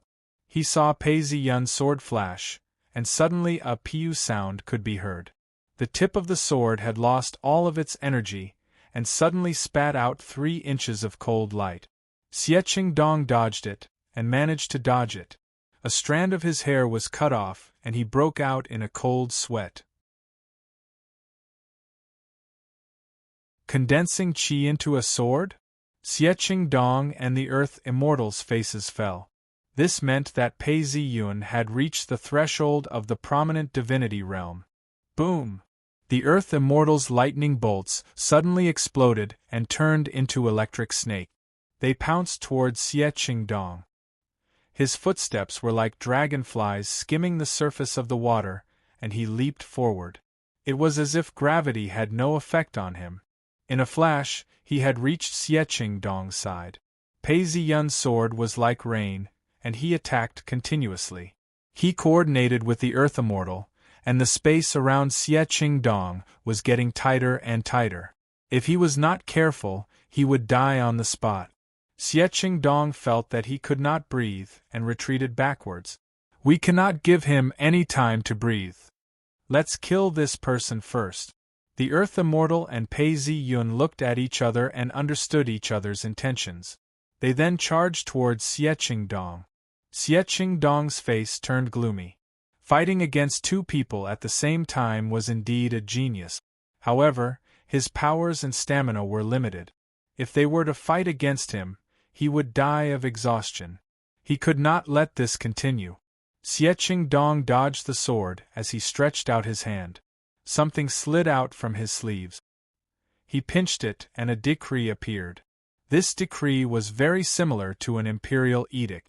Xiecheng Dong pulled his hands apart and shouted, "King Lu's decree. You are all thieves and may be killed." As soon as he finished speaking, the decree let out a dragon's roar. The spell had just gotten close to Pei Zi Yun when it dissipated. The Earth Immortal's clone froze in place. Pei Zi Yun took a step back and felt his body move. The restraints on him were lifted. He was the imperial envoy and represented the imperial court of the Su dynasty. Although the Earth Immortal froze for a moment, he still laughed coldly. We Earth Immortals have the power of nature. Your imperial chi can't restrict us. Just as he spoke, the sword flashed and separated. The Earth Immortal's clone took several steps back and looked down. He saw that his body had been pierced by a sword. Something's not right. There's an evil spirit. These evil spirits were extremely strong and caused him to misjudge the situation. Hence, he was struck by the sword. He was enraged as he took in a deep breath. His entire body swelled up as he punched the air. Boom! The punch landed on the air, and the entire restraints on him exploded. Pooh! The Earth Immortal's clone spat out a mouthful of blood. He looked much older, and his hair started to turn gray. Xiecheng Dong had only wanted to restrict the Earth Immortal's powers, and did not expect to reap such rewards. Seeing the Earth Immortal's current state, Xiecheng Dong laughed out. Breaking the restraints on the Imperial Chi must have been hard, right? Earth Immortal, although you're an Earth Immortal, you're merely relying on someone else. Now that you've broken the Imperial Chi, how much potential do you have left in your body? Furthermore, your sword techniques are no match for mine. Die. Xiecheng Dong closed in. His expression was ferocious as he charged forward. His hatred towards the Earth Immortal was even greater than Pei Zi Yun's. Xiecheng Dong, aren't you afraid that Pei Zi Yun will attack you? I'm not afraid. He wants me dead, but he's also afraid of you, just like you fear him. The sword light spat out, the cold air penetrated the bones and cracked the skin. It enveloped the Earth Immortal and went for his vitals. The Earth Immortal was originally empty-handed. He pulled out his sword and counterattacked. However, once he lost the Earth Immortal's magical powers, the sound of zhing zhing zhing could be heard. The Earth Immortal dodged and a gash appeared on his side. Blood splattered. The Earth Immortal had to admit that Xiecheng Dong's sword techniques were above his own. He then shouted out, "True Sovereign Pei, what are you waiting for?" He then saw Pei Zi Yun standing some distance away. His body was emitting some energy, as though he was fighting against the Emperor's decree. He then shouted out, "You hold on. I will dispel the effects of King Lu's decree soon. Shem, sit on top of the mountain and watch the tigers fight." The Earth Immortal knew that Pei Zi Yun was putting on an act. He wanted to watch the both of them fight to the death. He was enraged. However, before he could speak, Xiecheng Dong shouted out in anger. He then pounced forward and merged with his sword. Sword chi poured out in torrents. Just one look was enough to make one's hair stand on end. The Earth Immortal knew that he couldn't dodge any longer. He shouted out in anger as well, as lightning flashed on his sword. Two rays of sword light flashed and intertwined with each other. The Earth Immortal's clone stood a few steps away, using his sword to stabilize himself.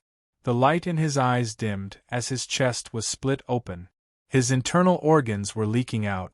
Even if he was an Earth immortal, he wouldn't be able to survive. He laughed coldly. I'm just a clone. If I die, I can come back. If you die, you can't come back. Pei Zi-yun will be the fisherman soon. Today, you have no chance of survival. Shut up and die. Before he could even finish speaking, Xiecheng Dong pounced on him. His sword flashed, and the Earth Immortal's clone's head flew off his neck. A ball of spiritual energy flew out from his head and into the ground. Xiecheng Dong killed the Earth Immortal's clone.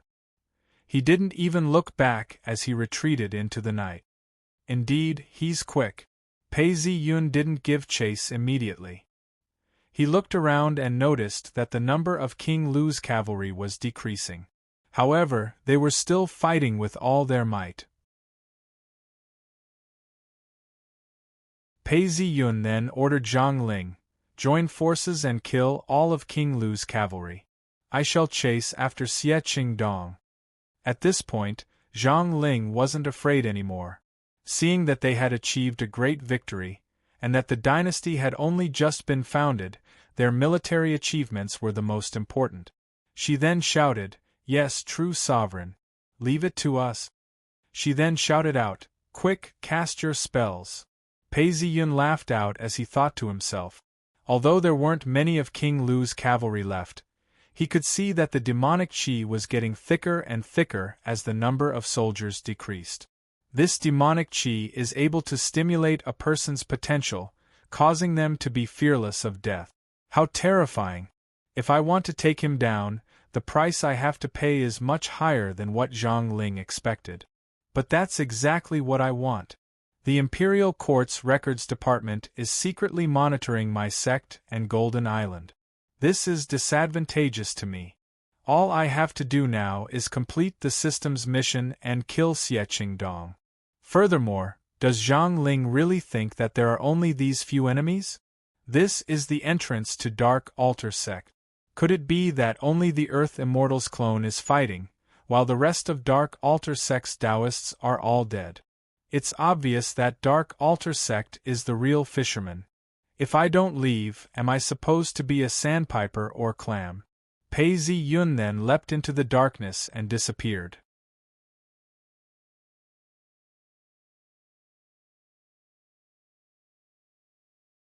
Chapter 370.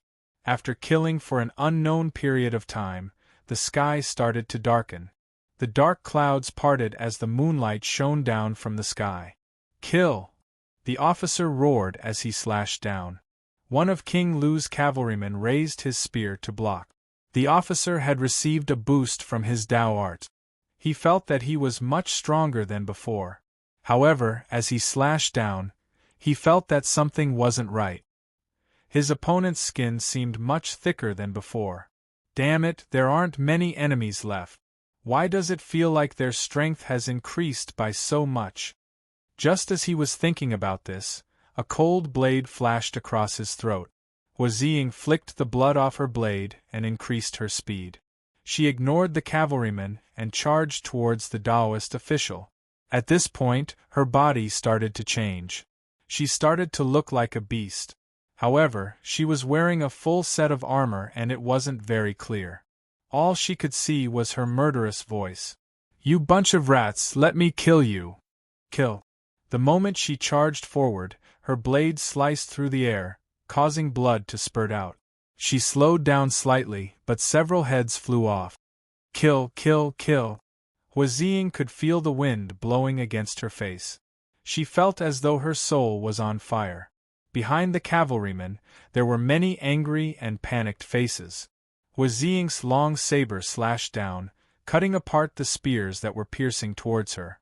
Terrified and suppressed cries entered her ears, and then they turned into screams of pain. A few more heads flew out, and Huaziying's body also had a few more wounds. Without stopping, she continued to charge forward. Huaziying was like a wolf pouncing on a herd of sheep. She slaughtered her way towards the Taoist official, tearing a huge gap in their formation. The soldiers at the front raised their spears, the soldiers on the left readied their bows, and the archers at the back drew their bows. Is this what it means to be able to take the head of the enemy's general? The Taoist official who was casting the spell looked at her with a grave expression. Damn it. We've been buffed, and our strength is twice that of a normal cavalryman. How is it that King Lu's cavalry is still able to fight against us? Zhang Ling's eyes were cold. I've heard that King Lu's army has been like this for a long time. They have many brave warriors, which is why they're able to win so many battles. But look, there aren't many people like that. Now that King Lu's cavalry isn't strong, our army doesn't need any reinforcements. We have to concentrate our strength to deal with these people and kill them in one fell swoop. Otherwise, if these people continue to break the formation, our cavalry will collapse. Listen to my command, cast the spell together. In order to survive, there must be sacrifices.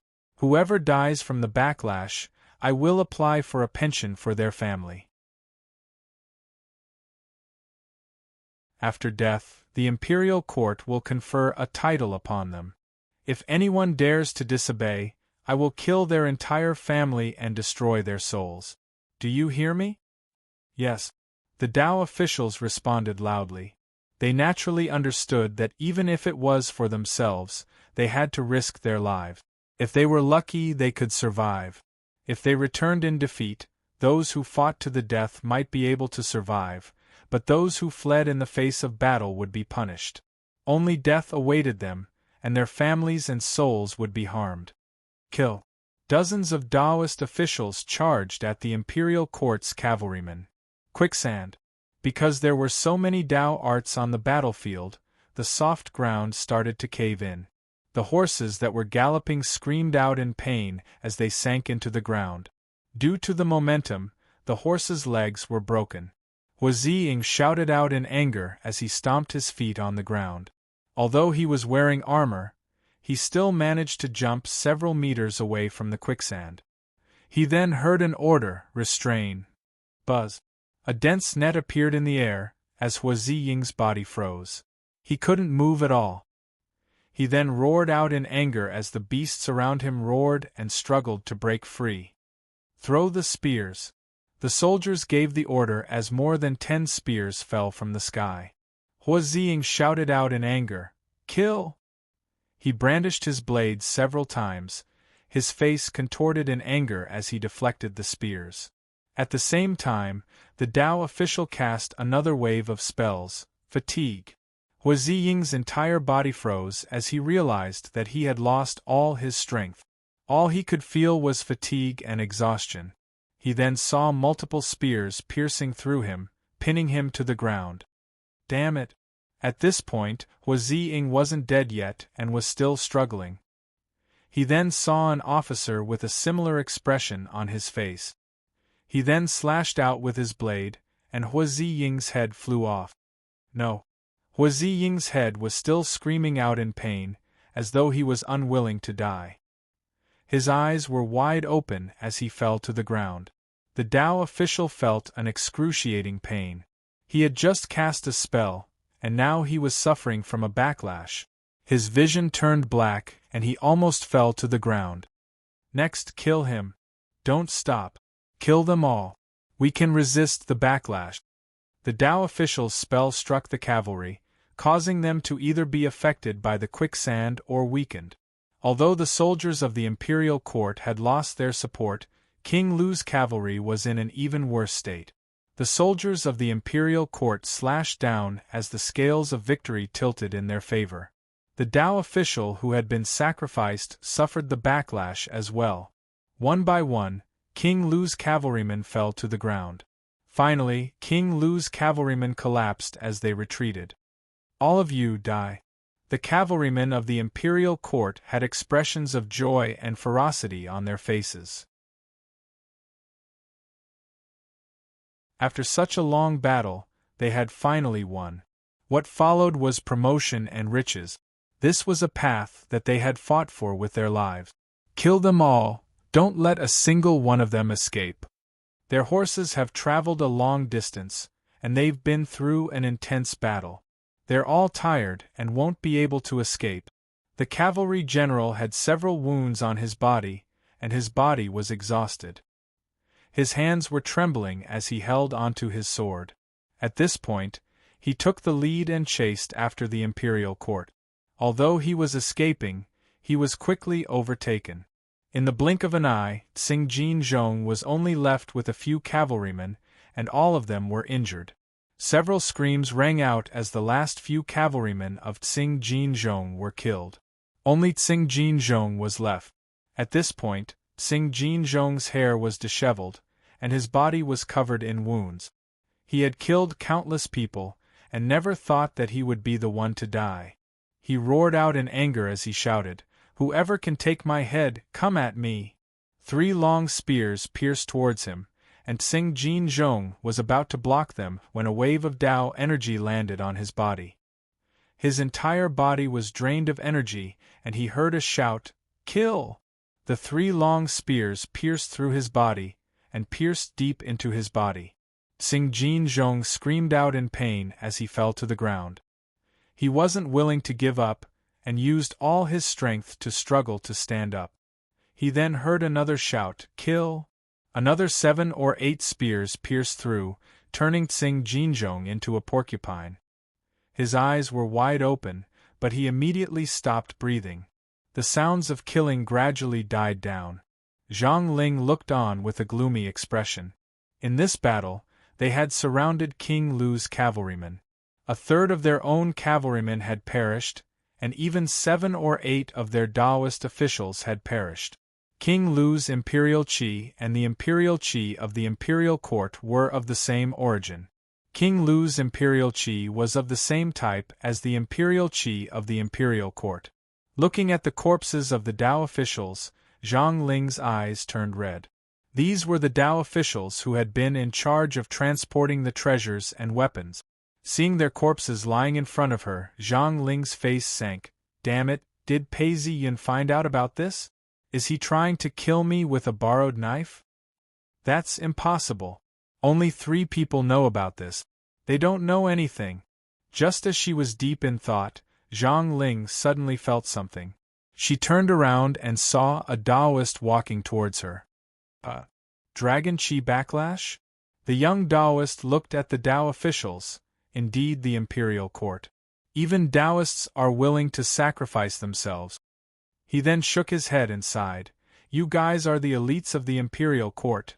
Although you can't live forever, you are the fangs and claws of the imperial court against us Taoists.